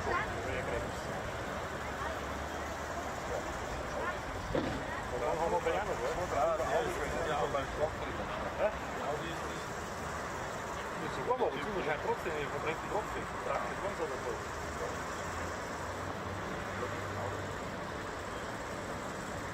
Da stimmen wir noch Babylon ab, irgendwo der Zeugwand reingeht. Das ist so. Ja, das ist das Sondermodell. Ab 10, oder? Alles ging ja drin, der Schloss. Ja, ja.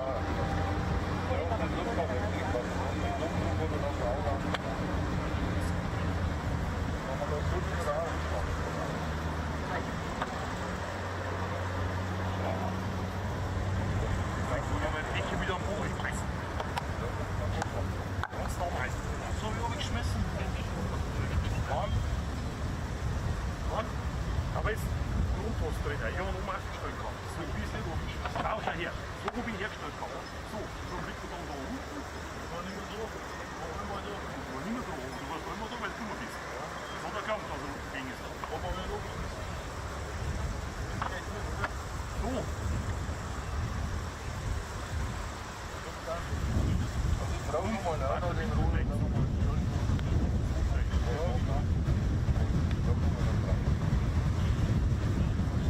Ja, dass es für uns ist, weil es uns wieder sein. Das geht. Das ist für die. Und wenn es nur wieder verkaufen darfst. Ja, so. Ja, genau. Und den so gern. Ja. Also Christa ist alte Raster. Die alte Raster. Die mit Gold ist ja nichts mehr, aber die geht nächstes Mal haben wir 5 Nach Trainerplatz, ein paar Tourzeichen, dann nachher noch was zu Hotel. Oder noch ist das.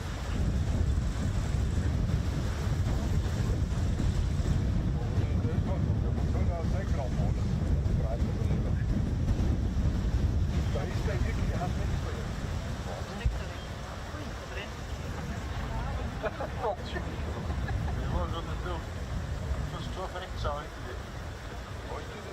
Schwarzwald wieder dunkel nach. In Braunwald? Nein, extrem dick. Oder aufrecht, oder? Ja, komm sagst du davon. Weiß unbedingt die Fisch gebracht haben. Haben sie unbedingt gebracht, die Fisch. Aber die wächst ja so schnell. Ja, Holz, ne? die haben die Zeit haben sie wieder geändert, haben wir noch mal den Infos der Druck nicht reinkommt. Was hat es keine Zeit gegeben? Das Rachgierig ist gegangen. Das macht das Moin auf die Weil so wasserintensiv ist.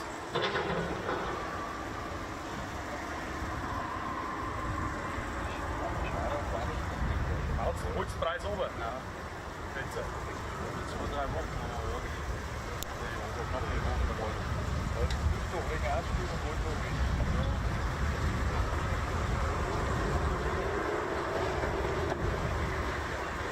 Vielleicht reicht es auch heuer oder ein bisschen mehr.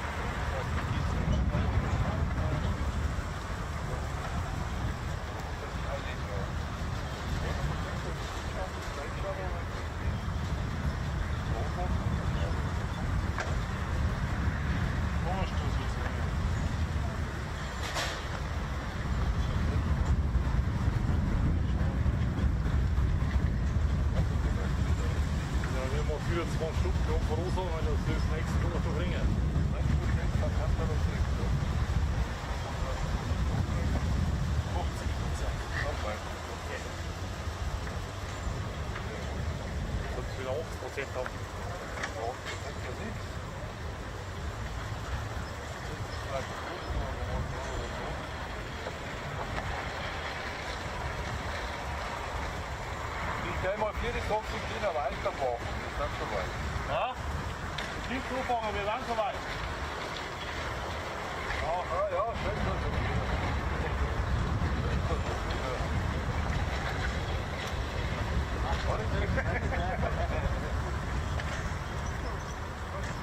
Hey, da ist ja der. Machen wir gleich richtig auf Bord, Da ist der Andy da praktisch bei der Zug, oder?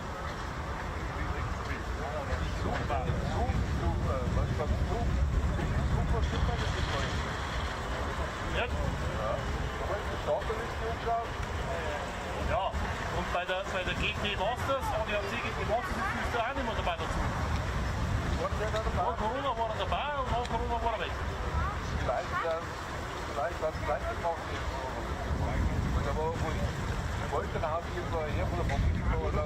Ja, der hat irgendein Geschäftszeit und der macht da. Irgendwas hat der gemacht. Was hat denn nicht? Naja, das ist schon, aber das hat doch alles Geld zu finanzieren. Ja, du, ey, wenn du irgendwelche Autozulieferbranche oder irgendwas, die hat gesagt, dass der Preis hat. Ich hab's dabei noch, wenn du das Masken jetzt noch Kinder, da hat er nicht was.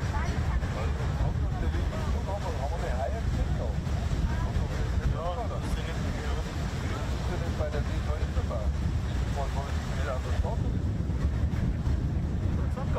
Der Zug, der war gut mit dabei. Ich hab mich nicht unterhalten gehabt oder gesagt, dass der hat nicht gehabt. Ja, und das ist dabei bei der Gegend gemacht. Und da war ich noch nicht klar weg. Als er noch war er weg. Dieser größte Köder habe ich gefahren aus dem Kasten und da so hoch. Das war der 5,50, war ja auch. Der ist von echt nicht gut gefahren. Von der 3 oder? Ja, steht aber. Auf einem Porsche kann man das auch. Ja, beim nächsten Typ. Ja. Alles weg ist wieder. Ja, ja. Porsche gehabt, oder so sagt nichts. Ja, ist doch sogar wenig. Da und Karl normalerweise Formel 4 gefahren am Tag. Dann als Zweiter in Formel 3 vielleicht. Dann Formel 2. Wo ist der Mittel? Lass uns schon Zeit machen. Das ist auch nicht falsch.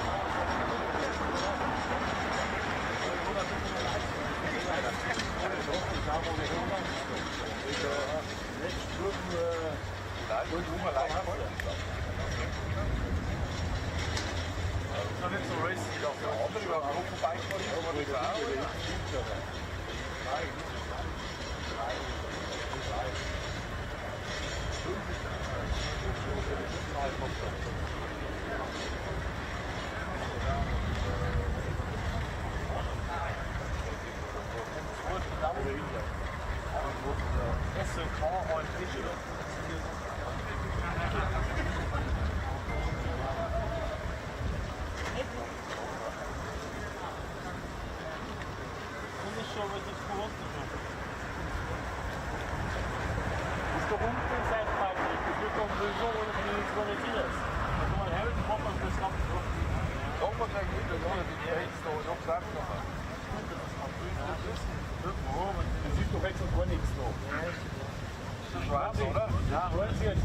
Wollen Sie jetzt Reifenmarkt, den Kuhn, sonst noch der Reifenmarkt, oder kann die Größe wieder machen?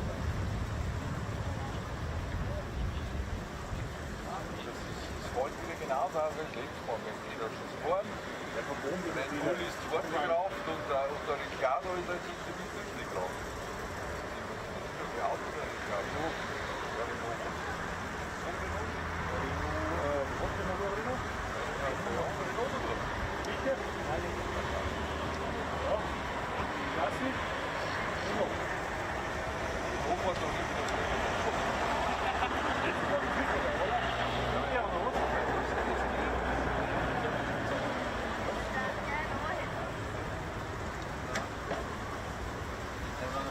Der Roller, der geht jetzt da auch nicht.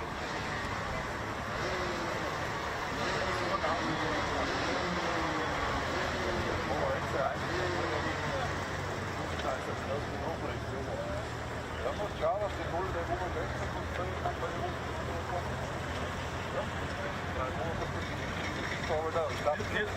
Jetzt ich nur schauen, so ein Ruhe mal da. Ja, ich schau gleich mal. Ja, das ist Oberhang und Groß, aber Wunder. Er ist auch für Ruhe der Klopf. Das ist auch noch.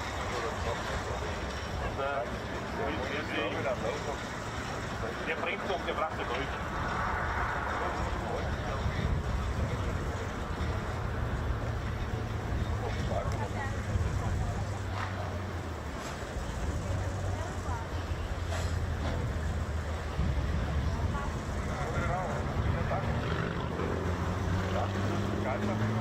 Ja, schau so, nachfragen oder was, oder?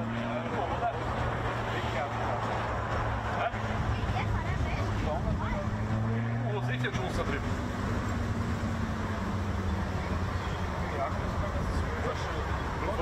Warum fährt der da verweigert der? Wenn ich habe bloß Flügel hinter sich und rauf. Das ist ja ähnlich wie ein KTM. Und auch hinten von der Raffi. Geht auch der Garten vorbei, oder?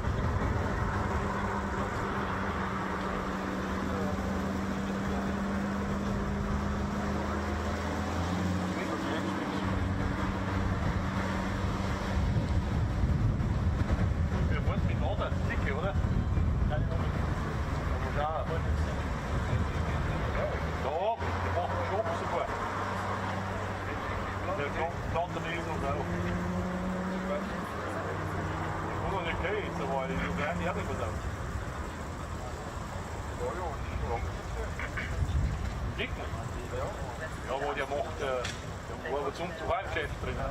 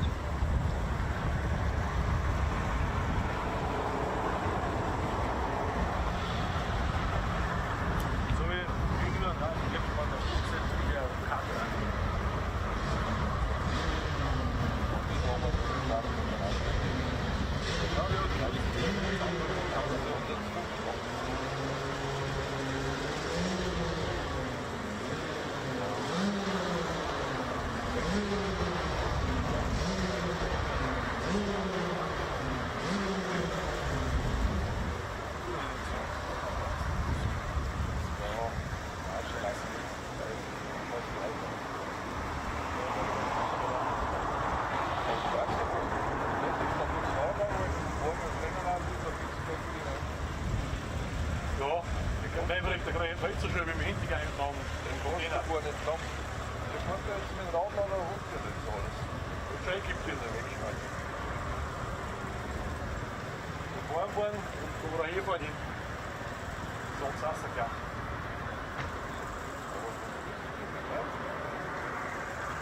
Ganz richtig.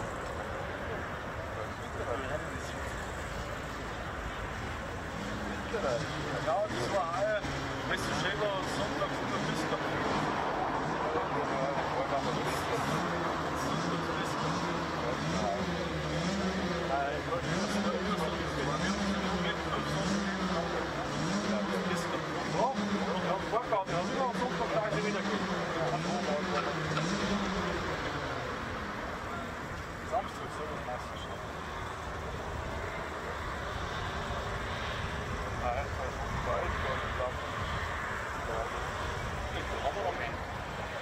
Also, wenn es so 17, 16 Grad so ist, ist es schon echt okay.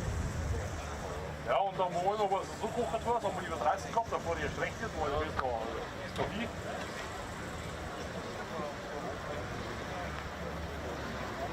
Also in Hirstein passt schon irgendwann mal wieder Basstemperatur und da kriegt es mal so 20 Grad, aber das war noch optimal. Der Motor viel besser.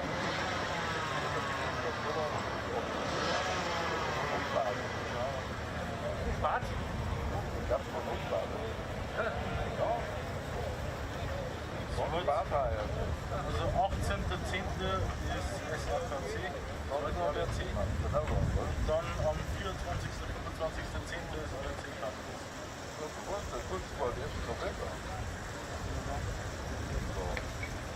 Also wir starten jetzt Halbplan. Ja, wie?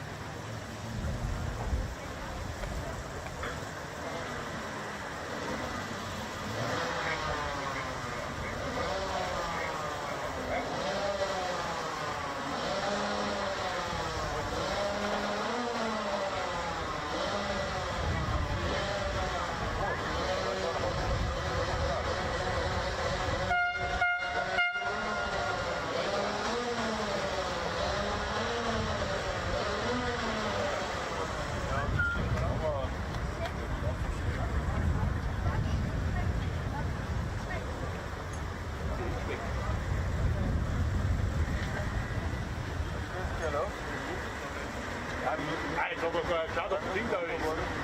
Der Wammbärer. Der Eier. Ich glaube, das ist bei Rotax.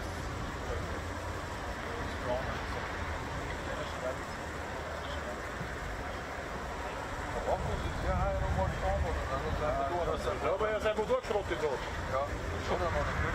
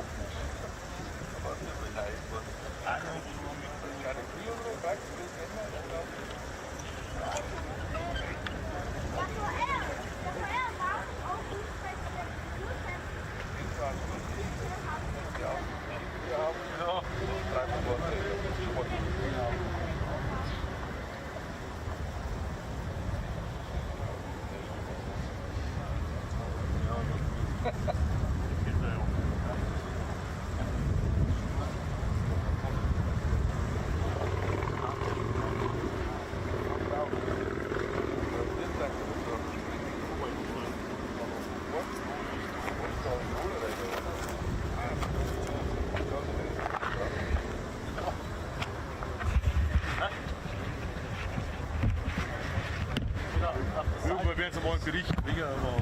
Auf der Seite da geht's von der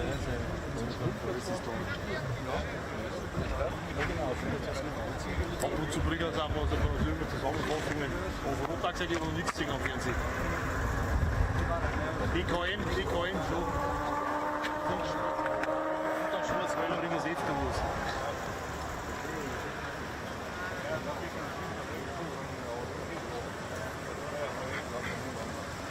Jetzt haben sie einen Eier. Der ist nicht so dick wie der heute, Leo. So, die gleichen. Oder? Ja, gleiche Finger haben sie wieder, den gleichen Hund wieder gemacht.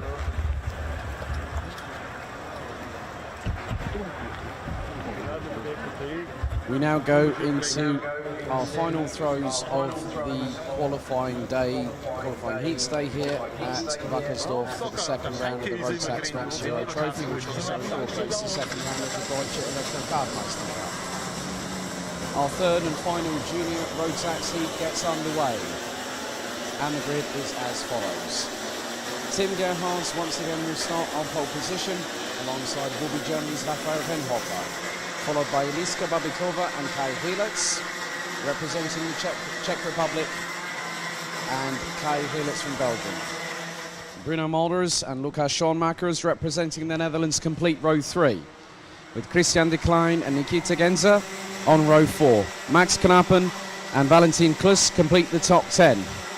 Petra Babikova and Thomas Strauben row 6.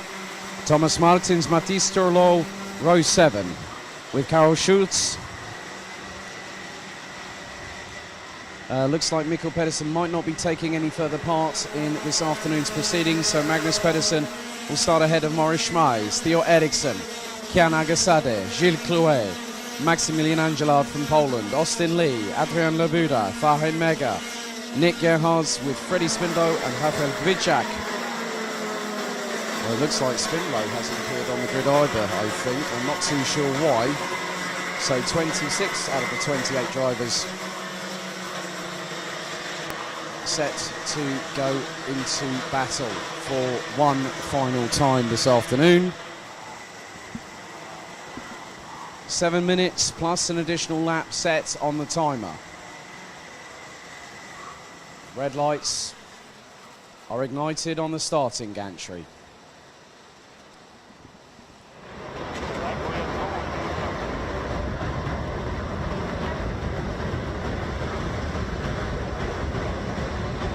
So Tim Gerhards and Raphael Renhofer will control the pace one more time.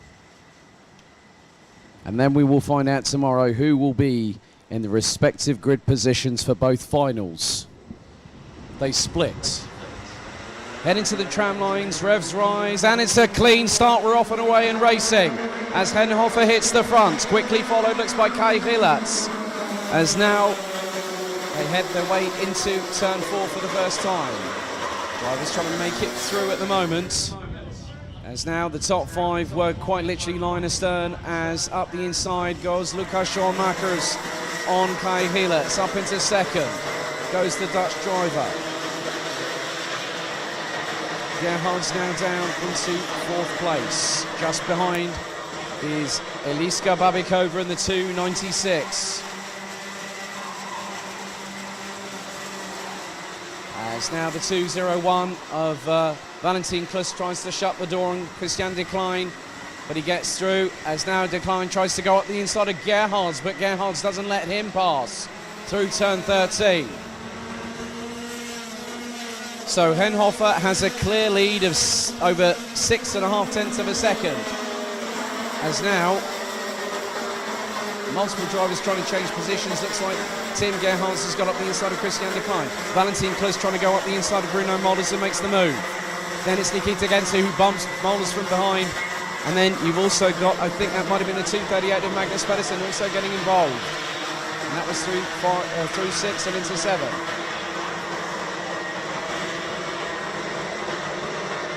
So Mikkel Pedersen confirmed as a non-starter.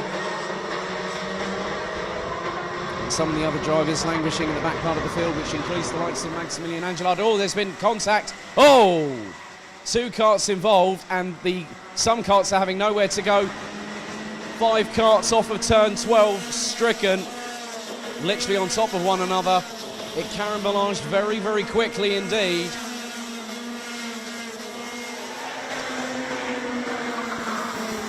So one of the drivers being pulled back is Austin Lee, I believe, double waved yellows off of turn 12. So I think that's Austin Lee being one of them. Trying to keep an eye out for what the other kart numbers are. Possibly the 266, yes, of Petra Babikova being involved. And there is another driver from JJ Racing that has also come off badly in this. Looks to be the 248 of Max Knappen. Foreign Mega's now pulled into the pits, according to the timing screens, as now this has again changed the dynamic of the race. This time Sean Makers leads ahead of Renhofer. Vilitz in 3rd. Renhofer takes the lead. Vilitz tries to go up the inside of Sean Makers, but then gets passed by Eliska Babikova through turn 4. Vilitz trying to go through, but it was compromised. As now Sean Makers battling away as Babikova trying to get past Renhofer for 2nd to try and mount an offensive on Lukas Sean Makers. Vilitz now rounds out the top 4. Christian Decline in 5th place. 6th is Valentin Klus. Tim Gerhards and Bruno Molders round out the top 8 positions.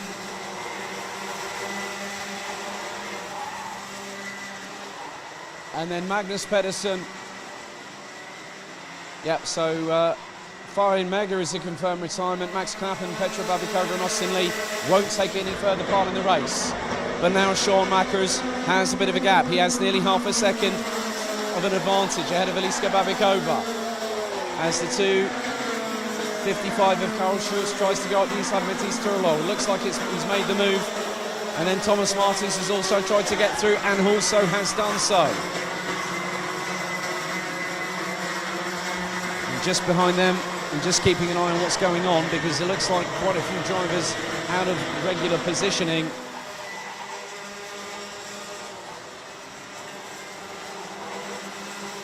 So Sean Makers, Eliska Babikova, Rafael Henhofer is now, well, Kai Vilitz stuck his nose out there up the inside of the 231 through the exit of turn 12 towards turn 13.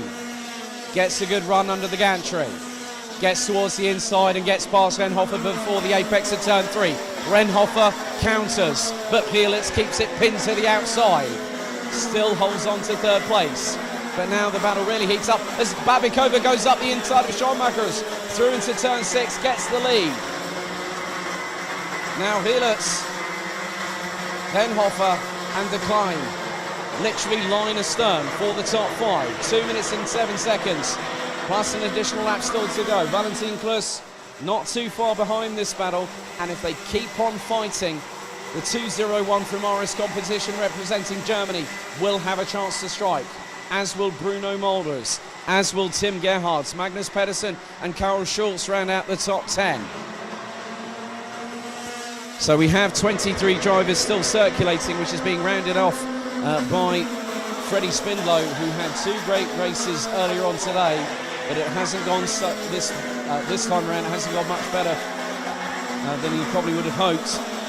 As up the inside there was a move through, as now a little bit of toing and throwing outside of the top 10, which involves Nick Gerhards around about 16th position.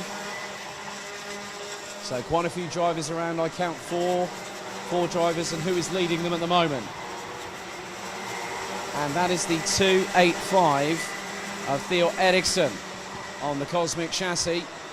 He's ahead of Nick Gerhards, Nikita Genza, and the 212 of Thomas Strauben. Leaders now going through turn 3. Eliska Babikova still leading ahead of Lukas Schoonmaker as Kai Rielertz. Raphael Renhofer rounding out the top 4 positions. Christian de Klein is closing. Valentin Klus, Tim Gerhards, Bruno Models, Magnus Pedersen. Karl Schultz now ahead of Thomas Martins, who's up into 11th position. And it's Mathis Turlo, Morris Schmeis in the 210 from Germany, rounding out the top 13 positions, with Theo Eriksson and Nick Gerhards rounding out the top 15 positions.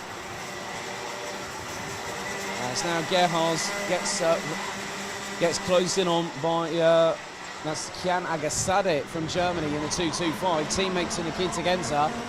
As now Schoonmaker is trying to close. Felix is quicker than anybody on the circuit, 50.720 that time around after the completion of lap number 8. We're on to the penultimate lap, and now Schoonmaker's back in the lead.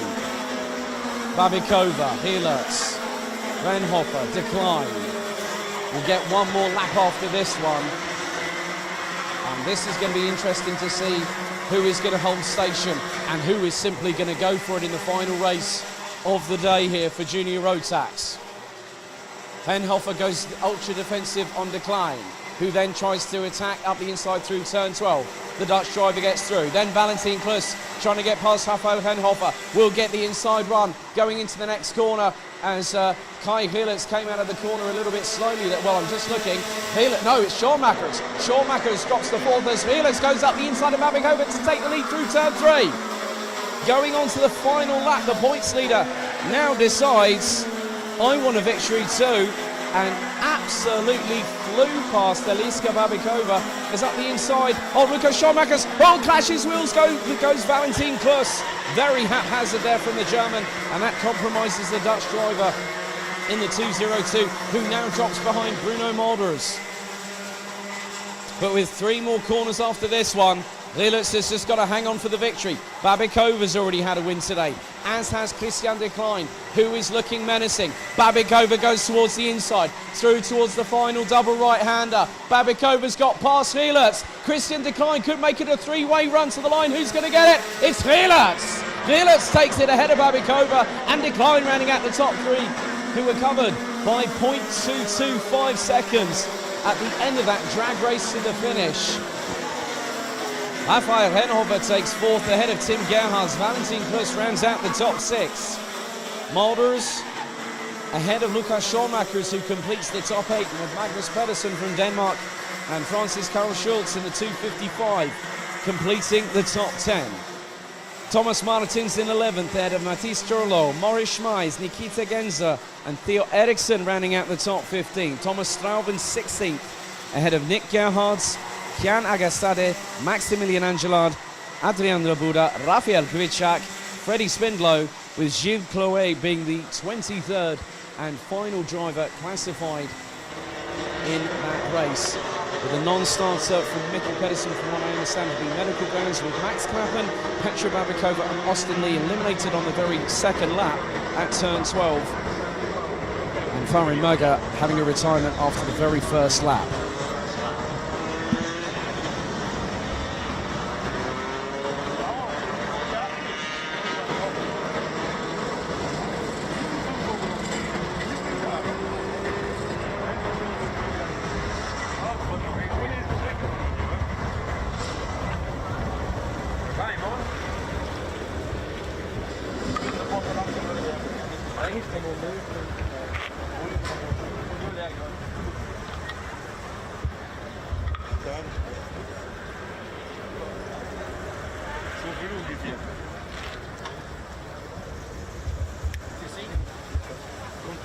noch Mühe. Also kommt auf jeden Fall wieder der Froschig-Cut dazu. Der Tiefwald vorne auch wieder, oder? So, machen wir so noch Pause.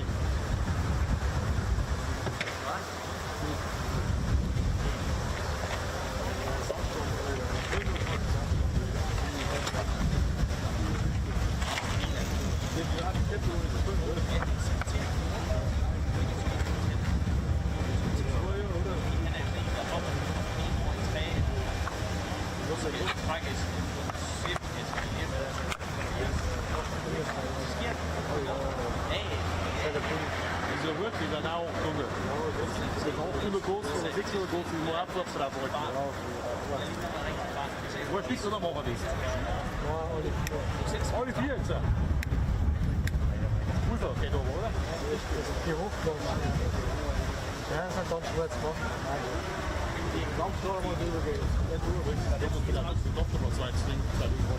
Das passen die meisten nicht an. Du wirst bei maximal so liegen, oder? Gibt nicht. Das Auto am Lack. Fünfter. Das ist aktuell jetzt. Ja, das ist fünfte Bus. Seins. Fünfter. Der ist ja der Ding in der Schule. Die rosa-roten, oder? Der will vom Motor so ins Tor, oder? Gehst du noch zu der Sauser, bist du nach Sportlich Wochen? Ich glaube, du wirst schon immer. Da ist ja Sau immer. Da ist Sau schon hinten, aber hinten. Was haben wir da hinten? Das wissen wir so. Hey, das ist ein Autowaschplatz und nicht für eine Mistkutsche zum Auswaschen, ja? Und wenn soll einmal 10 Lie hängen, nur Autowaschplatz. Hey, da doch 2 der Buch. Ja, ja, das also wo uns 10 Lie hängen, Autowaschplatz und nicht aller bla bla, Bulldog und Mistwagen und sonst was. Gesehen, Daniel? Der erste ist auf 8 zurückgefahren. Ja, in der vorletzten Runde. Das war der erste sogar. Das war der erste. Ohne von der Vorderen habe ich noch gewusst, aber das gleich der erste war. Ich habe noch Glück gehabt, dass ich dran komme. Ja, aber geht ziemlich der schlappt jetzt auch. Der hängt jetzt ziemlich hoch. Da ist dann noch nie hin, da machen wir nicht rein, aber noch schlappt es dann. Das wäre schon nichts gesagt worden. Das war einfach 2 Sekunden. Ja, genau. Ich bin ja auch schon mal der Hauptzonträger überall eingezogen. Das Stadt. Ja, ist ja alles zu Druck, das Stadt. Ja. Wiederholen bitte.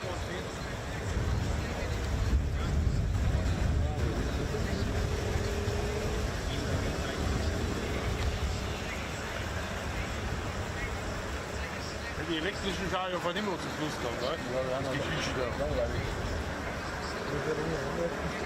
Jetzt sind noch 4. Ja. 2 mal Senior, dann die 2 und du machst das. Die ist Senior. Na klar, die Couch auf und dann nochmal so. Dann kommen wir die Junior nochmal. Dann wird es 20, oder? Das ist dann Senior. Haben die jetzt plus 26 Starter drauf? Das sind 22 Senior.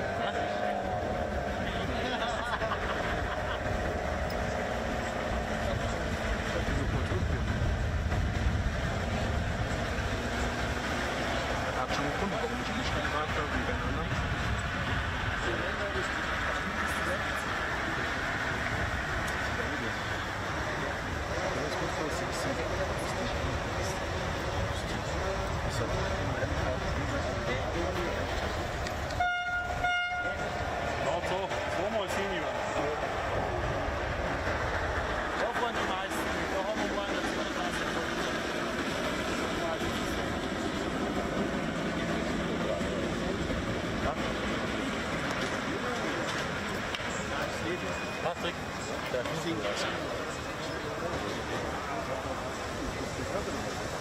Das geht gut.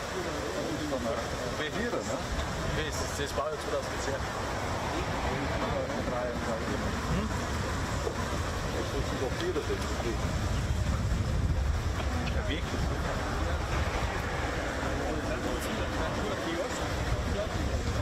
Nu må jeg nok gå under klar.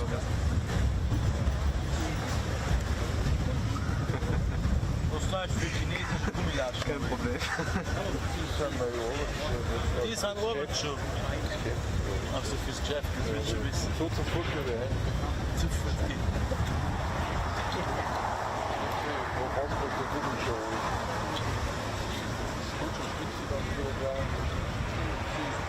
Ja, das sagen wir schon so. Die ganze Raude Zuschauer in der Unterricht sind. Eine Raude oder ganz Zuschauer? Ja, gut, von anderen gehört Lukas. Weißt du, was das heißt? Schauspieler, ne? Der ist auch schon richtig geil, oder? Das ist wirklich ein bisschen Fußballspieler. Ja, wir kriegen das doch alleine hin.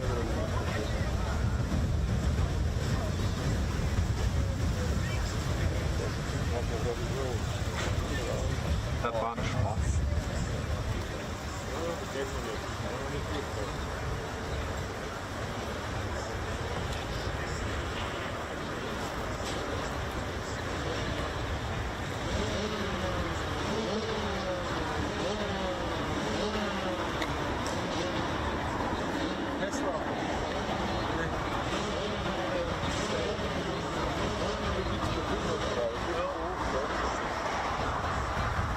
Eine Minute.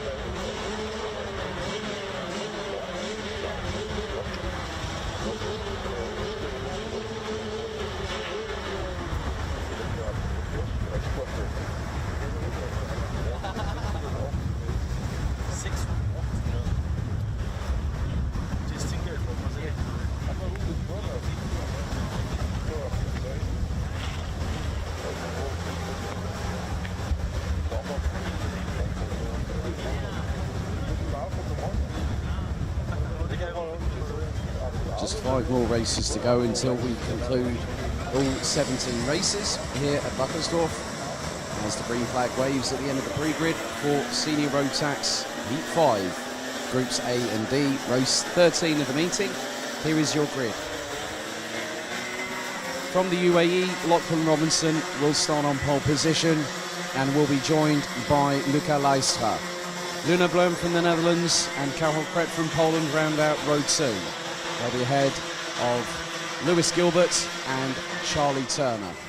Mark Kimber will have Teresa Babikova alongside on row 4.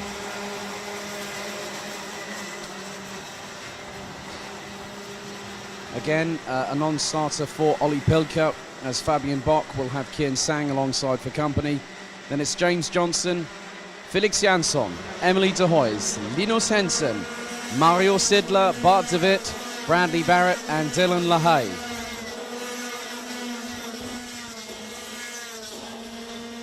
So the intermediate classification will be based on the qualifying results from earlier today, from yesterday, and the combined results for all drivers who will have competed in over around 35 minutes of racing over the course of the day here in Wackersdorf.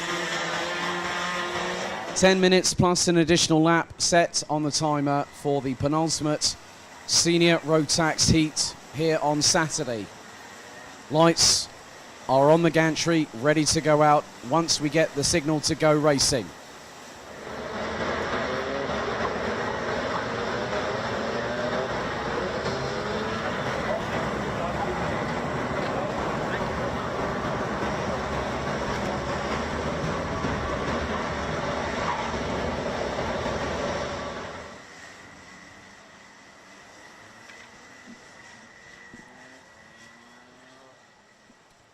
So Robinson and Leistra will now control the pace. They look to keep it nice and slow at a crawl before we burst into a canter as they now enter the tram lines. Last race for these drivers. Let's go racing one more time before everything kicks off in race. Oh, and we've had someone go off going through into turn 2 for the first time. As Leistra looks to have gotten the lead. Up the inside goes Karol Kret there too. Robinson loses out another position as Charlie Turner up into 3rd place, and round the outside goes Teresa Babikova on Lachlan Robinson. So Robinson now down into 5th position.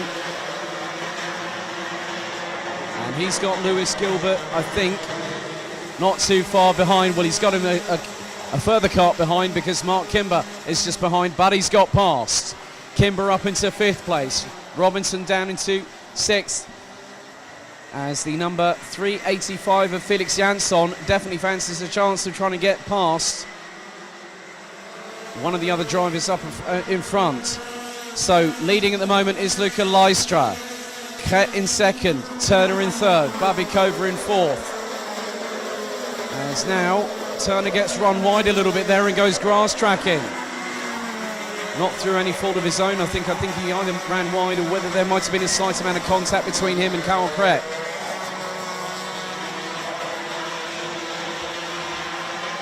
But now, striding away into the lead is Luca Lystra. Teresa Babikova now 2nd. 3rd place is Mark Kimber as Lewis Gilbert goes up the inside of Karel Kret for 4th place. Then you've got Robinson, who's trying to be passed now. And that looks to be James Johnson. And the Brit looks to have got past round turn 14. That he has done. Then you've got the 327 of Bradley Barrett, who's up already, up into 9th place, having started 18th. So the Sony Vitesse driver going up the inside of Robinson and takes the position. Now up into 8th place. As just behind, Robinson again loses a place. This time it is to Luna Blum, who also dropped down the order in the early foray. 3:04. That is Karel Kret gets a 5-second penalty issued by race control. I think that was with the incident with Charlie Turner. So advantage by contact or causing a collision. So that put Turner on the back foot. Linus Henson now rounds out the field. As the drivers come across the line, I'm not too sure if Henson's going to take any further part because he's only completed 1 lap. Lead now firmly in the hands of Luca Lystra from Belgium. Teresa Babikova now having to fight with Mark Kimber to keep a hold of 2nd position at the minute. As the 387 from Strawberry Racing has also got Lewis Gilbert not that far behind. So Karel Kret will get a 5-second time penalty added post-race. James Johnson absolutely has got the fire lit in the belly.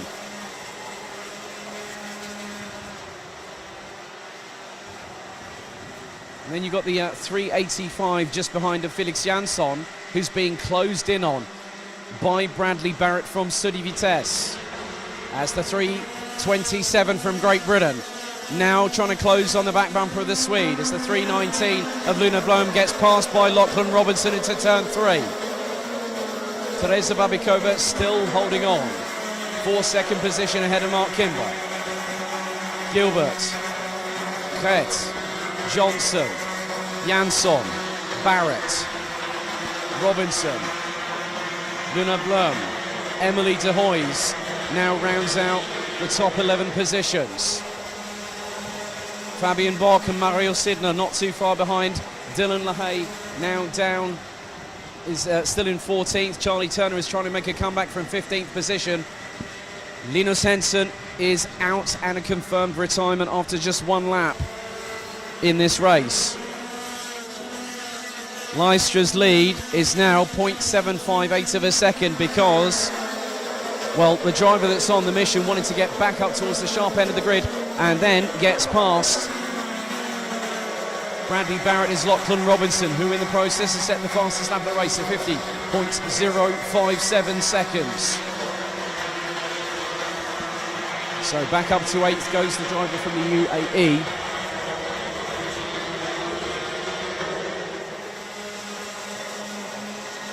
But Lystra, I don't think is getting away as much. But Kimber, in the meantime, has got past Teresa Babikova. Lewis Gilbert looks to close. Karel Kret looks to close.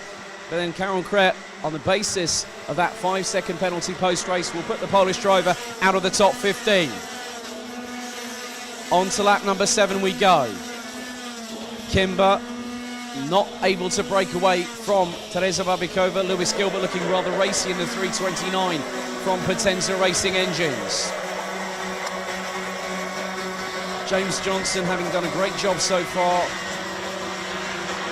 And it was confirmed just now that it was causing a collision penalty for Carol Kret. So Carol Kret at the moment is 1.642 seconds off of the lead. But we have got a really, really interesting battle a little bit further down the order as Lewis Gilbert, Teresa Babikova and Carol Kret are battling away, but Gilbert has got past for third. Babikova stays ahead for the minutes, ahead of the 3:04.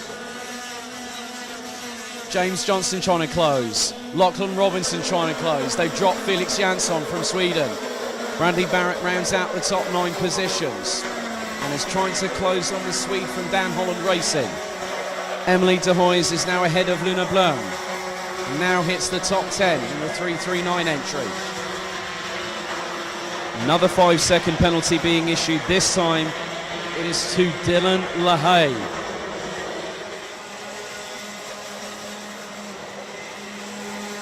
As now Charlie Turner tries to go up the inside, this time of Fabian Bock, makes the move stick, gets through. LaHaye this time also goes up the inside past Bock. And just behind them you've got Kian Sang and Bart DeWitt battling over 16th position. Lead between Leistra and now Kimber, who's in second, and Kimber in the meantime has gone purple on that lap time of 49.964. So we've got just under 3 minutes of this race remaining, plus 1 additional lap. And the gap between Leistra and Kimber last time around was 0.773 seconds. Gilbert trying to close on the 2 in front. Last time he was nearly a second behind Kimber. Babikova and Kret round out the top 5 positions. Lachlan Robinson has got a real turn of pace. Last time around did a 50.111 as we now go on to lap number 10. And it was a 5-second pushing penalty that Dylan LaHaye has been given, handed by race control. As Babikova still trying to keep ahead of Carol Kret, but Lachlan Robinson is closing. Robinson has just put in the fastest lap of 49.908, and that was pretty much over 2.5 tenths of a second quicker than the 3:04 from Poland.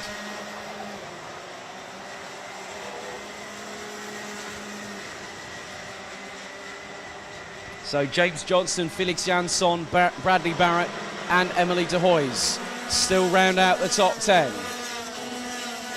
And I have to admire the gusto and gumption of Luna Blum after the earlier incident that stopped her competing in race 1 after a massive red flag incident. But to see her back behind the wheel, still fired up, still ready to race, that just shows the character of race drivers these days, that despite whatever is thrown at them, as up the inside, looks to be that Fabian Bock has been passed by Kieran Sang going through into turn 6.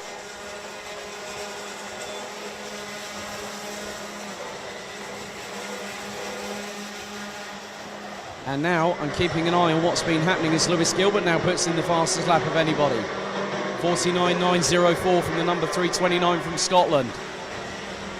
He's trying to close down on the top 3, but what he also wants to secure is his place in the top 30.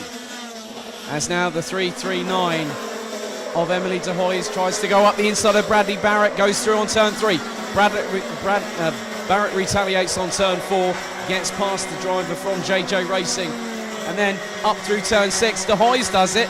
Brad Barrett tries to go for the switchback and then quickly has Luna Blum on the back bumper. So Bradley Barrett is the Soli Vitesse meet in a JJ Racing sandwich right about now, battling away for the latter part of the top 10. Make that 9th position at the very highest. Timer is about to expire as now 0 on the clock, it strikes. This time around, Mark Kimber will have a lap to try and close on Luca Leistra. Gap down just under 4 tenths of a second. 0.387 as they go through turn 4 for the final time. Lewis Gilbert is pretty safe in 3rd position, as now Carol Kret has been passed by Lachlan Robinson. but Carol Crack will not factor into this effectively, as he will drop a further 5 seconds back. By my approximate calculations, he will drop to around about 13th position, as the checkered flag will wave. But this could be very, very close indeed, because Kimber has been closing on Lystra all the way through the last few laps. Around the final couple of corners they come. Lystra will take the victory, fractionally ahead by about 3 kart lengths in front of Mark Kimber. Lewis Gilbert rounds out the top 3. Teresa Babikova in 4th, Lachlan Robinson in 5th. Carol Crack will drop to 14th position. Maybe make that 12th, because Dylan LaHaye also gets a 5-second penalty. So James Johnson will take 6th, Felix Jansson 7th, Emily de Hoy's 8th, Bradley Barrett and LeBlanc will take 9th and 10th respectively. Charlie Turner will end up 11th, as the change has been made for one of the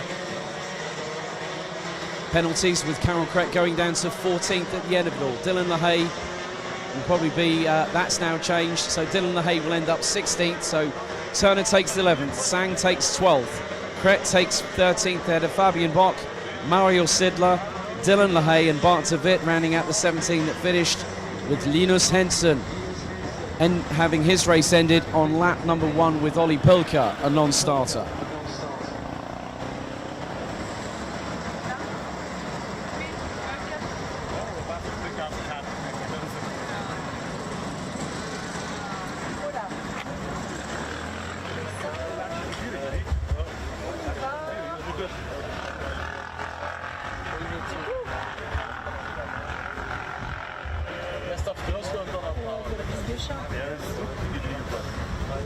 Heureusement qu'on ne s'est pas dépêché d'aller faire le tour.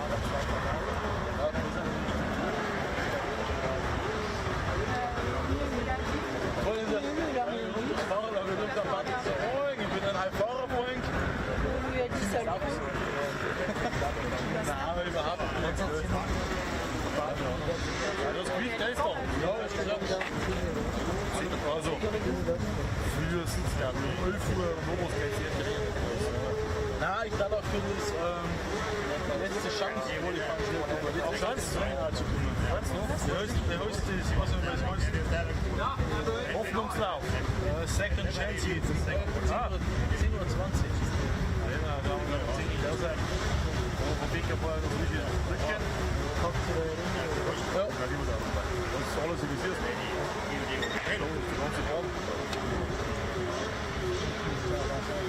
Ja, das sind die drüber. Moment muss mir das jucken mit euch. Das ist jetzt was. Nehmen wir kommen. Was ist denn das so Basis?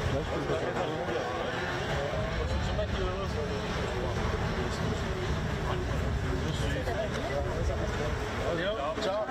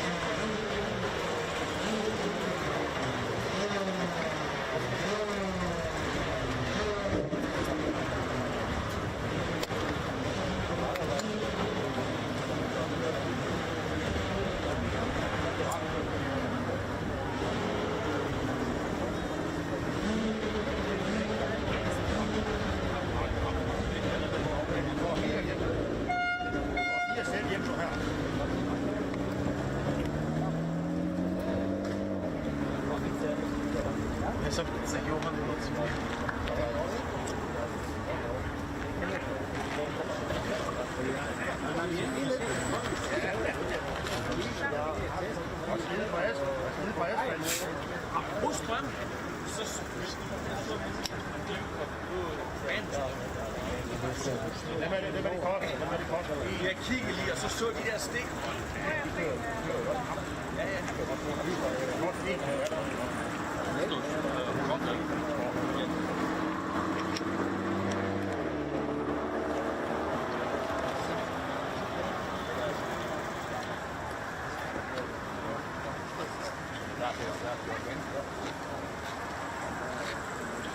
Oder haben wir Montag eine schöne 50 Säule? Ja, morgen ist es 20 Grad. Und die Sonne scheint auch, oder? Ja. Oder? Das stimmt. Die Dinger schalten da drin.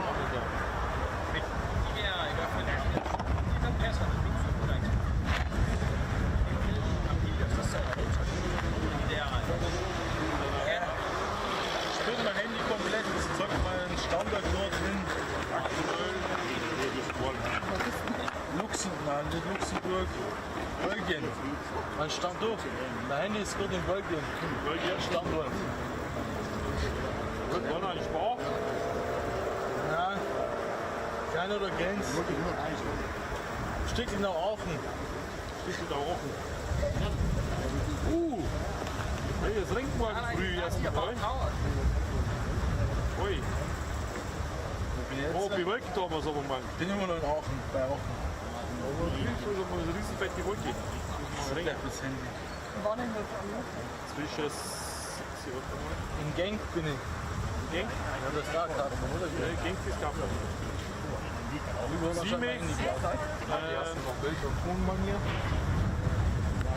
Kurz nach 6 Uhr.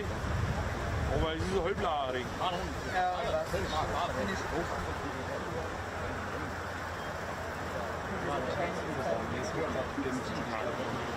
40% sagt man an.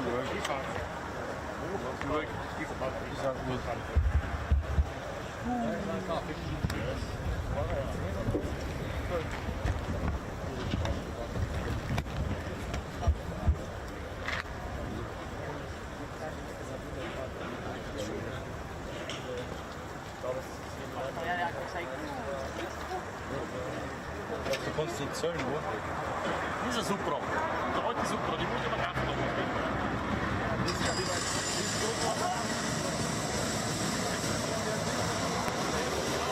Now come to our 6th and final qualifying heat for Senior Rotax. Groups B and C, race 14 of the meeting. Your grid is as follows. Lining up on the front row will be Sean Butcher from Great Britain in the 349, accompanied by Denmark's Mads Riis in the 379. Vincent France in the 357 will have the number 300 of Matilda Olsson alongside. Then it's the 388 of Storm Brouwer with Mateo Richter from the Czech Republic rounding out the top 3 rows. Morris Schuring in the 314 with have Artur Horsch in the 366 alongside. Completing the top 10 will be Philip Vava in the 360 and the 301 of Max Stemerding. Rounding out the order will be the 308 of Erhard Turka, the 321 of Andreas Herbauer, 317 of Ralf Winkel, the 322 of Tim Mika Metz, the 316 of Flint Schuring, Titus Schmidli in the 325, Bidorstin in the 324 with Robin Crutzon in the 351, and Leonie Claude from France in the 323 at the 19th and final starting position on the grid. Red lights on the gantry for final time here for Senior Rotax on day 1 of official racing competition. Set to go out in the moment. The race director is happy that it will be a clean start. So Sean Butcher and Mads Riis have the responsibility of getting the field to start filtering their way into the relevant grid positions.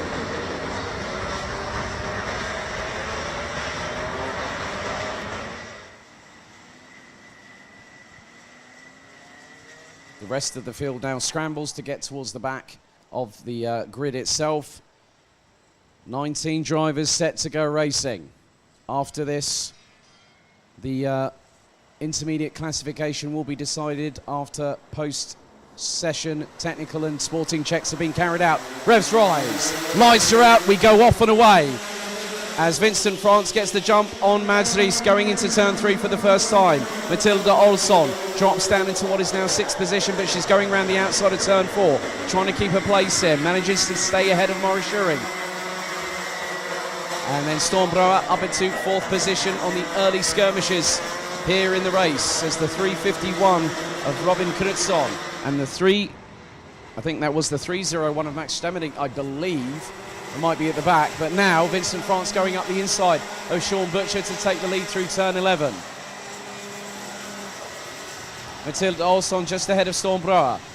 Maurice Schuring has got the 3-3-2 of Matteo Richter just behind for close company, as we've had 2 carts off of the exit of turn number 11.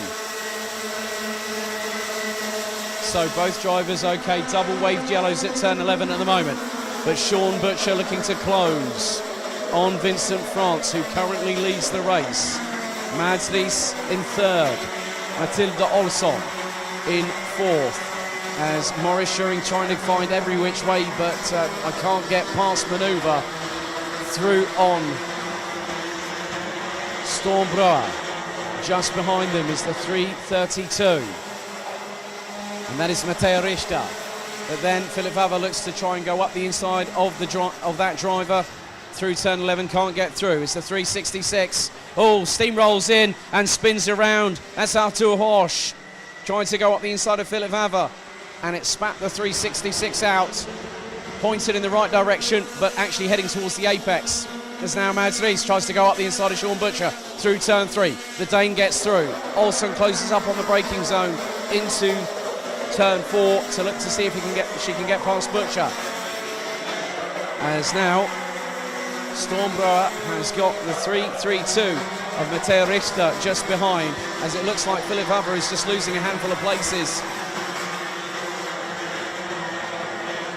So now the top 4 starting to break away. 7 minutes and 46 seconds, plus an additional lap still to go.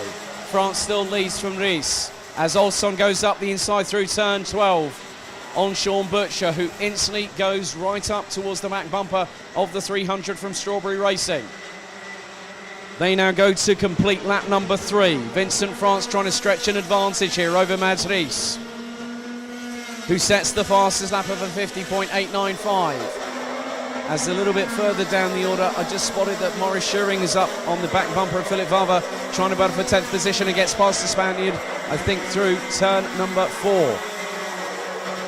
We've got Erhard Turker, Beer Dorrestein, Leonie Claude all the way up into 14th position, and it was Ralf Winkel and Flint Schuring that were the 2 drivers that came to blows off of turn 11 just a couple of laps ago. But Ralf Winkel and Flint Schuring are still circulating, so all 19 drivers still running on the circuit. Gap is getting a bit closer now between Vincent France and Mads Ries. Olsson trying to close too. Butcher trying his best to keep with them. 6 minutes and 30 seconds, plus an additional lap still to go. France has got a lead, but for how much longer, as Mads Ries got very, very close in the braking zone. And now the Dane goes for the lead up the inside of the German, takes the position. That allows Mathilde Olsson to quickly close. As up the inside of the 325 of Taito Schmidli goes Timmika Metz from Voigt Motorsport.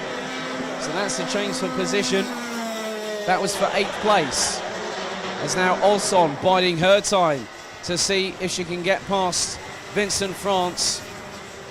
As now the 325, oh my goodness me, Taito Schmidli battling away, and I'm wondering who that is ahead, but then Schmidli also loses another position. That looks to be Philip Vavre. It might have just gotten past, which it is the case.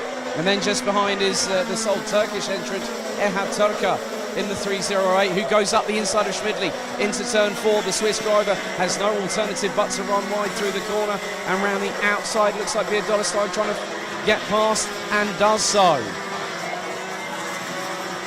Robin Knutsson is closely being followed by France's Leonie Claude in the 323.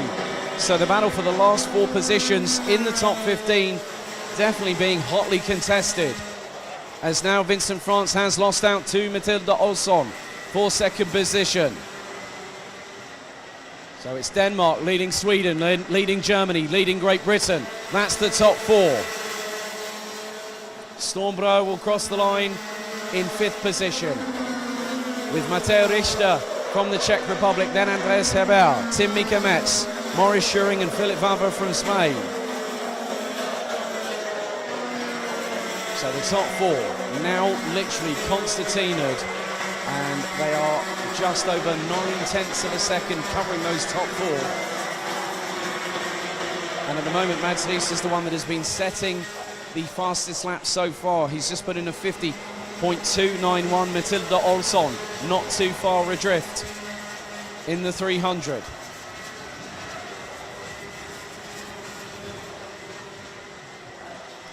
So Halfinkel and Flint Schuring quite a considerable distance off of the field. As now Olsson puts in the fastest lap of the race and now goes for the lead and strikes up the inside of turn 4. Riis has no other alternative but try and give the number 300 enough racing room, and Olsson closes the door through turn 6. Now into the right at 7. Mads Riis closely on the back bumper of Matilda Olsson. But then Vincent France looks to also have got some pace back, as has Sean Butcher.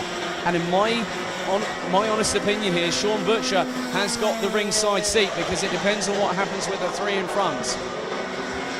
So if he can just keep with them, his place in the 2 finals tomorrow will be guaranteed. He's had a win, he's had a second, he's running in the top 4 at the moment. They cross the line once again, as now Matilda Olsson did a 50.15, Mads Riis a 50.658. Vincent France did a 50.149, 1/1000th quicker on that last lap than Matilda Olsson. And Sean Butcher a 50.172. Just under 3 minutes remaining in the 6th and final qualification heat for Senior Rotax. All drivers will have competed in qualifying yesterday and 3 heats today. As Philip Wavre has got past Maurice Schuring for 9th place. Andreas Hebau has got past Matteo Richter in the meantime for position. As now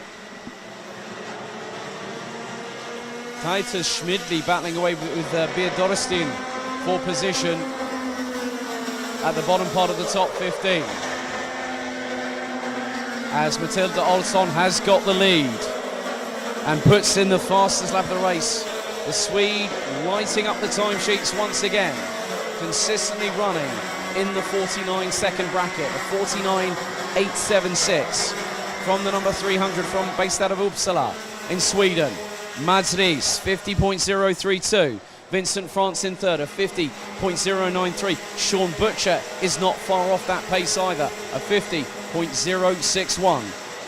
Stormbrower is a further 3.7 seconds away from that and has got daylight between himself and Francis Andreas Hebau, who's in 6th. Matteo Richter in 7th place, ahead of Philip Wavre from Spain. Well, as Tim Mikametz now actually is passed by Philip Wavre for 8th place. So Richter is just under half a second up the road from the Spaniard. As Schmidli coming into some grief here. A little bit further down the order, there is a 3-way strap, and at the back of that, well, in the middle of that, you've got the 324 of Beard Dorestein, and then you've got Leonie Claude in the 323 from France, keeping pace with the 2 in front. So Vincent France trying to keep on level terms with Mads Riis, and they both improved last time around, but Olsson still the quickest at the front of the field. Olsson now has a 0.537 second advantage over Mads Riis. Sean Butcher looks to be fading in the dying stages, just trying to keep the pace and just trying to keep with them, score consistent points in these stages, because that's quite important. As now it looks like there's been another change. Matteo Richter has lost out to both. I think that is Philip Wavre that's just got past. I'm wondering whether Tim Mikametz has also done so, as they come through turns 9 and 10. And that is the case. So just a few seconds remaining this time. We will get the last lap board. So Matilda Olsson, based out of Sweden, will now get the sign she needs. Now it's time to just go for it and get away from the rest. And that is exactly what the number 300 has done over the past few laps. And also on the penultimate lap of the race, sets the fastest lap of it thereof, a 49.858. Mads Riis really coming under the kibosh right now. as Vincent France and now Sean Butcher. Now will try and challenge the Dane. All three of them have got an equal chance in the dying stages. It's about who's going to go for it now, because Olsson will come through turn 11. As now Rees goes defensive on France. That allows Butcher to close up. 3 more corners to go. Butcher goes towards the outside to try and cut back through. He gets a good run out of the corner. He tries to go through up the inside of Vincent France. But the checkered flag waves this time for Matilda Olsson. Mads Rees will hold on to second. Sean Butcher can't quite get there to try and get past Vincent France, who takes third. Stormbro rounds out the top 5 ahead of Dams Racing's Andreas Hebel from France. Philip Vanva in 7th. Tim Mikametz in 8th. Matej Richter in 9th. Erhard Turke in 10th. Ahead of Morris Schuring, Robin Knutsson. And there was a drag race to the finish for 13th, 14th and 15th between Taito Schmidli from Switzerland, who took 13th ahead of Beard Doristin, and Leonie Claude, who completed the top 15 positions. Max Stemmerding in 16th ahead of Arthur Horsch, with Ralf Winkel and Flint Schuring rounding out the 19 strong, as that concludes the senior Rotax action on qualifying heat stay here at Wackersdorf.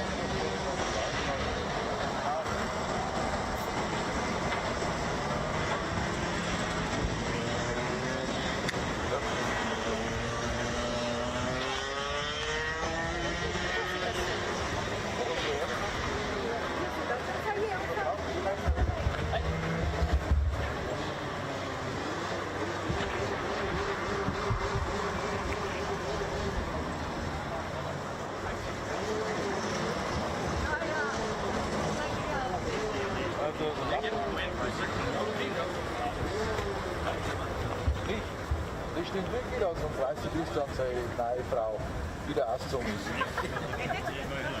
Wer wusste das? Heute auch nicht. Wir haben da hinten gewohnt im Haus, wo im Topfhaus da. Da ist doch wie, die haben doch zusammengezogen. Wie gehst du mit der Psychopathen zusammen wohnen? Sag mal echt. Wie gehst du mit der Psychopathen zusammen wohnen? Ja, da ein Vogel, ja, der Kerl. Ich weiß es nicht. Einerseits mal nicht erzeugt, oder? Hat er jetzt oft erzeugt, dass er nicht ganz sauber ist, oder? So ist er menschlich, ist er glaube ich gar nicht so verkehrt.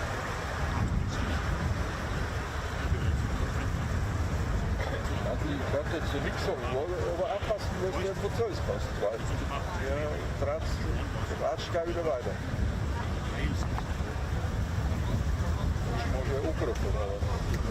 Keinerlei Einsicht oder sonst irgendwas, es ist doch voll hoch. Die haben was abgebrochen, so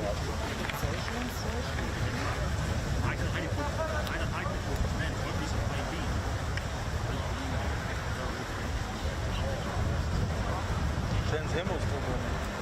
Nein, wie das ist da. Was ist für Größe? Wie gesagt, hier gehört auch geben muss, Toni. Frau, das schickt XL, ja, das passt mir locker. Toni, dann gebe ich muss auf die Sache größer sein, wo das Kind nicht vorher ist. Auf die Jagd. Aber einfach mal zur Kosten, er macht einen Vaterschaftstest. Der ist anscheinend in Pinsel gegangen. Der muss aber dann eher abkatzen auf die. Der muss aber dann eher abkatzen. Ja, aber sie muss aussehen, wo das sein Haus. Jetzt hat er das dritte Kind mit einer Frau und ist wieder nicht vor. So viel Zapfing war er nicht. Ja, so ja, aber das dritte war mit Großzecken. Zapfing war er nicht organisiert. Aber der hörst du siehst nichts mehr. Von Corolla hörst du siehst nichts mehr. Der Führerschein hat es auch gehalten. Puls. Puls. Der kannst auch Puls sagen, wenn es mit Führerschein hat. Das ist da, da kannst du gleich lustig. Freilich. Scheiße, selber fahren. Ja, da geht vielleicht der Bus auf den. Das kommt nicht.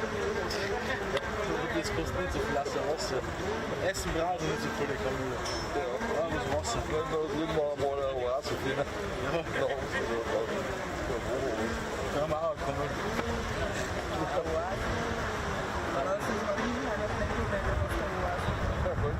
Ja, das ist so schnell Geld. Du meinst der alte so aus. Du sagst, dass das heute nicht.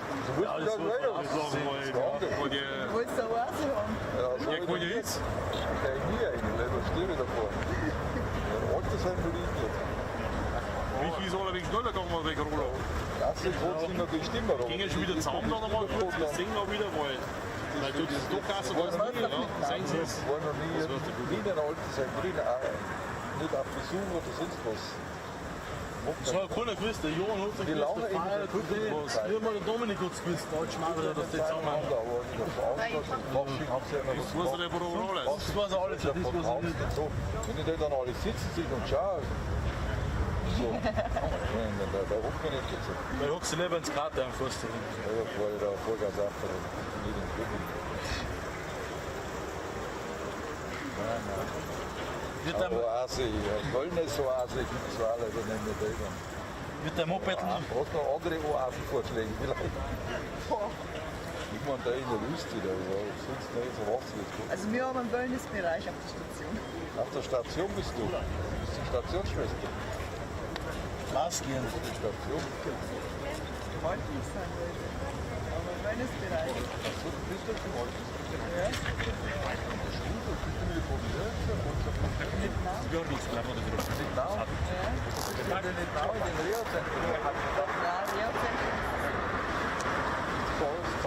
Das ist sowas für die, die nicht so alt machen.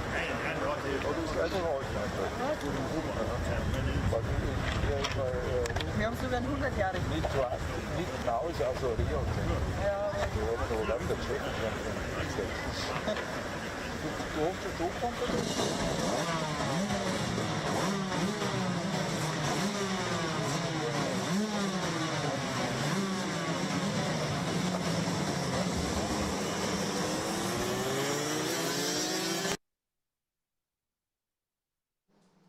Race 15 of the meeting and the third and final heat for DD2 today.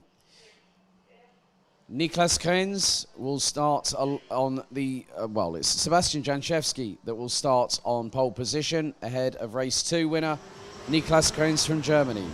Peter Bezel and Glenn van Parijs will start on row number 2.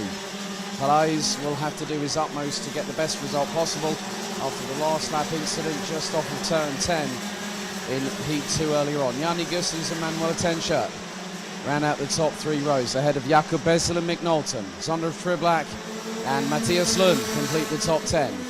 Oliver Breitenbach will have Wotan Tonnesen alongside on row 6 with Florian Breitenbach and Zenderua in the 409 on row 7. Marcel Steinert and Imke Arts, row 8.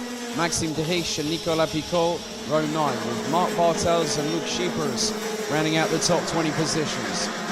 Jiri Matajek, Silas Ritter and Daniel Mahacek round out the 23 strong.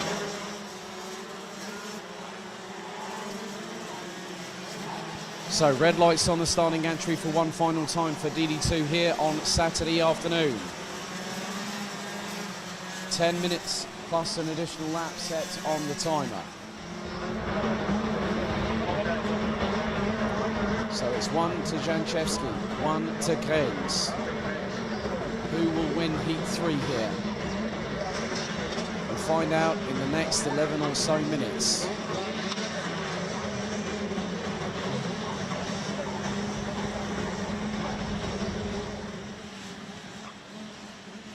So the drivers now get themselves primed and ready for one final time. They come towards the tram lines, they split. The revs start to build on the Rotax Max Evo engines. Lights are out, we go racing. So Bezel keeps ahead of Van Parijs going into turn 3, but drifts wide, hitting the curbs, and Van Parijs nearly goes up the inside through into turn 4. Manuel Tenscher looks like he's had Yanni Gustens trying to get past him, and Sander Friblak already another great start from him as Zenderua now has filtered his way up into the top 10 as it's nearly 4 abreast, and they're swarming all over each other. Oh, we've had an incident. One car going over the back of another, and one's gone off the circuit there. Looks to be an RS competition car, possibly Marcel Steinert in the wars there. So Janchevsky still keeps the lead ahead of Niklas Krenz, Peter Bezel. Glenn Van Parijs in 4th, Manuel Tencher in 5th.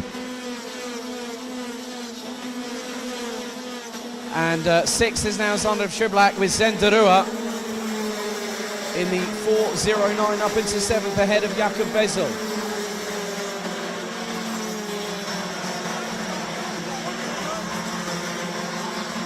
So it looks like it might be that Oliver Breitenbach might be out of the race, not too sure. Looks like there is a car stricken. Yes, that is the case. 8 minutes and 39 seconds still to go, plus an additional lap.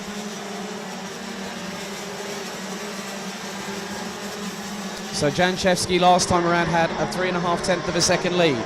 But Peter Bezel from the Czech Republic looks to strike early and try and see if he can gain a victory here on Saturday.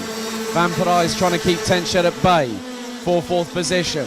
Schublak trying to move forward and sets the fastest lap of the race in the process, a 50.264 from the Belgian.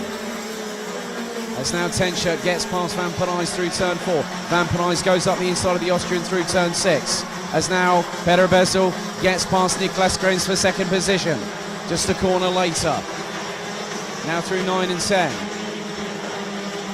7 minutes and 49 seconds still to go as Mick Knowlton and Matthias Lund get past Jan Gussens, who now rounds out the top 11 positions. Gussens is now ahead of Imke Arts.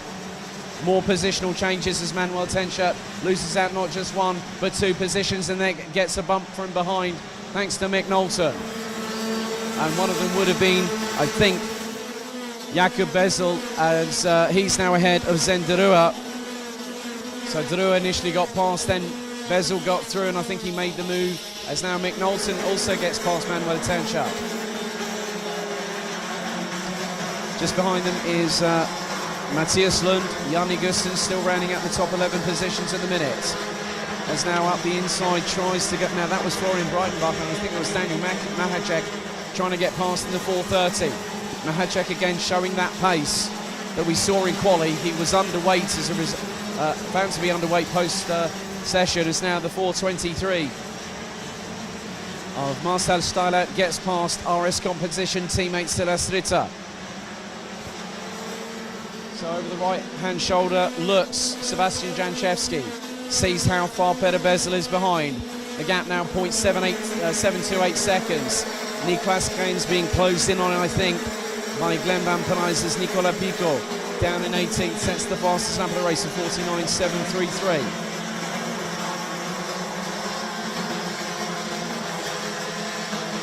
As I just think I saw Nicola Pico just going up the inside of Marc Bartels from Germany in the 4.88. So the Frenchman trying to make some headway. He's got about another 6 minutes plus an additional lap to try and see how far up the field he can go.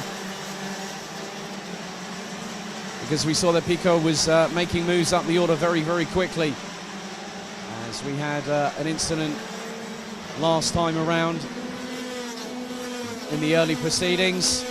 As now Glenn Van Parijs trying to close on Niklas Krenz, and was quicker, but by approximately 60 hundredths of a second. Sander Schublak a 49.890. His second best lap of the race so far, but that was done on the previous one with a 49.856. Janchevsky last time around had 0.8 of a second advantage, as it's really getting a bit fiery at the back end of the field with the 4.26 of Jiri Matashek, who is in 14th position. And behind, you've got Nicolas Picot, you've got the 4.11 of Maxime Deriche, who's got Luke Scheepers, and then also, Scheepers trying to get a bit feisty here, up the inside of Deriche, and that could open the door for Bartels. And just up ahead, looks like they've got Florian Breitenbach, who's just up ahead in the 4:33, Oliver Breitenbach is a confirmed retirement. So 4 minutes and 39 plus an additional lap still to go.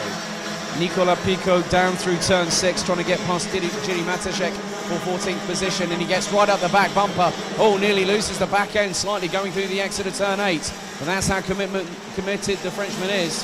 And now this time through turn 11 makes the move stick.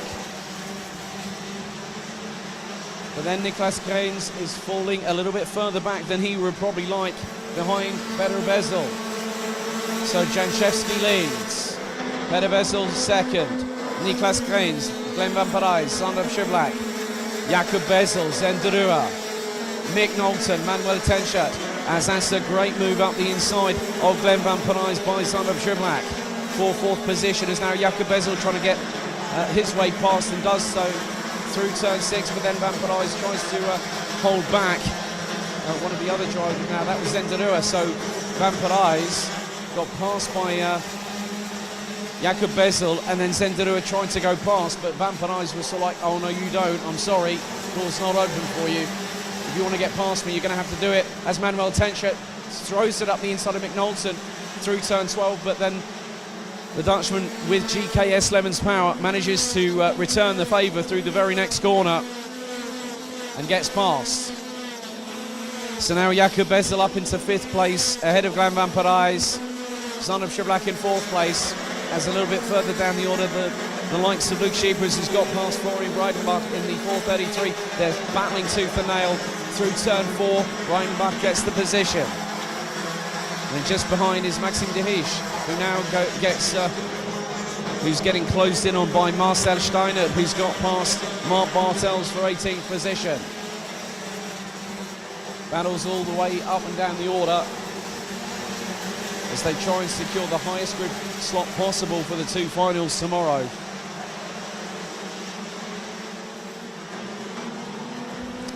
Gap between the leaders was just 0.095. It's now 0.984 seconds between Janchevsky and Peter Bezel. Niklas Grains still in 4th. Sander Schiblak. Oh, and Zenderua manages to go up the inside of Glenn Van Parijs through turn 4, but then Glenn Van Parijs just puts the power down coming out of the corner, gets the better traction and keeps the 409 at bay for the moment for 6th position. But Mick Knowlton is closing, as is Manuel Tenschert in the 484 from Austria. Just behind them, they have got Matthias Lund and Daniel Mahacek. Imke As running in 12th ahead of Nicola Pico at the moment in the 406 from Dams Racing.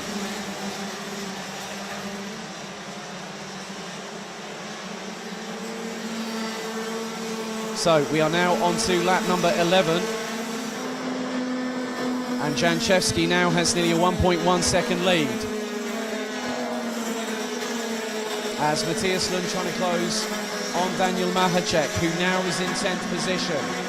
Despite the dramas in qualifying having been found to be underweight, the Austrian has decided, well, it's going to be full-out attack for these 3 heats, and he has shown that in spades. Zenderua has now got past Glenn Van Parijs for 6th position. So at the moment, Janchevsky leads. Peter Bezel, Niklas Grains ran out the top 3. Sander Schiblak in 4th. Jakob Bezel in 5th place. Zenderua 6th. Glenn Van Parijs 7th. Manuel Tenschert, Mick Knowlton, and the 430 of Daniel Mahacek still closed out the top 10. Florian Breitenbach in the meantime in 14th position has just set the fastest lap of anybody of a 49.185. As it looks like the Tenschert has got past Glenn Van Parijs for the places. Mick Knowlton, goes nearly 2-wheel curb hopping through the right-hander at turn 7, trying to get past Glenn Van Parijs, but he has to drop back. And that allows Daniel Mahacek to close on the 493 from the Netherlands. As there's some great battles up and down the order towards the back end of the field. The likes of Silas Ritter, Mark Bartels, as Jan Gussens, I think, has just been passed by Silas Ritter, but then Gussens returns the favour. Penultimate lap it is. Janchevsky looks to make it a positive day in the office. As now Mick Knowlton has been passed by Daniel Mahacek from Austria. So the number 430 up into 9th place with Glenn Van Parijs just up ahead in 8th. Manuel Tenchel up into 7th. Zenderua 6th. Jakob Bezel 5th. Zondrup Schiblak 4th. 3rd it's Niklas Keynes. Peter Bezel in 2nd, but Sebastian Janczewski still leading and hasn't really looked back. Last lap board for Poland's Sebastian Janczewski. Now has a 1.5 second lead over Peter Bezel going on to the final lap. Niklas Keynes being closed in on by both Zondrup Schiblak and Jakob Bezel. Now the two drivers behind Keynes were battling for the title last season. As now the I think that might have been the 488 of Mark Bartels trying to go up the inside of Luke Scheepers. As now it is a case of just trying to hang on for the last few corners. As Zondrup Schiblak goes ultra defensive on Jakob Bezel through turn 11. And again through turn 12 to try and keep hold of that 4th place. But Bezel gets the run on him, but doesn't get the chance to get past. But Janczewski takes 2 wins here on Saturday. 2nd is Peter Bezel. Niklas Keynes rounds out the top 3 ahead of Zondrup Schiblak and Jakob Bezel. Zenderua takes 6th ahead of Manuel Tenchel, Glenn Van Parijs, Daniel Mahacek and Mick Knowlton. Matthias Lund from Denmark finishes 11th ahead of France's Nicolas Picot. Imke Arzt in 13th. Florian Breitenbach rounds out the top 14 with Marcel Steinert in 15th. Ginny Matacek in 16th ahead of Mark Bartels. Luke Scheepers, Silas Ritter, Wotan Tonnesen, Jan Nigussens, with Maxime de Riche being the last of the 22 drivers that managed to get to the flag, but unfortunately Oliver Breitenbach's race ended on just the very first lap.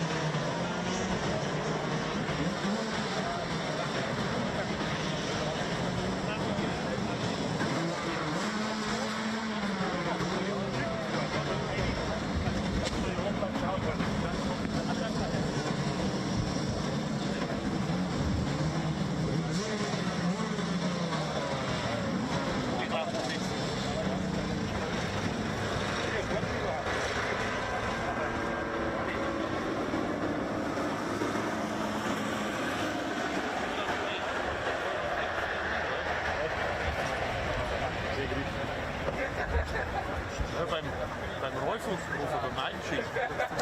Also so, er schaut mir, so große fixe Kinder. Naja, dann gehe ich die hin und der Kartbock mache ich auch so gar nicht.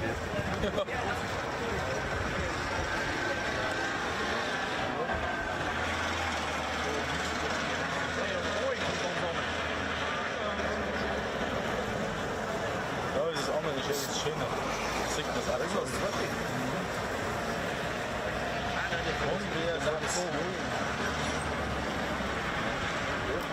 Hallo.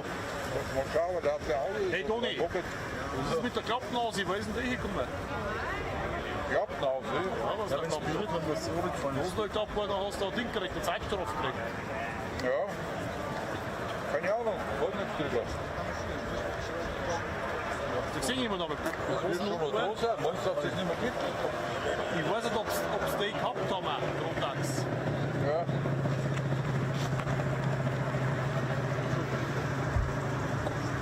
Und daraus sieht jeder Kerze den Namen, ja. Ja, die Aufzeichnung, die bleibt zu hören. Jetzt ist schon weiter.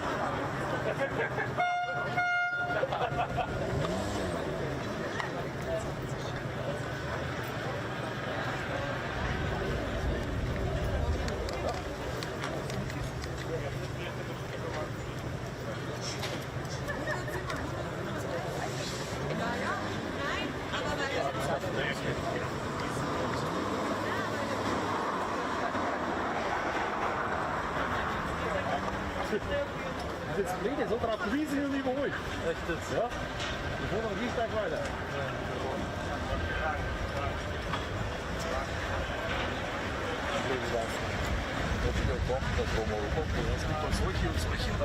Die Holz ist riesig.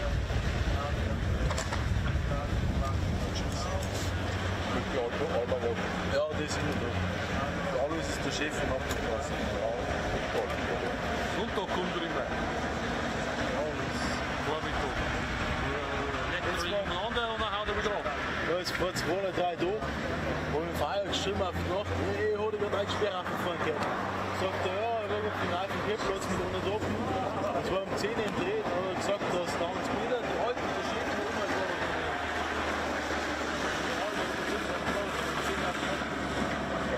Keine Ahnung, was tun. Er, sie und der Junge.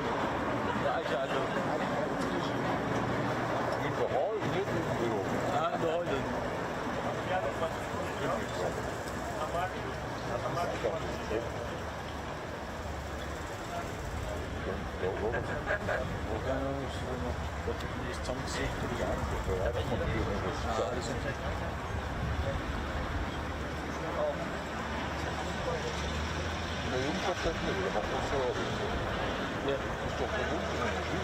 Schwiegersohn, ja.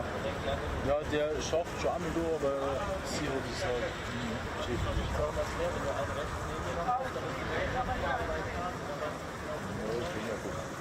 Und da muss man echt aufpassen, auf die Sensoren ziehen auf den Rad. Jetzt die Rad. Da musst du vom Montieren so aufpassen. Und vom Obermontieren genau da sein und vom Obermontieren genau auf den Flügel. Das machst du nicht. Ah, ein paar haben sie schon drin. Am Reifen selber ist bei mir nichts drin. Das ist. Da ist dann am Reifen drin. Ja, genau.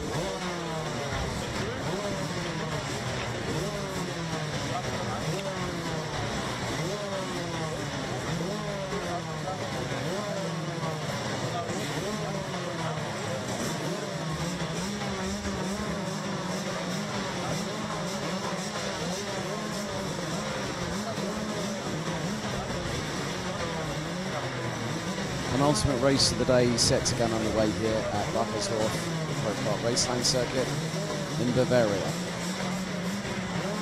So the track has been declared clear, and the green flag waves at the end of the pre-grid. So, DD2 Masters, Heat 3, race 16 of the meeting. Your grid order is as follows. It's been a perfect day in the office for Roberto Krzyzewski from Austria, who once again starts from pole position in the 565. He'll have Germany's Marco Winkler in the 566 alongside on the front row. Michael Becker from RS Competition in the 526 will have Tommy Helfinger in the 506 alongside. Slavomir Moransky from Poland and Timo Haug in the 561 and the 505 respectively round out row number 3. Sebastian Humpelhardt and Alessandro Glauser from Germany and Switzerland respectively, that is row 4, with Christoph Adams from Belgium and France's Bruno dos Santos once again rounding out the top 10 positions. The 531 of Thomas Schumacher, the 527 of Reynaldo Kremiger and the 544 of France's Rudy Champion now round out the 13-strong order.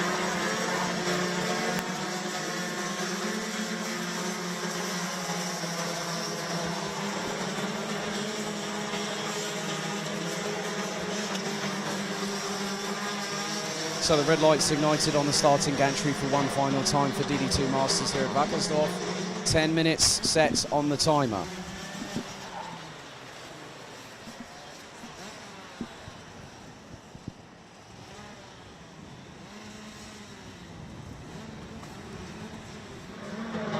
Now the drivers get themselves ready. Come through turn number 12. We'll be going to Krzyzewski Winkler once again to control the rolling start pace as they now head into turns 13 and 14.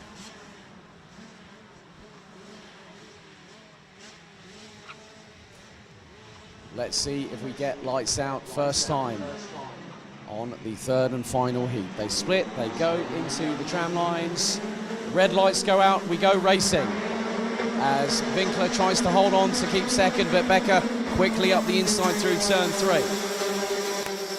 As Alessandro Glauser trying his trademark round the outside through into turn 4, and it's nearly 3 abreast with Adams nearly sandwiched in the middle of all of that as they make their way through, as Thomas Schumacher tries to go around the outside of Christoph Adams through turn 6, but gets compromised trying to go power out of the corner. But then Pajewski leads once again. Helfinger trying to close on Winkler for second, as this time Michael Becker trying to strike early and get past Pajewski. So the drivers now make their way over the hump, through into turns 13 and 14 they go. Pajewski with around about a kart and a half lead, maybe 2 kart lead over Becker, as a little bit of sideways correction by Marco Winkler through into turn 4, but manages to keep it in front of Helfinger. Then Timo Haug in the 505, and Slavomir Moranski round out the top 6.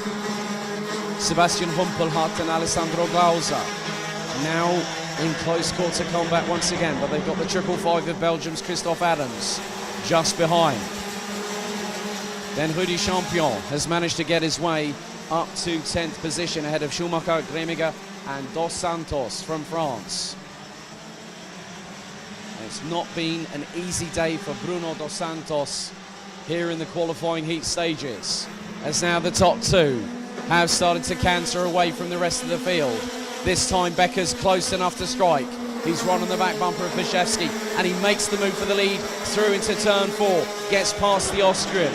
He had the run coming through turn 3, but he goes sideways coming out of turn 5. Nearly could have given him an opportunity, as now Timo Haug gets past the number 506 of Tommy Helfinger on that particular occasion. And Moranski not too far behind.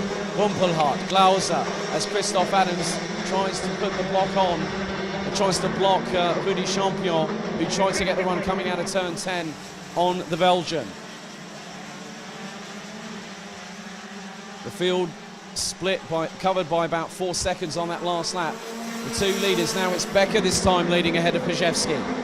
Third it's Winkler, 4th it's Haug, then it's Helfinger, Moranski, Humpelhardt, Glauser, Adams, Champion rounding out the top 10. And in terms of the fastest lap of the race, it's gone to Marco Winkler in the 5.66 with a 50.590. And the biggest considerable gap at the moment is between 4th and 5th, with now Moranski up past Tommy Helfinger.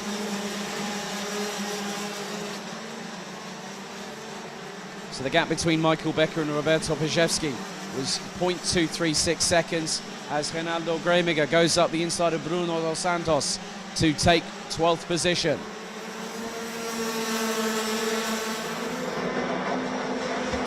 As Michael Becker does a 50.1 dead on that last lap, setting the fastest lap of the race so far. 0.163 seconds ahead of Roberto Pajewski. Gap now up to 4/10 of a second between the top 2.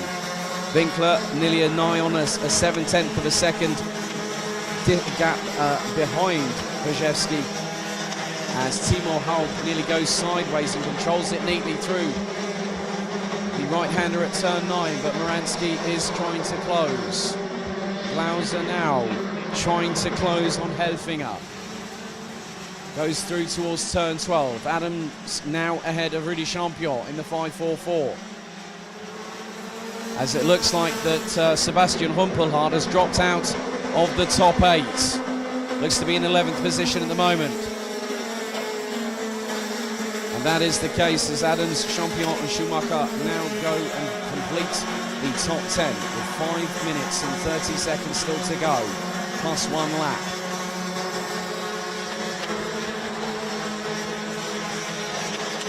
But the fastest lap of the race now is in the hands of the 5.61 of Slavomir Moranski from Poland, a 49.986, as now Glauser sends it up the inside through turn 11 on Helfinger, keeps the inside line for turn 12.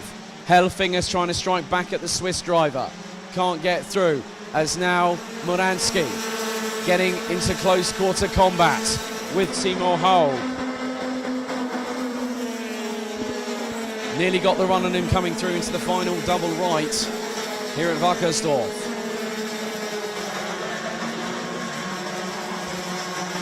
But the two leaders were lapping within 9,000ths of a second of each other when they completed lap number 6.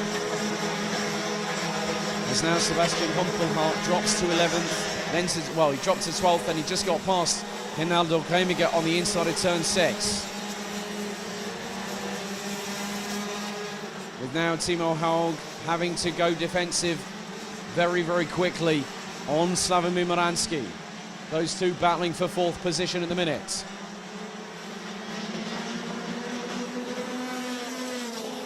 Gap between the top two now is 0.377 seconds. But Pajewski was slightly quicker on that particular occasion. As now Moransky goes up the inside and takes the position from Timo Haug, and there is Alessandro Glauser waiting in the wings to also get past the German. So Haug now down into 5th, Glauser just behind in 6th, Moransky just ahead in 4th position.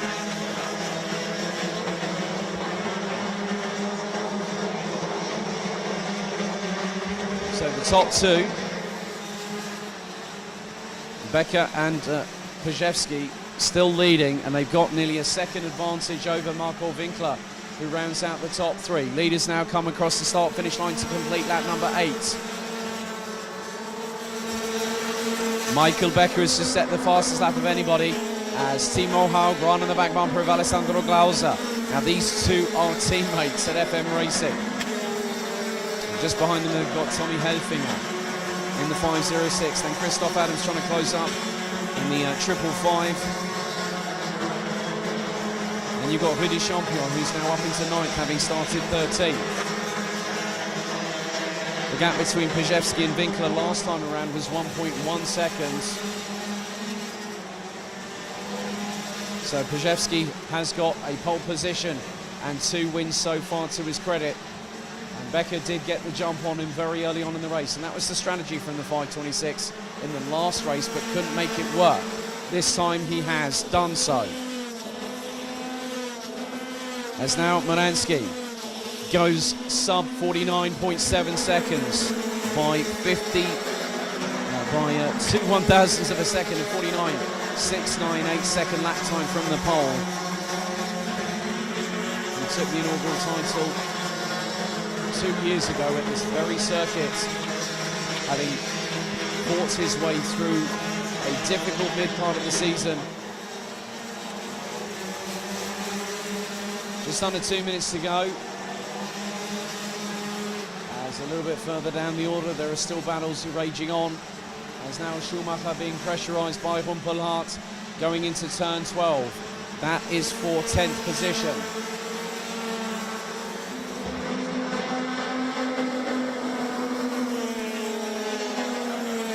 So the fastest driver out of the field on this particular lap was Michael Becker with a 49.797, which was 0.099 seconds quicker or slower than Moransky's fastest lap of the race, the 49.698.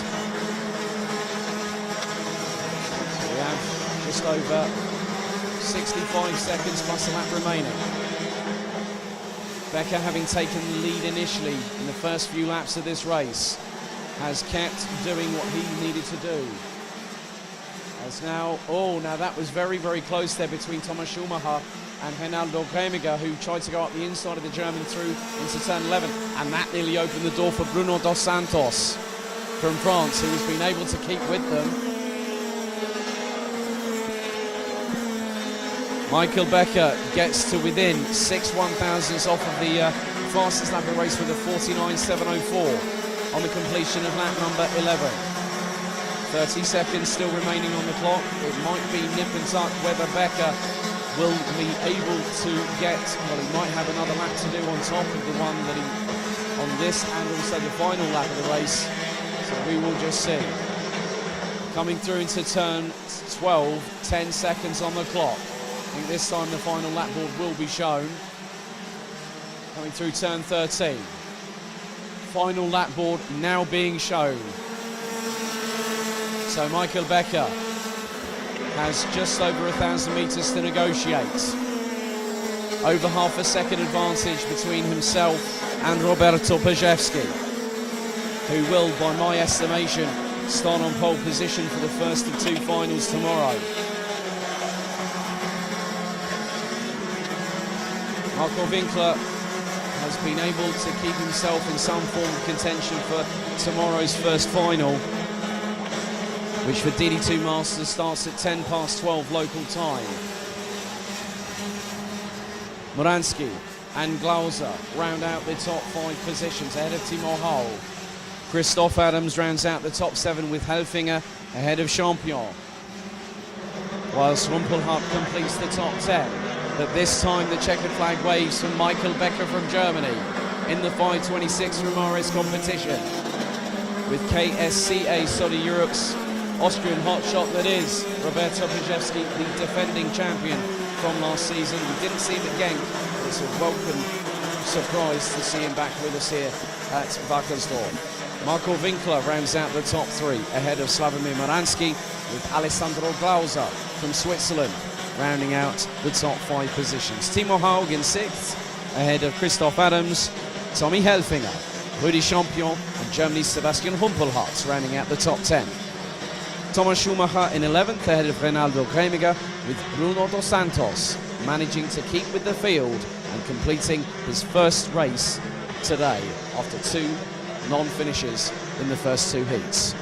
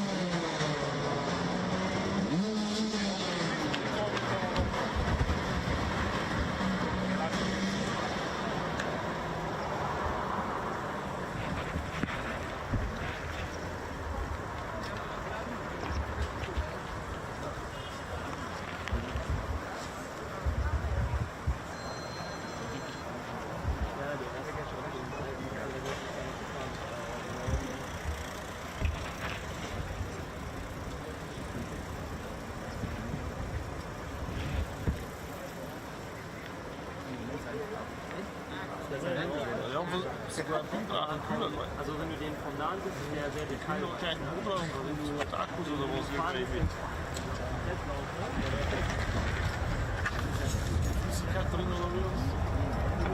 Ja.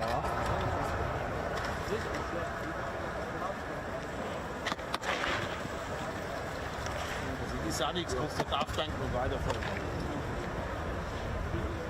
Die Kiste ist die noch so, wie lange die nie. Ich weiß gar nicht, ich habe das von euch gemacht. Vielleicht gibt es irgendwie, ich weiß nicht, wie letztes Jahr.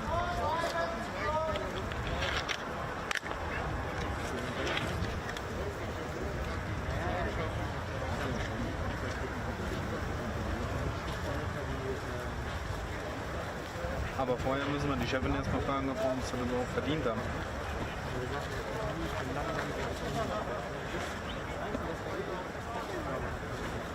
Office, was du vorhin gesagt hast.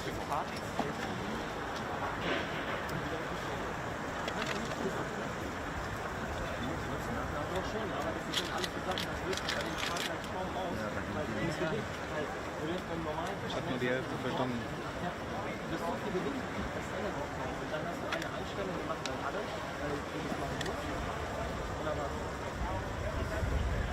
Das ist ein Thema für später nach Feierabend. Ja, du hast halt so die Kategorien, du brauchst ja so andere Scheine. So, das ist ja schon mal so falsch. Behalte den Kopf. Und dann machen natürlich alle den rein, weil dann viel besser ist.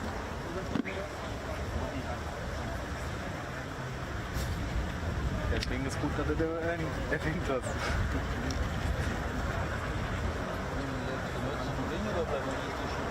Ja, nehmen wir schon viel mal auch wieder was mit.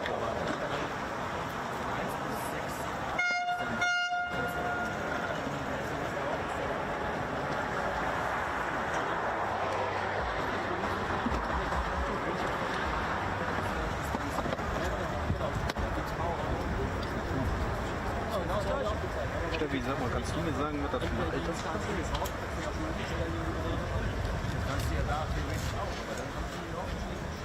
Vier verschiedene Abstände. Du fängst immer auf der Mitte nach. Ja. Das musst du immer dazu. So eine Lücke.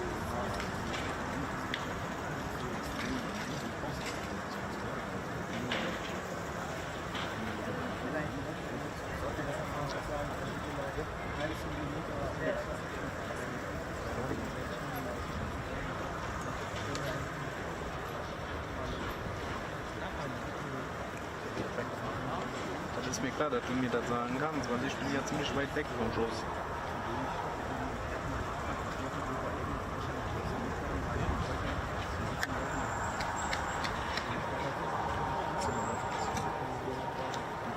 Ich habe gesagt, das ist mir klar, dass du mir das sagen kannst.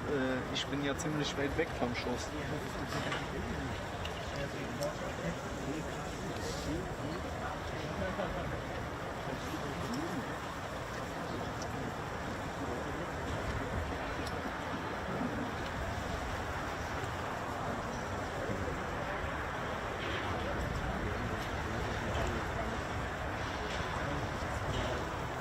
Da steht das Piepsen nicht von dem Gerät.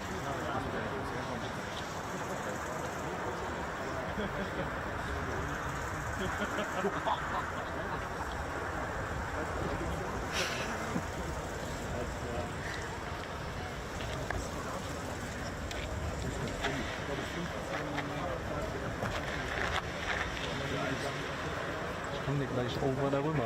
Over.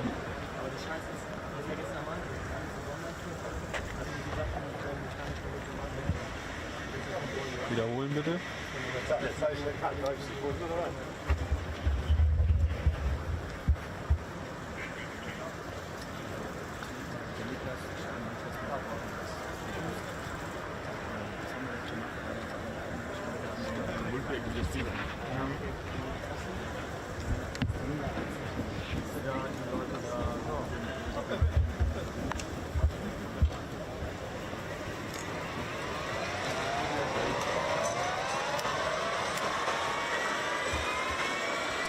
Our 17th and final race of the day is about to get underway under 100% power.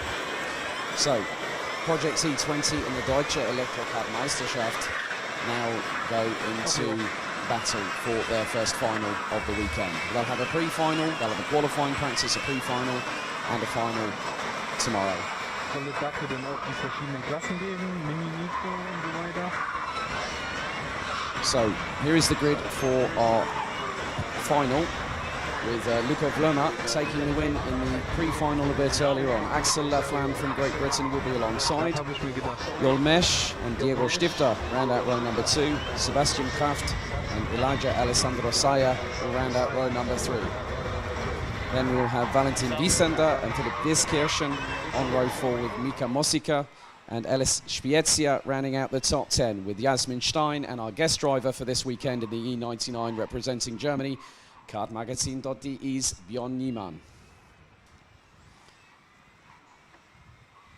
So once again, we will have, as per the DEKM regulations, a standing start. With speeds approaching 130 or so kilometers an hour coming out of the final corner whilst engaging the boost function. A maximum power output with instant torque delivery of around 24 kilowatts from this in-house project that was developed in Austria with BRP Rotax, with Sodi providing the modified Sigma chassis to accommodate the control units and the electric direct drive powertrain. So we wait for the green flag to wave at the back, which it is doing now. Lights are on, we are off and away, and it is a good start. This time Axel Laflamme gets a really good run, goes side by side and hits wheels with Luca Vloma, going into turns 1 and 2 for the first time. As they now head to turn 4, Laflamme goes round towards the outside of Vloma, it looks like. But Vloma keeps the lead for the moment as Wieskirchen goes through and up into what is going to be 6th position. Nearly loses out in the meantime. It's a very different proposition from an internal combustion engine to an electric drivetrain, where you don't have the kind of modulation that you can use on an internal combustion engine, as they now filter their way through into turn 11 for the first time. Vlerma leads. Laflamme in second. And it looks like Diego Stifter from Italy and Joel Mesh ran out the top 4 positions, followed by Alessandro Saya. We will now see how these drivers get an opportunity to move up the order as they filter their way through. So Laflamme looks a little bit closer this time to Vlerma, and the Brit did have an opportunity to try and get past on the final lap going through turns 3 and 4, but it was not close enough. And Jon Niemann rounding out the field, even though he was 1.4 seconds off of pole position in qualification earlier on this morning. I did ask him how with the ribs. He said it's fine, but now the G-forces with the neck muscles are definitely getting a bit tired as the day goes on. Top 4 looking a lot closer, as is the battle for 5th and 6th position, with Wiskirchen rounding out the top 7 positions. Spiezia from the USA up into 8th place ahead of Wiesender. As now Axel Laflamme goes for the lead up the inside of Vlerma into turn 3, nicely done, and that now allows the likes of Stifter and Mesh to try and close up. As there's another battle very much on the case for what is 8th position, as there's a nice send up the inside. I think that was Spiezia being passed by Wiesender through into turn number 6. But the top 4 now, as we have Joel Mesh trying to go up the inside of Diego Stifter into turn 11 and makes the move and makes it nice and clean. And then the battle just behind, you've got Kraft, Saya and Wiskirchen. And then you've got a 4-way scrap just behind with Spiezia, Wiesender, Mosica, Stein, with Bjorn Niemann just watching it all unfold just up ahead. But then looks like Joel Mesh has got past into 3rd place, past Stifter from Italy. Now Vlerma trying to close up on Axel Laflamme to try and assert and retake the lead from the Brit. And came 2nd best in the pre-final earlier on. And I have to give credit to the whole team at the DEKM and IK Media for having a quick turnaround to bring all the equipment here from Kaplan directly. So this is their halfway point of the season, with the 16th to the 18th of October being their final round this season. It was a shortened calendar due to obviously the current situation, reference the pandemic, but also equipment. There's now Mesh still trying to fend off Stifter. It's a little bit further back. Looks like there's a great move up the inside. Well, that was a good attempt there by Spiezia from Hoboken, New Jersey in the United States, just 14 years of age. And I was having a good chat with his parents earlier on today, and they said, yeah, he went to the Lucas Oil School in the United States and competed over there. Knows a very a young driver by the name of Emily Linskert, who I know who lives about an hour and a bit away from me in southeast England, and she's currently over there competing in that championship.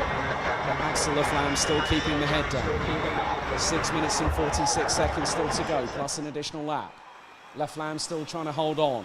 Vlerma looking to close. There's now 3rd and 4th still line astern, trying to head into the braking zone for turn 4. 5th, 6th and 7th, which is being rounded out by Wiskirchen in the E95. Still having a great battle there.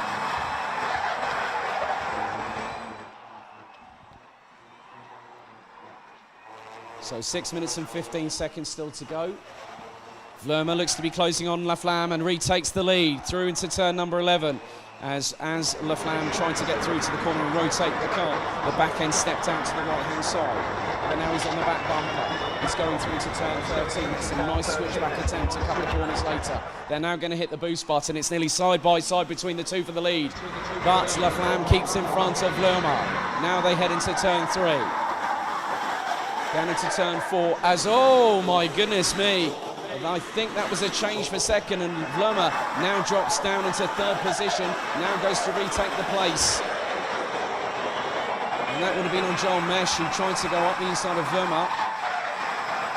As Mesh is the points leader, having come into this round earlier on this week on 68 points, 17 points ahead of Sebastian Kraft, with Axel Laflamme and Luca Vlerma rounding out the top 4 positions in the overall standings. Now Laflamme has an opportunity to try and get away. He can use that boost button to his advantage coming out of the final corner to put the power down. And when you're talking about speeds of 130 kilometers an hour and 0 to 100 kph acceleration times equaling the Porsche 911 Turbo, that's pretty quick performance, especially when Porsche Motorsport are involved with this project, and the winner of the championship gets an opportunity to drive a brand new Porsche 718 Cayman GT4 Club Sport, and they will also have some training courtesy of Porsche, some relevant training possibly to help to advance their careers. Porsche is one of the mainstay manufacturers within Formula E, along with the likes of Mercedes-Benz, BMW. So Laflamme has about 4 minutes and 18 seconds still to go in the final, the first of 2. The last one tomorrow will close out the action here at Wackersdorf. As now it is getting very, very close indeed, as Joel Mesh trying to close up on Luca Vlerma. Igor Stifter still rounding out the top 4 at the minute. And a little bit further back, you've got quite a few other drivers. I think you've got the likes of Alessandro Saya in the E15, Sebastian Kraft from Switzerland, so quite a few drivers still, and it looks like that Kraft is up into 5th position already. So Elijah Alessandro Saya rounds out the top 6. Philipp Wirskirchen in the E95 entry still rounds out the top 7. Looks like it's Valentin Wiesender rounding out the top 8, with Ellis Spiezia from the US rounding out the top 9 ahead of Jasmin Stein from Germany in the E17.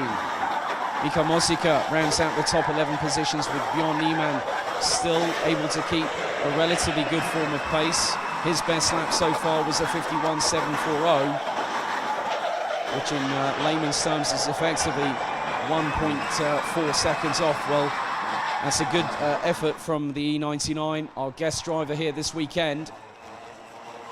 But Axel Laflamme is pulling away. He's got about a half-second advantage in the lead. Vlerma still in 2nd. It's looking pretty close at the top 4, if I'm completely honest, as looks like Philipp Wirskirchen is being dropped by Sebastian Kraft and Elijah Alessandro Saya, as now Jasmin Stein closes on the back bumper of Ellis Spiezia, who looks over the right shoulder as they go through turns 13 and 14. But the American stays ahead for the moment. 2 minutes and 20 still to go as the leaders now make their way through into turn 5, now into 6. And then the triple right hander at 7, through into 8, into 9, and then before they go into the 90 left at 10. A little bit of curb taken there by Axel Laflamme in the E7, still leading with 2 minutes to go. Fastest lap of the race so far has been shown as a 46.733, but we've seen times around about a 49.5, especially by Axel Laflamme in the pre-final. But it is about keeping the battery charge to its optimum, saving a little bit, just to make sure that the PMSM motor system actually keeps going. And that is the thing with electric racing. You have to strategize. You find the opportunity. You can use the boost button as an attacking and defensive mechanism, a bit like attack mode over in ABB Formula E. The same principle is applied here, but you don't have to go through a specific zone to do so. You have a button on the steering wheel. So very soon they'll come round to complete another lap. We're on to lap number 12.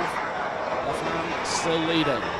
Vlerma, Mesh, Stifter rounding out the top 4, as Vlerma now has Mesh for close company, 4-second position.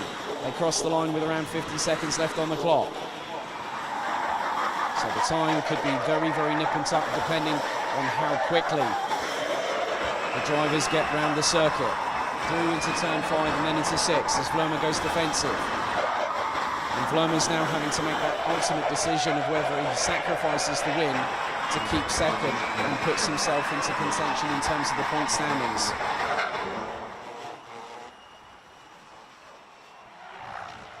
So time now ticking away. 15 seconds on the clock as they come through turn 12.